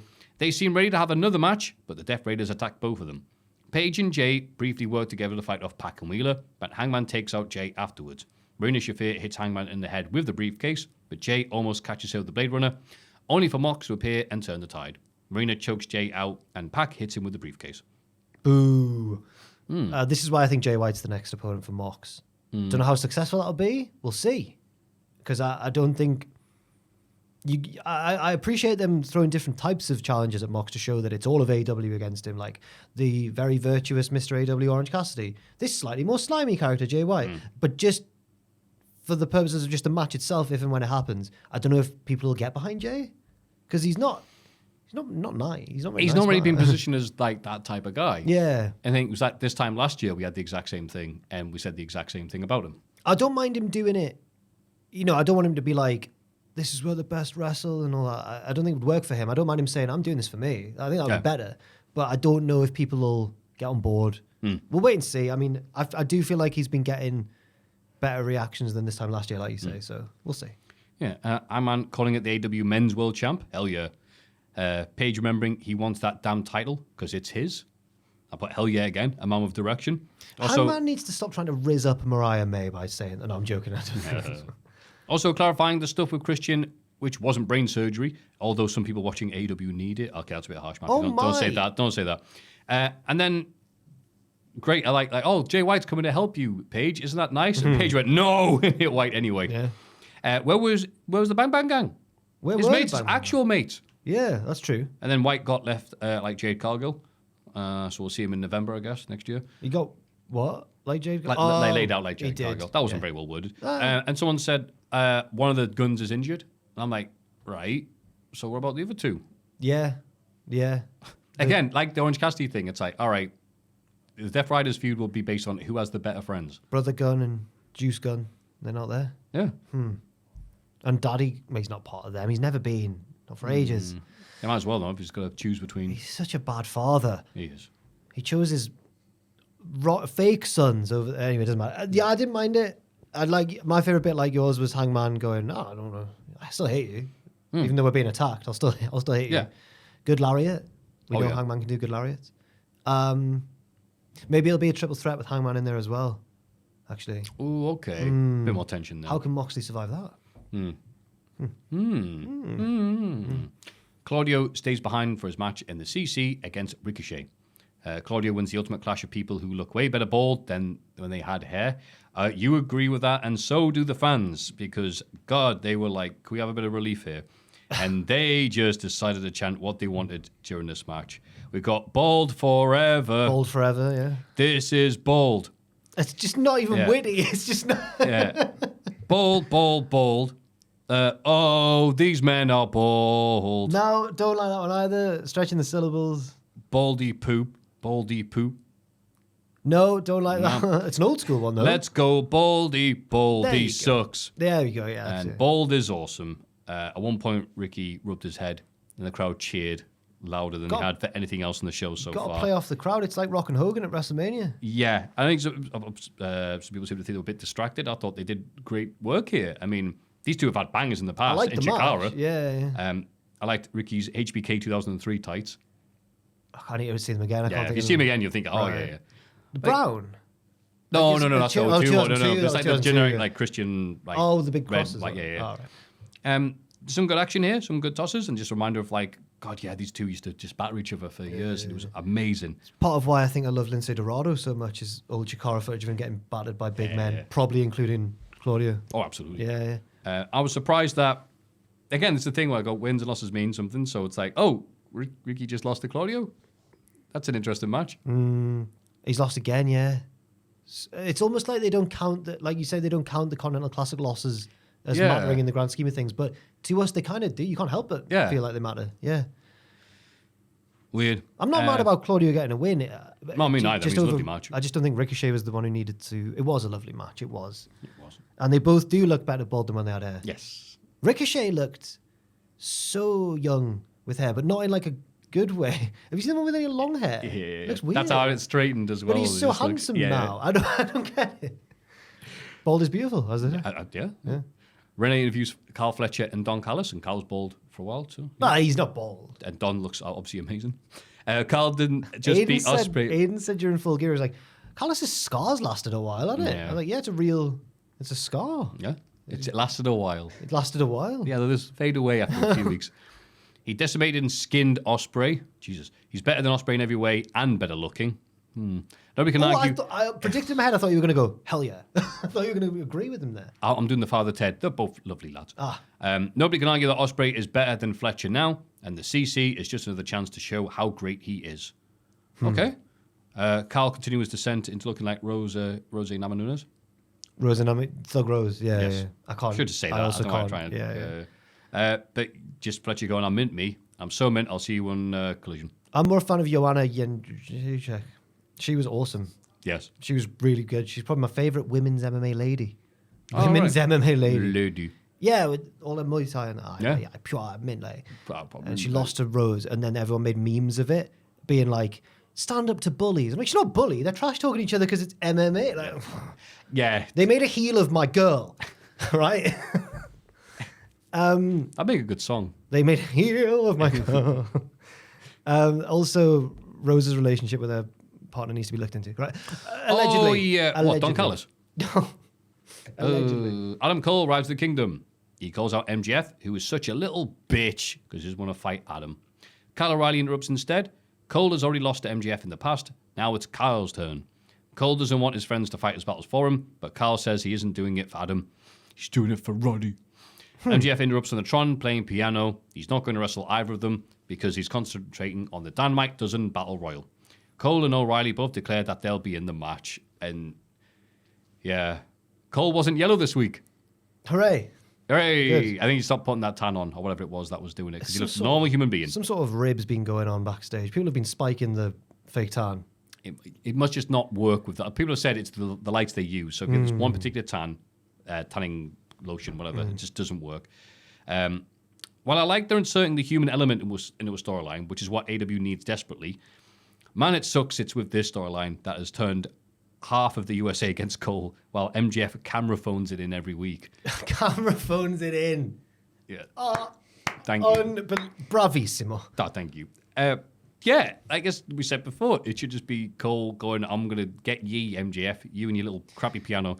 But it's like, okay, I'll jump through your hoops and I'll have this match to prove to O'Reilly I like, but I don't know. It's just, it's too much. When everyone's miscast. Yeah. And I think if MJF hadn't wrestled his match at the weekend, I would have thought that he was like secretly injured or something because you're right, he's camera phoning it in every week. I wouldn't be surprised if all of these segments have been shot in one day. He seems to be in the same house. Yeah. Unless it's his house. It's a rental. Yeah. I assume the piano will come into play next week. He might actually play his own theme. I don't know. Oh, excited. No, I'm not excited. No. Unless he's going to smash every key or get one of those smashed off his head by Cole. Yeah. Yeah. Oh, no, but have more of this storyline thing that is just, again, can only go by what the crowd's saying. I know, which it's is hard to get boredom. excited. Yeah, man. Again, I can't believe they messed up the return of Adam Cole. Which is crazy. I don't get it. These two same men main event at Wembley. Yeah. And the crowd were well into that. Crazy. I know. Jamie Hayter beats Queen Aminata in a qualifying match for the International Women's Cup at Wrestle Dynasty. Hang on. What? What's better than a tournament? Oh, I know. Another tournament with the winner getting a shot at Wrestle Dynasty, which is New Japan, not AEW. So from what I can tell, No, Wrestle Dynasty is a co-promotional event. It's In just Japan? It's in Japan. Is it going to be aired over here? On Fight? I don't on know. Triller, sorry? Maybe. Don't know. Yeah, so it's a New Japan thing. No, it's not. It's a co-promotional thing. It's like Forbidden Door. So it might be on... okay. It's the day after Wrestle Kingdom, which does make it feel more New Japan-y, I will say. But it's not just AEW New Japan. Wait for it. There's other promotions involved. That's right. There's... Ring of Honor. Yeah. The Don't laugh nerve of at them. that. The nerve of them to say that's another promotion. Stardom. Okay. Again, very closely affiliated with New Japan. Mm-hmm. And CMLL. Okay, well, that Take counts. the pinfall. No, I'm joking. And the winner, I believe, wins this cup. And also, I think, gets a title shot in their respective promotion that they're from. I don't mind it. It's just happening in the middle of the Another tournament. Yeah. And I'm aggrieved because Aminata should be in the Ring of Honor bracket if there is one, because she's not really an AEW wrestler, and she lost. And I really like her. She's my special favorite woman. I know that was horrible. I heard them come out of my mouth, the words. She would batter me as well. Have you seen her? She's intense. Oh, yeah. See, the thing with you, Jack, is that you say these things and you mean them, and that's why you. No. Let's go. No, there's not sincerity. You meant to say something nice there. I meant to You came out say like she's that. awesome, and I'm a big fan. Yeah, exactly. Why That's didn't I- people why didn't I just understand say that. People understand that. What's wrong with me? Nice match here, even with Hayter getting knocked a bit loopy from the big kick on to the outside. Yeah. So when they went 1, 2, oh look, she kicked out. The crowd went, no, she didn't. It's like, shut up. And she had a big old mark there. Yeah. But yeah, Queen Aminata. Damn it, Ross, you love the Star Wars references that we do every time. Yeah, just nice match. Yeah. That's all I have to say for it. Me too. I'm just sad the bracket was this shook out this way, because I would have liked to have seen Aminata get more of a push as well. Yeah. But Jamie was always going to win. Oh, and that's course. fair. Yeah. I'm just, yeah. Whoa. The lights go down after the match, but nobody comes out, and it's supposed to happen because it happens routinely on an AEW for no reason. But this is probably a Julia Hart mind game thing. Oh my. We hope. Renee has a sit-down interview with Mina Shirakawa. Mina now understands the real Mariah May, but she can't wait to introduce her to the real Mina. Mariah attacks from behind with a ball and whips Mina with the title belt. A match is made official in 2 weeks' time, for winter is coming. Yes. Fair enough. Yep, this did what it needed to do. Nothing to report. Yeah. It's Ron Seal. We haven't said that this week. We haven't. Renee didn't do anything to help, but that's all right. It's not her job. Yeah. I just want hazard pay, she did it. And the main event is a CC match between Darby Allin and Brody King. Oh, okay, well, that's nice, because, well, of all the people that we have this match, we're going to have Darby wrestling Brody. Darby just vanquished Brody a few weeks ago. That was nice. Remember, they made a point of saying, well, Darby's never beaten Brody one-on-one. So he's done that. So they've done Darby versus Brody again, and Brody's beaten him, which kind of just takes that thing there. I've got mixed feelings. Oh, sorry, I'll let you say the angle after the match as well. He starts to leave, but Claudio comes out to attack Darby, only for Brody to stand in his way. And that's the end of the show. And that's the end of the show. I was expecting an overrun, but apparently there was college basketball on or something. Or football or something. Some sort of college sport. Something involving kids. Yeah. Did he bring back the Continental Classic just so they can have Darby lose on TV more? Right. I've wondered here cynically. So I've got mixed feelings, because it's one of those matches where I don't tire quickly of the matchup because they work so well together, just in ring, and out of the ring and jumping all around. Really like that. I like when Brody gets singles wins because I feel like he deserves them more than he does. But my drawback is, and it's quite a big drawback, this is your Sting. That's what people are saying. Exactly. This is Sting. Don't have Sting lose to Rick Steiner. I don't know. Yeah. I don't know. So the third man of a group. Barry Windham of the West Texas Rednecks. I know it's a man he's feuded with in the past and he's got his number most of the time and all that, but maybe just don't have Darby lose if he's going to be your man. Or if you're going to have it, again, clean losses. It's so weird right now with AEW. I want to be positive. There's lots of really good wrestlers and talent on the show. It's just the company. It's the booking. It's the putting together. It's the agents. And the road agents, yeah. Yeah. Like, I would gladly cheer for Darby if he won matches. Which is... Not just drive his car badly. Which is mad because... Like he's a tech YouTuber that forgot to take that one bit of the video where he's doing 95 and a 30. Did he get in trouble? He did when people pointed out, and he tried cutting out the video, the bit from the video saying, it was unnecessary. It was like, we all saw you speed on, mate. I don't get it because there's people backstage who are like industry veterans and people who should know this. Maybe they've just got the wrong ones. Yeah. They're all in WWE. I don't know. I don't get it. No. But I want to enjoy EW. The talent, Not hate watching, honest. The talent of the roster is undeniable. Like you say, like we could go back in a few years and watch some of those matches individually from Full Gear and be like, wow. But it's the structure of the shows and the booking of the storyline sometimes. There's bits that I'm enjoying, but it's not consistent. No. I don't think people are anywhere near protected as they need to be. I wish there was a promotion doing the sweet spot, because sometimes WWE is too slow and too sterile and too branded and too many adverts. But when they get it right, it's really good. Yep. The action in AEW is really good when it's really good, but the stories are messy sometimes. Yeah. And I need a sweet spot. MLW. Okay, then I'll check it out. It's been ages since I've seen it, so I've no idea who's on the show. No, he's in TNA now. Yeah, that's right. No, not Dario Jacob. Quinto. Oh, from Dario Lucha Underground. Is he? Yep. Playing Dario Cueto? I believe he's playing that. Everyone tells me to. I still haven't done it yet. He needs to get bloody Matanza in, doesn't he? That's it. Or is he scared of him, or did he kill him? I can't remember. Oh, I'm not it that all far ended into it. weird. I've just finished a rewatch of Lucha Underground Series 1. I've gone, my God, what a great show. What a time to be alive. It can only go up from here. Oh, I know, right? Yeah. That's it. Just be like, so Lucha Underground this week. Just do the results like it happened. Do them really like deadpan as well, as if it's like an NWA show. Yeah, and Matanza 8B boy. Yeah. That's nice. We'll be seeing much from him. Oh, what a time that Good was. booking. I bet B-Boy was delicious. Anyway, that was the week in wrestling. Is what's he called? Is Drago a dragon, or is he not a dragon? Oh, I mean, I can report, by the way, exclusively he's not, because he once asked me for my phone charger. So a real dragon wouldn't have done that. He wouldn't have had a phone. It ruined the magic for me slightly. It was the Mexican leg of the Pro Wrestling World Cup. Week in Wrestling! Let's have a rummage in our mailbags. Mailbag time. Good evening. Good evening. That's right. Hiya, guys. I'm a long-time viewer since back at the old place. The old place. It must mean the other studio upstairs. Yeah. I love all your content, especially the podcast. My question is, who do you think will be the first AEW male wrestler to earn the Triple Crown? That's the AEW title, TNT title, AEW tag title. Yes, I know there are other mid-card belts, but I wanted the original one. Also, who will be the first female wrestler to hold the AEW Women's and TBS Championship? Once again, thanks for all you do. Taylor, from the home of one AEW superstar I'd like to disappear and one I'd like to come back, Winnipeg. Thank you, Taylor, from Winnipeg. Idiot. I'm from Winnipeg, you idiot.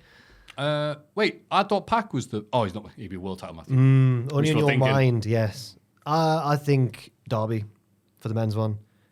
If he is the Sting, if he does beat Moxley in the end. Because he's already been TNT champion, and I didn't realize that he won the tag belt with Sting. Of course he does, because he beat the Bucks, right? They won in the last match and everything, yeah. God, I forgot about that. Well done. I think they won it from Starks and Big Bill. And then, retain them against... So I think it'll be Darby, but if we're not counting him... I don't know if they're likely to put the TNT belt on someone who's already been world champion. Like, I was going to say Swerve, but I can't see them. It feels below him. Yeah. So it has to be someone coming up. Yeah, I was thinking Hangman, but same thing, innit? Yeah. Fletcher? I don't know. Is he going to... Garcia? You've nailed Alan, and I'm like, there's nobody else I can think that could really do it. Other than Swerve winning the team title, but I was like, why? Cody Rhodes? That would be a story and a half. And for women, okay. Mercedes? Yeah, I thought. Oh, fair. Thank you, John. We agree on, I say Chris Statlander, because she's been. Yeah, that's a good shout as well. And that's all I've got there. Willow? Oh, Willow, yeah. Willow. What are the... Every time I think of that. I don't know. I think it's an intriguing question. I'll go Mercedes. I guess it's not going to be Ricky Starks. No. Well, what a twist that would be, yeah? Again, good evening. Good evening. Long-time watcher of the channel. About 4 years ago during lockdown, I started to get my little brother into wrestling after years of trying. We watched Money in the Bank 2020. Oh, God. Inspired by you guys, who decided to do predictions, and no one would have thought he stood a chance. He picked Otis. Absolute shocker, and took home the gold. Fast forward 4 years, I have my own flat. We watch every pay-per-view together from both companies. His favourites are still Otis, Orange Cassidy, and Ray. Randomly, we are playing 2K. He decided to tell me Dave Mastiff works at his school. It took me back instantly to WCPW and the British Indies. So my question, has someone you introduced to wrestling told you something you'd never expected when you first introduced them? Sorry for the long-winded email. Thank you for all you do and daily entertainment. Up the Swans. Former English football professional Nathan Fraser, a.k.a. Dan from... Oh, that's good. Yes. That's good. Well done, Dan from Dudley. Thank you, Dan from Dudley. I resisted doing a West Midlands accent when I said Dudley. Yeah. Dud. No. Oh, well done. And he did it out of instinct. I've not got one who I introduced to wrestling, but I've got one of my mates at school who then, just when you go off to uni and stuff and you just kind of fall out of contact and everything. Didn't see him for years.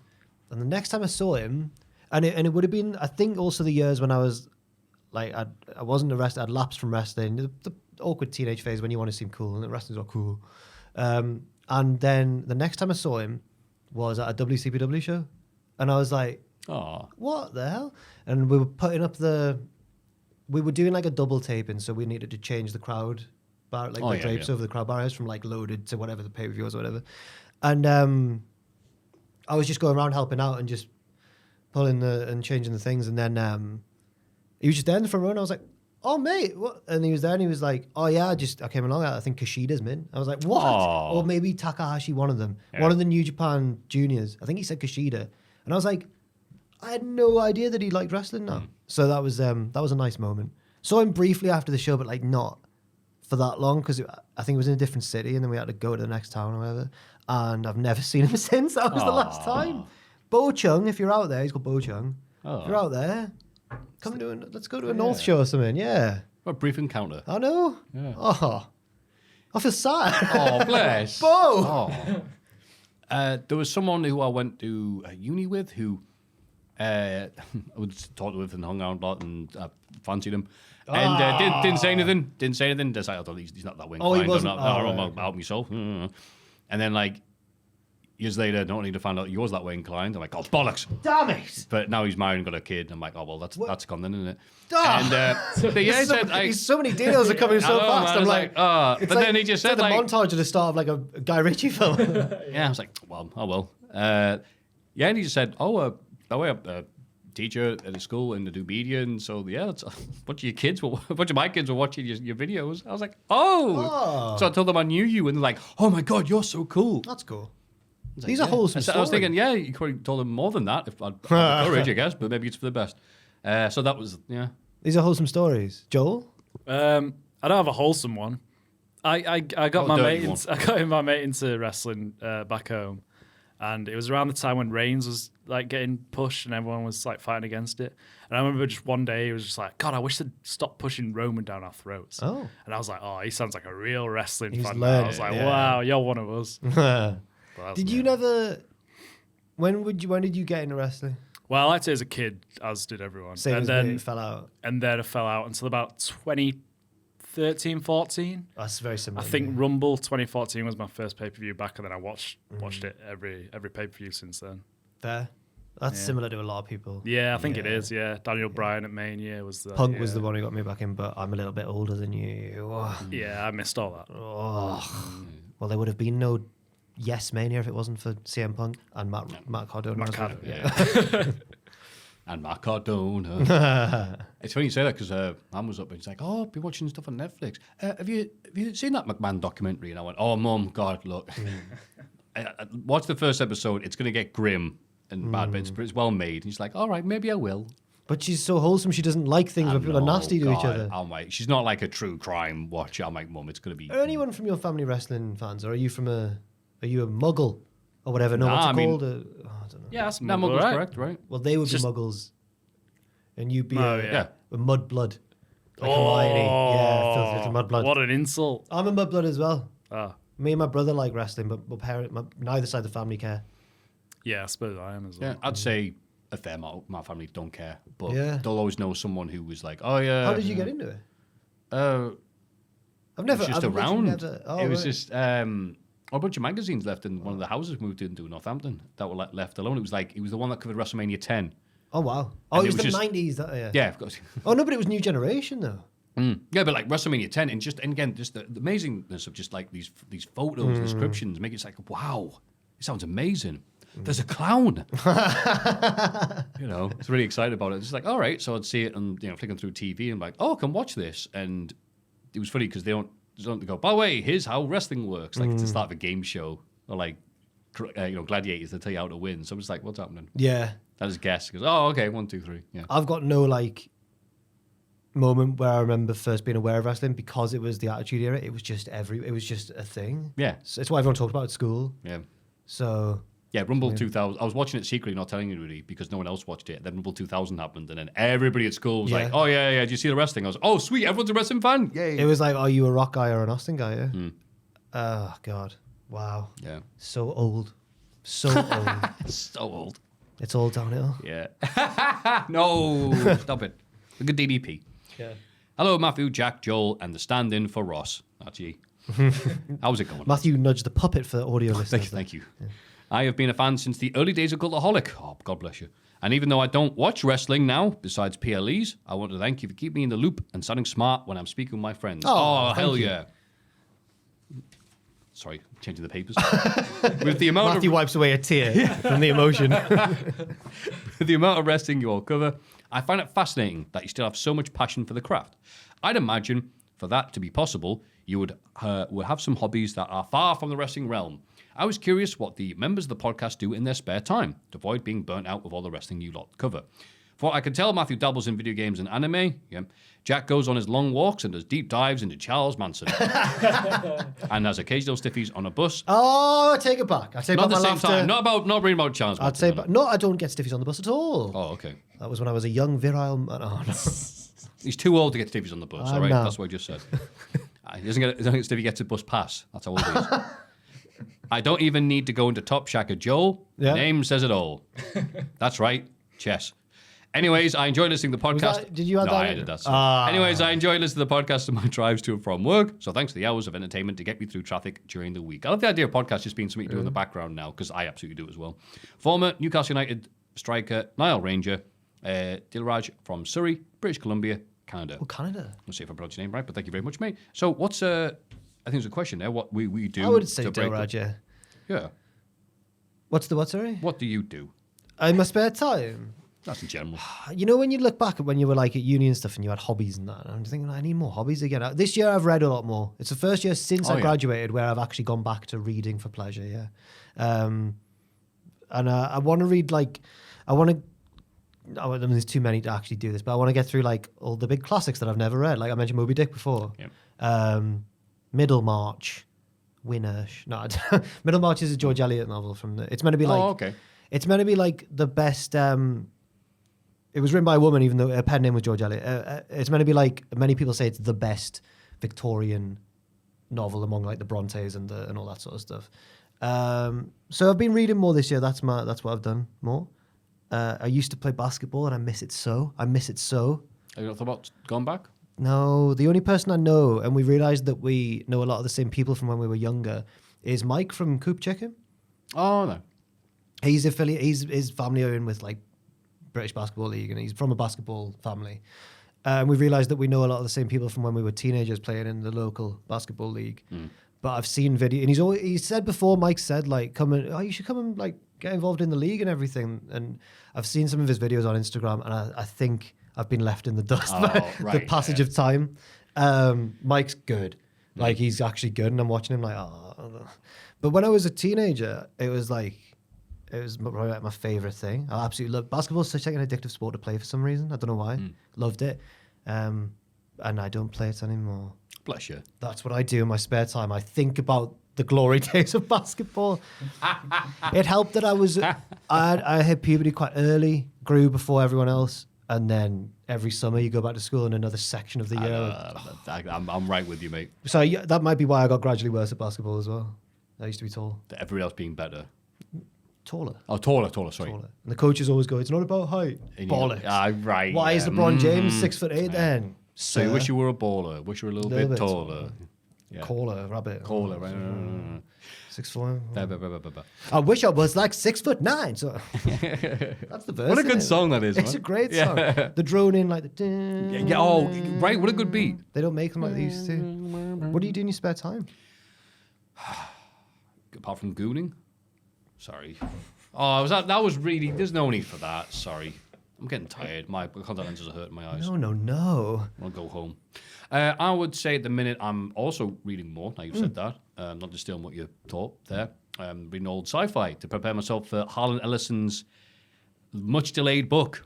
Only 40 years past its release date. It's part of a series. Yeah, the At Last Dangerous Vision. Oh, sorry, or Lastly Dangerous. I've got it yet. What's like the name of the film? What's like the big one? Oh, Harlan Ellison's big thing was he would write other stuff and get annoyed to be shoehorned into the sci-fi category, but his main stuff would be sci-fi stuff. So he'd I Have No Mouth and I Must Scream. Oh, right, okay. Yeah. I've heard of that. So quite nightmarish. Oh, God, what's this? The Dangerous Visions thing was basically he went to, because obviously back in the day, if you were getting a sci-fi thing published, you go to one of the anthology magazines and whatever, it'd be a big deal, people read it. And he said, hey, fellow authors, have you guys got stories that have been rejected for being too out there? How about we put them all together in one big book? Oh, that's a cool idea. And some of it, I read like the first volume, and some of it's like, oh, wow. Oh my, this would have been rather shocking in the 70s. But someone's just like, oh, that's well written. Oh, fair. God, that's grim. He's not the guy, I think I mistook him with someone else. He's not the guy who like invented cyberpunk, is he? That's a different author. No, that's William Gibson. He wrote like Do I Always Dream of... No, is that That's Philip K. Dick. Oh, God, There's a whole bunch of them. Right. Fair. But like, yeah, Harlan Ellison did that, and he's basically also the Jim Cornette of sci-fi, because he's a grouchy old man who would rant and rave, make up stories. Fair play. And stuff like that. And so he's a very entertaining person. So him. Trying to get into Warhammer, but not full-blown Warhammer. Kill Team, which is the cheaper, quicker version of Warhammer for people living busy lives. Okay. What's your army? Who are you? Just the Kill Team at the minute, because you get Kill like Team. the beginners Kill Team. Oh, So space. them. Are they Space Marines? There are a bunch of them. Oh, right. Oh. It's like, it's like 30 dozen, I guess. Okay. But just like 6 of them. Fair 30 enough. half dozen. So there's that, yoga, getting into cooking more. Me too. As I realise, if I'm left to my own Hello devices... Fresh has been... Right. Yeah. If I'm left to my own devices, I'll just eat, a bunch of rice cakes and go, that's it. So I need to look at, like, just actually go, ooh, I like the art of cooking and doing batch cooking, because I don't want to be doing it every bloody day. Yeah. But if I do a big cook, be doing spag bowls, be doing these soups I've been talking about relentlessly. I've always been jealous of people who find real pleasure in cooking and like are really good at it and everything. And I've always thought I'm just not one of those people. But when you start doing it, you realize, oh no, you've actually got it. It's a process. You've got to actually do it, and then you enjoy it more because you make better stuff. And even It's like being a sim. You know what? Yeah. Anything's like being a sim. And also because I want to go like, hey, you want to come back to mine? Why? What's there? And you're like, don't say wrestling posters. Don't say wrestling posters. I can make you a nice meal. Oh, hell yeah. Fair, yeah. That's what I hope. And what about you, Joe? Anything you'd like to share that can be put in the podcast? Love shagging, yeah. We need Ross here to keep command of this podcast. You don't want Ross to be the person to go, no, guys, steady. Films, music, games, pool, football, cooking. I love cooking. Oh, what do you like cooking? I made a banging lasagna the other day. Sweet. Like an all-day kind of thing, real low and slow. Oh, nice. Like, do you have a slow cooker or just put it in the No, just in the pan. Yeah, okay. And then in the oven. Are you good? See, these are conversations I can hang out with. I hear people talk about food, I'm like, what? Yeah, I really like cooking. I've been making soups as well recently. Nice. You got any favourites?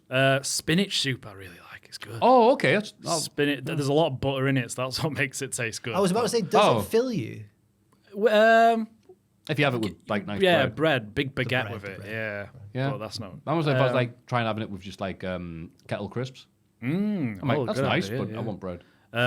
Also, like, just, like, putting loads of veg on a tray and then sticking that in the oven, roasting it for ages, and then putting it in a blender, and then... Just like okay. Carrots and onions and like squash. I was with you until the right. blender got involved, and then I got a bit confused. I'll tell you make the soup. You're like, Oh, You gotta blend it up. we're still talking about soup. I thought you were just talking about another thing. No, sorry. I was like, what's this? Right, that makes way more sense. And then a bit of milking. Oh yeah, lovely. I'll shag you, then I'll drink a carrot in front of you. Excuse me. And go into the pub. The big bloody pub. Come on. Good luck. Who doesn't love that? Stay Gold tomorrow night. Don't know whether I'm going or not. But Don't I might love go that. there. God, I haven't been a bloody stay golden ages. I've honestly, I tend to avoid, like, I don't go to Rise that much anyway anymore, but I tend to avoid those sort of places for the first term of the student year. Oh, God, yeah, it Because you is. go in and it's just full of children. Yeah.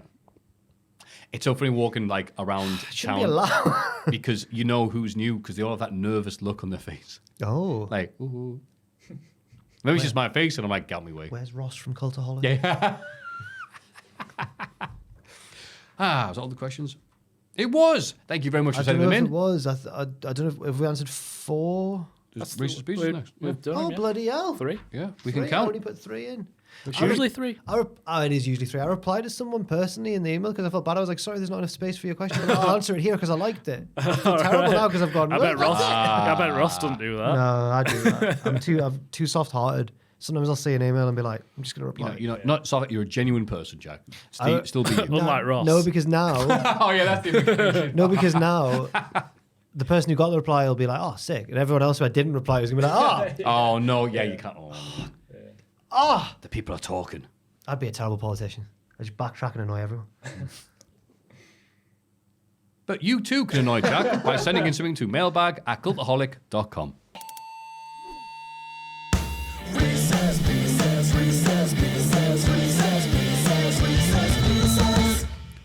Reese's Pieces. Yeah. Again, good evening. Good evening. I feel like I'm doing the news. I know. As I write this, 9:42 a.m. Oh, bless you. Last week's mailbag on COVID quotes even got me reminiscing about the first time I made it onto the podcast in Reese's Pieces, asking a series of who would win a fight questions and thought it would be time for a sequel. The rules are fight to knockout / forfeit / death, whichever feels appropriate or good for WarGames then. No weapons unless stated, and each participant is actively trying to win. It was very annoying to hear the sentence, Daniel Bryan would let the Beavers win last time. That just sounds good. He probably would have let the Beavers Yeah, win. he would. Hope it's good for a laugh. Thank you very much, mate. John Moxley's Death Riders versus the Monstars from Space Jam. Big version. Oh, I was about to say. Big version. There. When, yeah. Hit 'em high, hit 'em high, hit 'em high. It's got to be the Hit 'em Monstars, all, I'm hit 'em afraid. Have you I seen mean, the size of those lads? well, Michael Jordan's like 6'7", is and that they're what, towering is that what over school him. was like for you then? Yeah. Well, no, the Monstars have. I'm the mouse. I love that. Yeah, the Monstars have a 0% win rating right now. The Moxley Death Riders aren't losing. They were until they were playing against Until Omega's all right. Michael Jordan, the best basketball player, Yeah. apart from LeBron James. Stop it. As the last dance proved, that Michael Jordan is just one member of the team, But he's a and they competitive. can't beat a better team if Michael Jordan doesn't work as a team. He's a competitive freak. You've like- seen the way you should not know he gets when the security guard beats him at the coin game. I know, it's so great. Yeah, I took that personal. Yeah, He's doing that thing, man. Yeah. Yeah. No, I'm Moxley. Moxley would beat Michael Jordan. Is I think what I'm saying here. I'm Monstars, and I should mention. Oh, Joel, you need to be the. Yeah. Monsters. Come on. Hit 'em hard. I also- They're massive. They are Yeah, huge. more, Apart yeah, from the more. one who's the short one, who is still bigger He's than still all big, of the yeah. Toon Squad. The Toon Squad, yeah. I should have mentioned there was a lot of Reese's Pieces. I've left them in the inbox. Is that your phone on? Is that your phone? Was my shoe doing that? I don't know. I don't know. I'm freaking out. Sorry. I'm Stop. on silent, I think. Yeah, I am. I think that. I should have mentioned there was a lot of Reese's Pieces that I've left undeleted in the inbox for Ross to add to the vault when he gets back. So if your Reese's Pieces, don't worry, it might be read out 2 to 4 years from now. Yeah. Ricochet versus 450 crabs. That is a lot of crabs, but I'm going to go for. He has got good cardio. It's a war of attrition. How do you beat a crab? Would they swarm him though? That's terrifying. But they couldn't do it because Is he'd that always how be you- jumping off the top rope. And crabs can't get on the top rope. The crabs are They dead. move sideways only. Yeah. Can you go sideways up a rope? 450 though. I can't decide here. I think that might be too many crabs. I think the What crabs if one would of them take gets it. his eyes? many He's done. Exactly, yeah. I'm going the crabs. I think the only win if the crabs start chanting that he's bald and putting him off. If the crabs can't get the singing together, Okay. then Ricochet. Fair. Yeah, crabs, I'm Crabs. saying. Yeah, crabs. Sweet.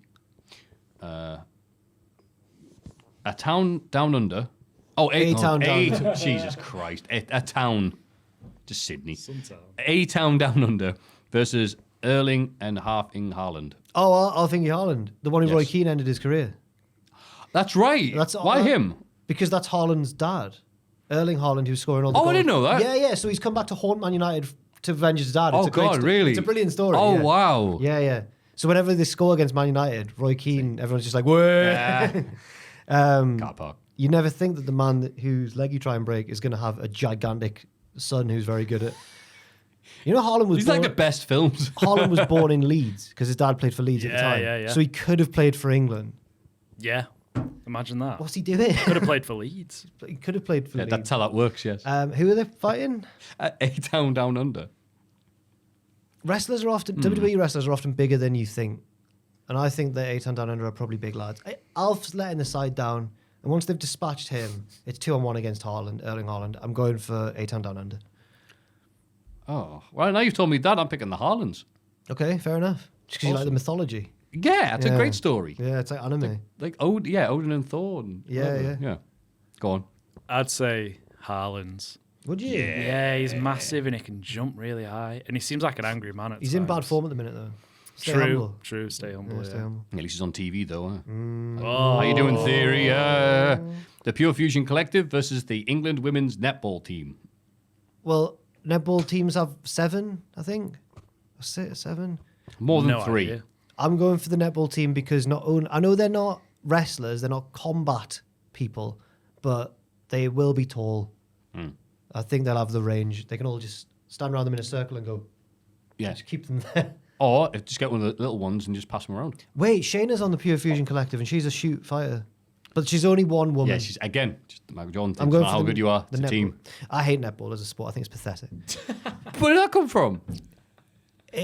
You've got to let me shoot. What? Because basketball makes so much more sense. Oh, I guess, yeah. You But play. you see when they get in a position to have a shot in netball, the other one's got to stand away and go, oh no. Oh, she scored again.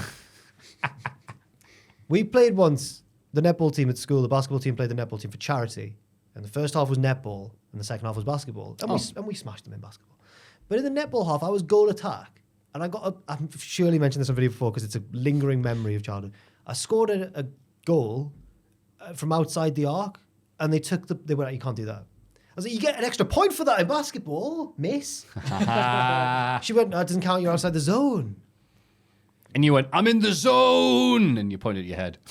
It was the coolest I've ever felt. All the lasses were like, whoa, Jack's pure, I'm into basketball. But I never got with any of them. Right, sorry. I'm picking the netball team, but would I like the Pure Fusion Collective more if their name was the England Women's Netball Team? Yes, yeah, I would, yeah. That's their name. Then It they're sounds trying like to trademark it. It gets a bit awkward. Sounds like a band that Joel would listen to.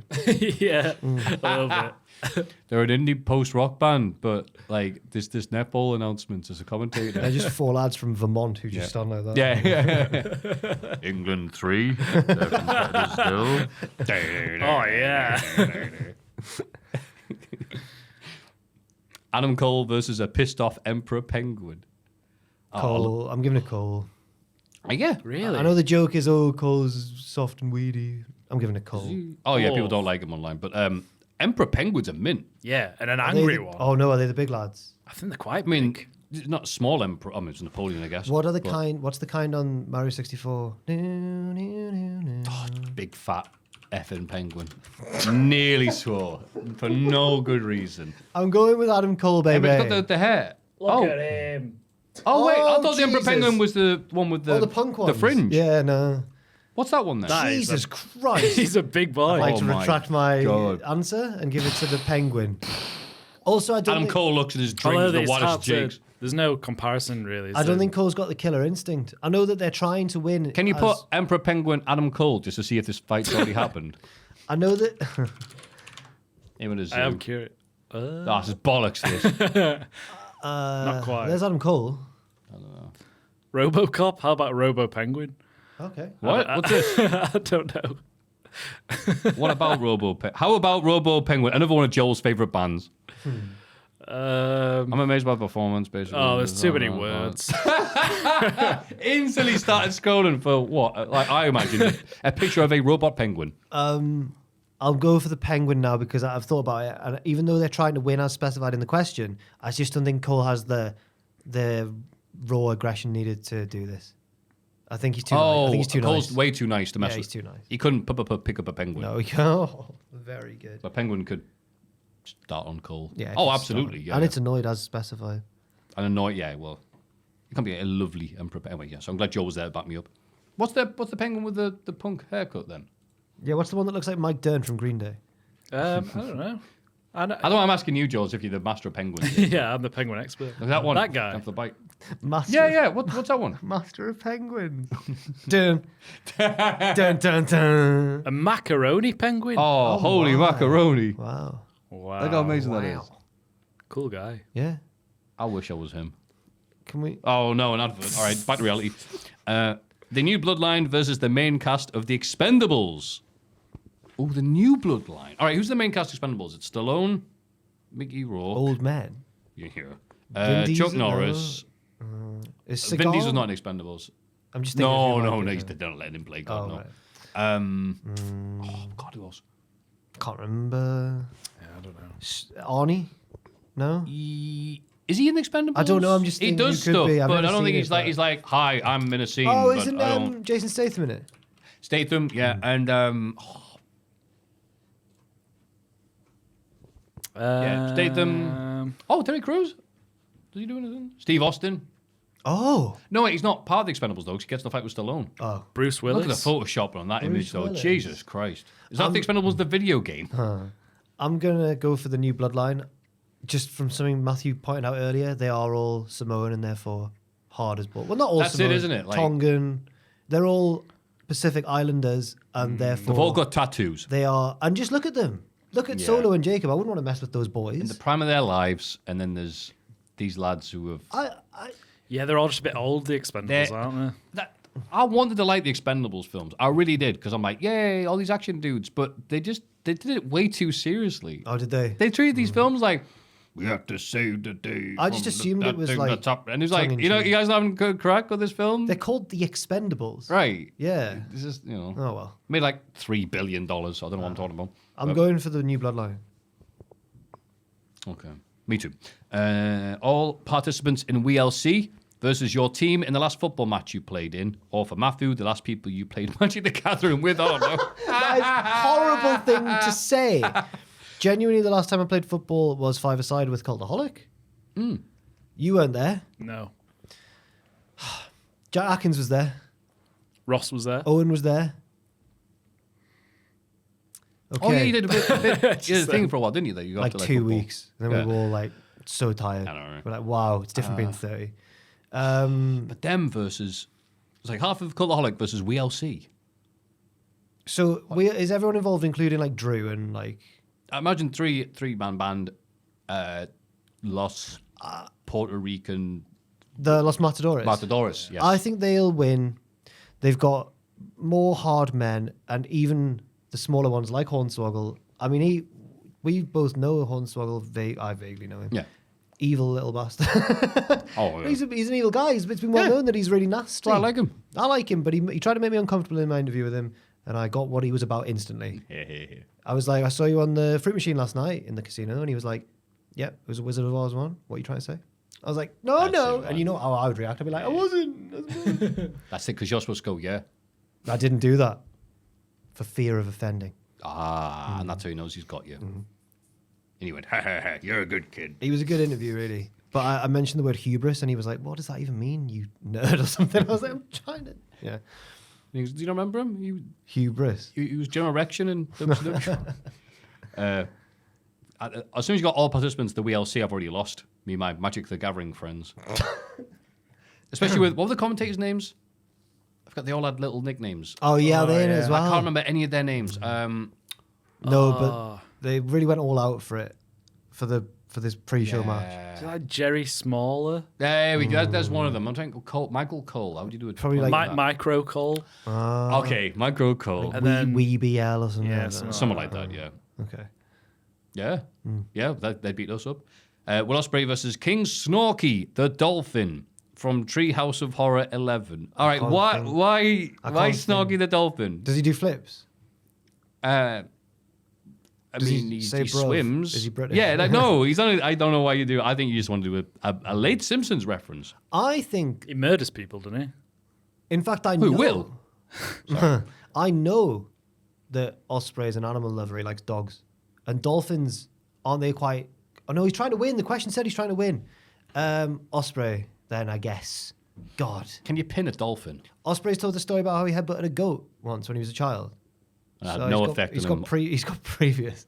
So I'll go with now that I know Ospreay. he's headbutting a goat, I think King Snorky's days are numbered. Yeah, King Snorky. Will that make Will Ospreay king of the Dolphins? I can't remember the episode, so I don't know if he's dangerous. Yeah, take it's over the whole, town. Yeah, the whole thing is the Dolphins take over the world. Well, then I'll go for the Dolphin instead of Osprey then. Yeah, it's the If I'd known this, then... But it's just one dolphin. Yeah, but he's evil, and dolphins are so intelligent, everyone says. Yeah, apparently. Do I reckon a dolphin Can't can see help? any here. I know, right? People not taking over our world. They're all in the ocean. Where they belong. No, We're losing numbers now from the dolphin. they're meant to be nice, aren't they? viewership. They're meant to be nice lads. Horny as well, they're the only other animal that... Oh, yeah, it Does has it for like pleasure. pleasure? Yeah. Yeah. Yes. Wow. Yeah. Do I reckon a dolphin can outsmart Will Ospreay? The answer is yes. The McMahon family. Vince, Linda, Shane, and Steph. God, where's this going? Versus the main four from Wizard of Oz plus Toto. What, the band? Jesus Christ. I'm going to go for the Wizard of Oz. They've got a lion. That's right. A cowardly lion, though. Damn it, famously. Oh, is this after the... Yeah, is it the end of the film? Yeah. Where they got all the brains and the heart? Because Vince hasn't got either of those. Vince would be the only one actually really a danger. Vince had punched Toto. No. I still think the cast of the Wizard of Oz will win because they've got heart and they're not as evil. Yeah, that's it. And Dorothy's not going to... Well, she's magic, isn't she? No, she's not. She's just from Kansas. Dorothy tries to I'm avoid. just Dorothy She's from upset Kansas. that she kills the witch. She's a killer. I'm really sorry. She's a killer. I didn't mean to. I'm just Dorothy from Kansas. Yeah. Yeah. Gosh, you're looking swell. I'll go for the Wizard of Oz. Oh. Yeah, they're very nimble. They dance a lot and that. They do. You know, yeah, we're off to see the wonderful Wizard of Oz versus No Chance, no chance in hell. Yeah. You think Linda... We're spending a long time on each. You think Linda at WrestleMania X7, she'd be like, oil can. To get it to stand up. That's what happened. Oh man. Finally, Fatal Attraction versus all of Cultaholic's significant others. Ooh, okay. Oh my. Oh, I know your lass. I'm already picking you. You cannot say that. Absolutely no I've way got would to- I pick anybody. What do you mean? I've got to defend her honour now, Matthew. I'm saying she'd win the fight. She'd probably beat me in a Oh, fight, she'd yeah, defend yeah. your honour. Like, yeah, absolutely, yeah. She's Newcastle lass. She's from. I would ask her to defend my honour. She's from Heaton, you know. Even if I wasn't around, I'd be like, hey, you free? Yeah, don't mess with her. Lovely person, by the way. Oh, thank you for In case people clarifying that think then, I'm insulting them. Sorry, is it offensive if you say, oh yeah, she's a good defender? No, she'd be able to stand up for herself. Yeah. I wouldn't fear for her in a scrap. Let's say that. Why am I pretending? Are you putting on a voice so if she hears this, goes, no, that was Matthew putting on a voice. No, I think she'd appreciate me saying that. She'd be like, yeah, damn right. Yeah, I think so. I mean, it's a compliment. She got the Kavorka of a hard lady. Yeah, I'm thinking of other people's. Who are they against Fatal Influence? Yeah, I feel like Attraction. Fatal Attraction, the film. Oh yeah, they put Fatal Attraction there. Do they mean Fatal It's Influence? such a crap name. I keep on forgetting. I think Like it this means Fatal person, or maybe this person's trying to be funny. I don't know. Well, there's only 3 of them, but I reckon Fallon probably is shoot hard. Maybe it's the mix of Fatal Influence and Toxic Attraction. Oh, could be. Or it's the mix of that and the film. So it's Michael Douglas, Yeah. a bunny boiler. I don't know if many. Who else is in that film? I don't know if many of everyone else's partners like really. Like Owen's girlfriend bakes for a hobby. Like I don't know if she's going to bring the thunder. They're not fighters. I know. The lovers. Right. So Tricky my one. girlfriend and Fallon would have a big face off. They'd be the main, and then yeah. it's who wins that, and all the skirmishes are going on. Yeah, we're in the background running away. I'll have to go for the Cultaholic significant others. Absolutely. Okay. Absolutely. Yes. There you go. It's the right answer. Joe had a Yes. brief panic. Yeah, God, what a weird, lovely question there. Much love to all James Gymnastics from... Yeah, thanks. Thank you, Mr. Nasty. Gymnastics. From where? Shut up. From nowhere. I thought it was going to be Middlesbrough. from like Pommel Horsevania. Right, Middlesbrough. She's from Middlesbrough. Can you give the Sunderland? Hey, Shay's not a Geordie. Yeah. People aren't going to get that who don't understand the differences in the local accents. Mailbag at cultaholic.com. It's Cultaholics. Big question. What a lovely podcast. Oh, yeah.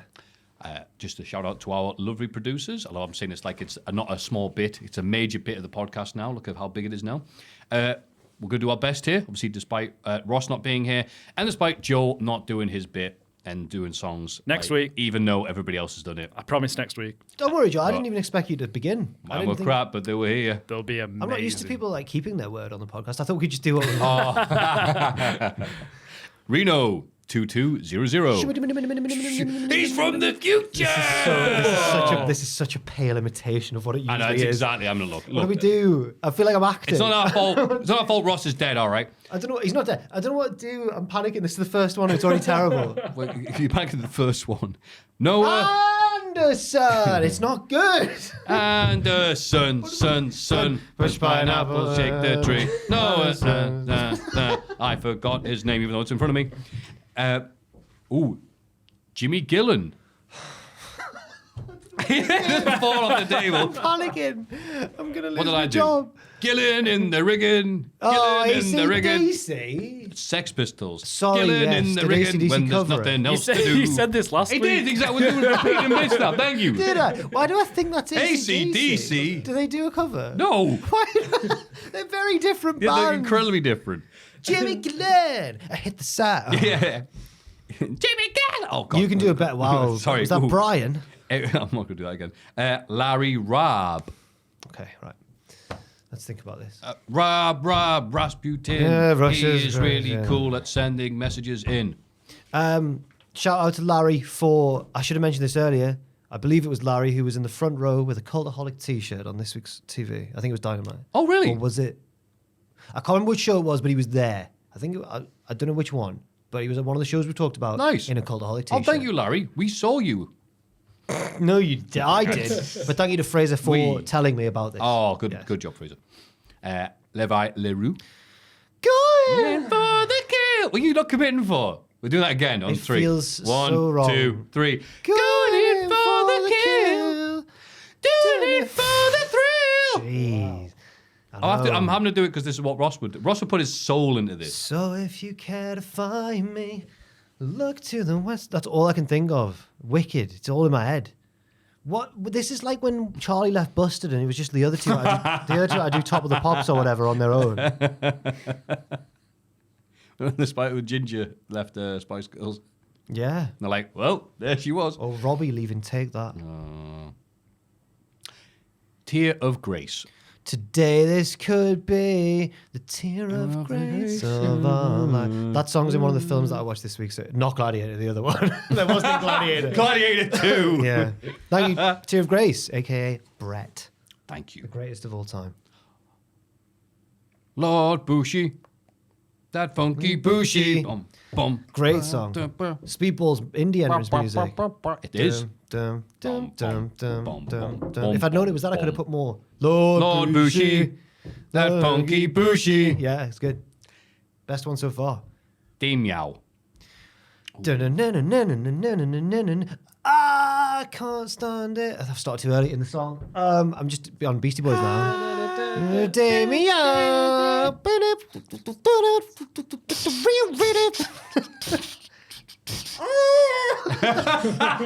How does he do that? How does he do that scream?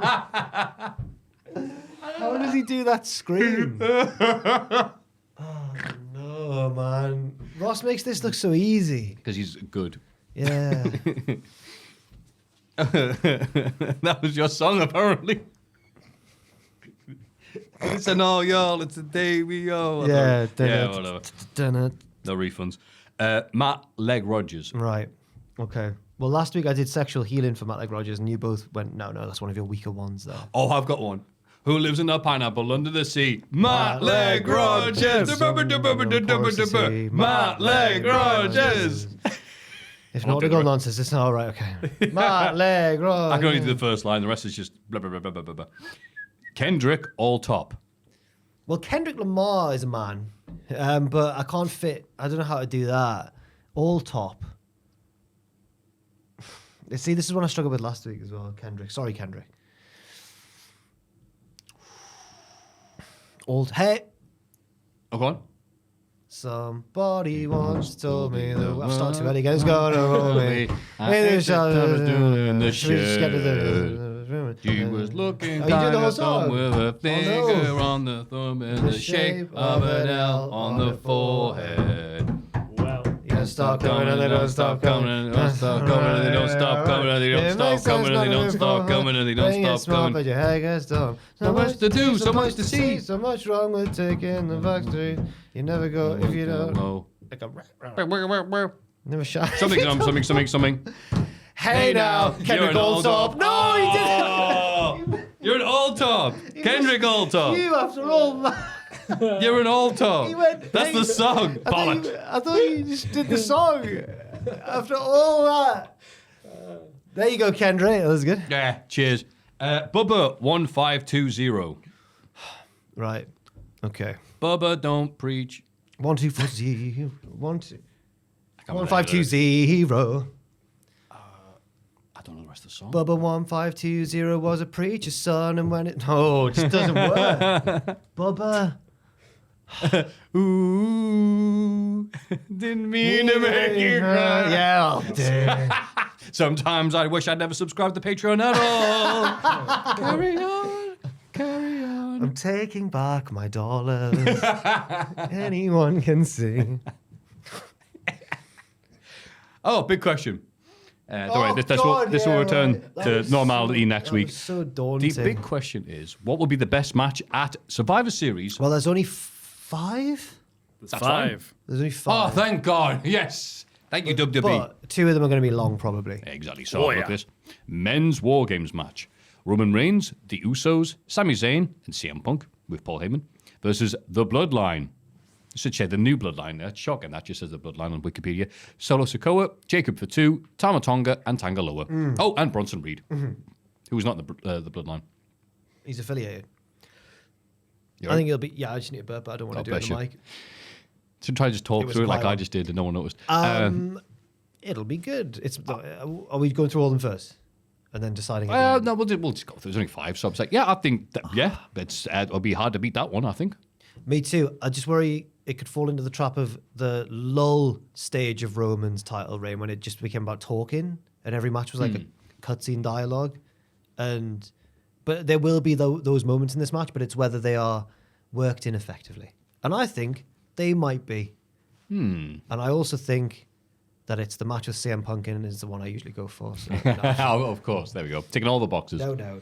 Gunther versus Damian Priest for the World Heavyweight Championship. Based on their previous one at SummerSlam, which was good, I think it'll be good.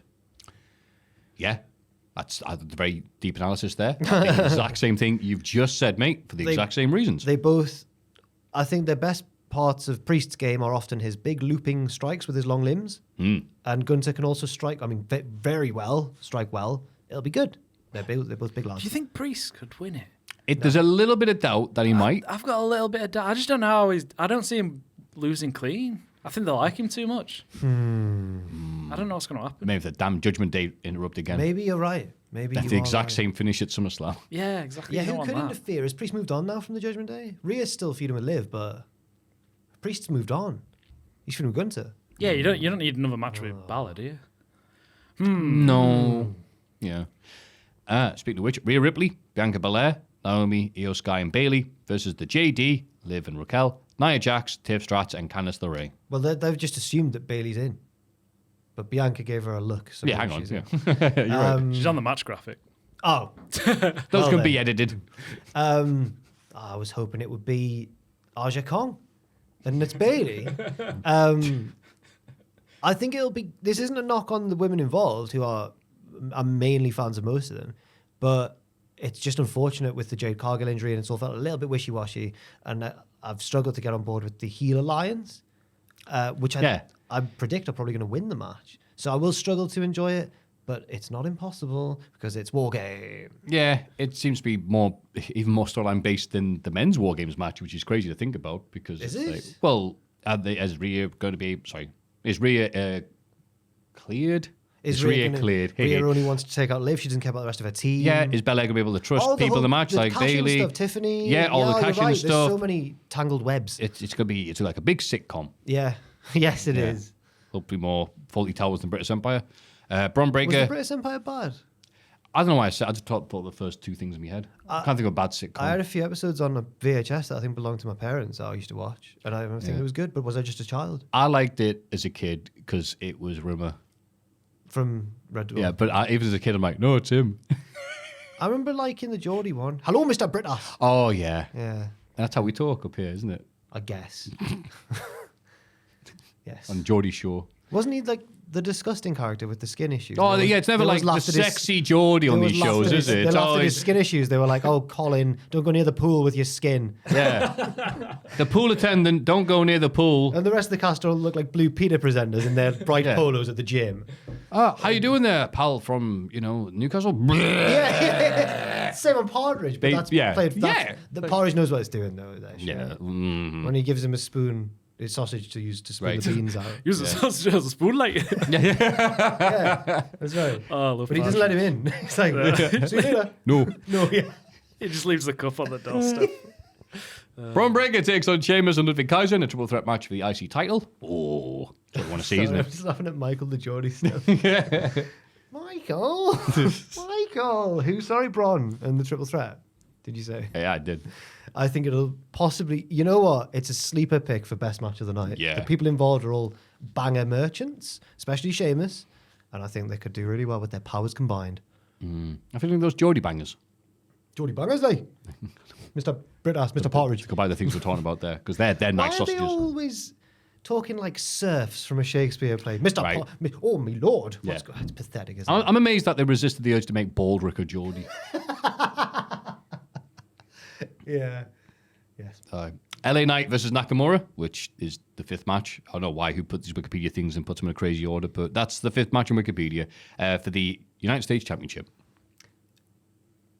I don't think it'll be bad. I think I'll enjoy it, but I think it's got too much stacked up against it to be the best match of the night. Yeah, I think Nakamura could win. I hope Nakamura will win. Yeah, I LA would Knight. suggest that he's dead if he doesn't win. Where else can he go now? Oh, you've reinvented yourself again, and you've lost. And lost again. Yeah, yeah. Knight needs something a bit more cerebral than. You need to push through it, Mr. Nakamura. He needs a Geordie manager is what he needs. Oh, he's tired, isn't he? He's knackered, Mura. Michael.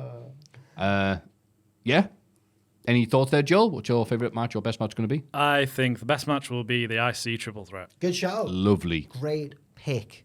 Bangers. I'll take a calculated risk and go for the men's WarGames match, but it could be too overwrought. So we'll see. Yes. It's a good word, isn't You it? could over-egg the pudding. Yeah. Yes. They lucky few. Yes. And which one do you think? You've said that one now, so You I'm can going to choose the go. same one. You can No. pick the same I'm one. going to proudly defend Gunther versus Damian Priest. Like I said, Priest is going to beat Gunther, and Gunther's going to get right and going to get serious and come back fat a week later. In a good way. He's going to go to Turkey and get surgery to be fat. Can they do that these days? They must have so much excess fat from all the other people. They must have just lying around a big vat, waiting for somebody like him to come along. And Priest is going to react like when Cactus Jack made his return in 2000. Triple H's like, no. I don't think Gunn is any better or worse from losing weight. I think he's still an excellent wrestler either way. You wait till he beats Priest with one chop. I've seen him in WXW, not live, admittedly. I've not felt the heft of the blows. Why am I talking like this now all of a sudden? You can't say what. I said the It's like word going to over- the cinema and watching something in IMAX. I said the word overwrought and I turned into bloody Ian McKellen. I don't know what's going on. So steeped in blood. Anyway, It's been a long podcast. Christ alive, it has. Wow. I thought it'd be shorter, but It was a pay-per-view week. True, very true. We got to ramble a bit, which I think people like. Because there's been some times when Jack said something, and I'm like, I'm just going to move on, not to be rude to him, but because this podcast would be 10 hours if we didn't. I but think- with the like of Ross, we'd be able to actually like go through some stupid alleys. I think you've portrayed that very much as a one-way street there when it's quite the opposite. I think it's very much a dual carriageway of tangentry. But thank you very much for listening to this. Hope you're enjoying it. If you're all the way here, you've either on a big ride to work, a long car journey, or you've just done something very pleasant to your partner and you can't be asked to get up yet. A As trip we, around the... What? We do get... What's going on in the People bedroom put this on the habits? background just to get through the vinegar strokes. The vinegar strokes. I hate that term so Devil much. Morocco said proudly. I God, know. that kid must be like 19 now. God. I hate the term vinegar straight. It's horrible. It took is me horrible. surprisingly long time to figure out what it meant. It's And like, then I'm like, oh, right. But No one sat down and explained to me, well, son, come here, I need to explain you. But I was like, oh, right, I get it now. I've heard Paddy McGuinness abbreviate the saying to being on the vinegars. If you're That doesn't need abbreviating. if you're That playing could with be- yourself, he's like, and I'm reached the end, I'm nearly at the end, and I'm on the vinegars. I was like, oh, you horrible man. No, it's not nice. No, It's not nice. it's not nice. I would disagree. It's been a lovely vinegar sesh with you, Jack. Oh, no. What have you got for us until next week? Weirdest episode is out on the channel finally. The one I've been Oh, plugging good. for like 3 weeks, but it's out now. Fantastic. We needed to wait until the week of Survivor Series because it is a Survivor Series. Oh. And I can reveal it's Wait, I got one guess. Is it a 90s one or... 2010s. Oh, is it the NXT one?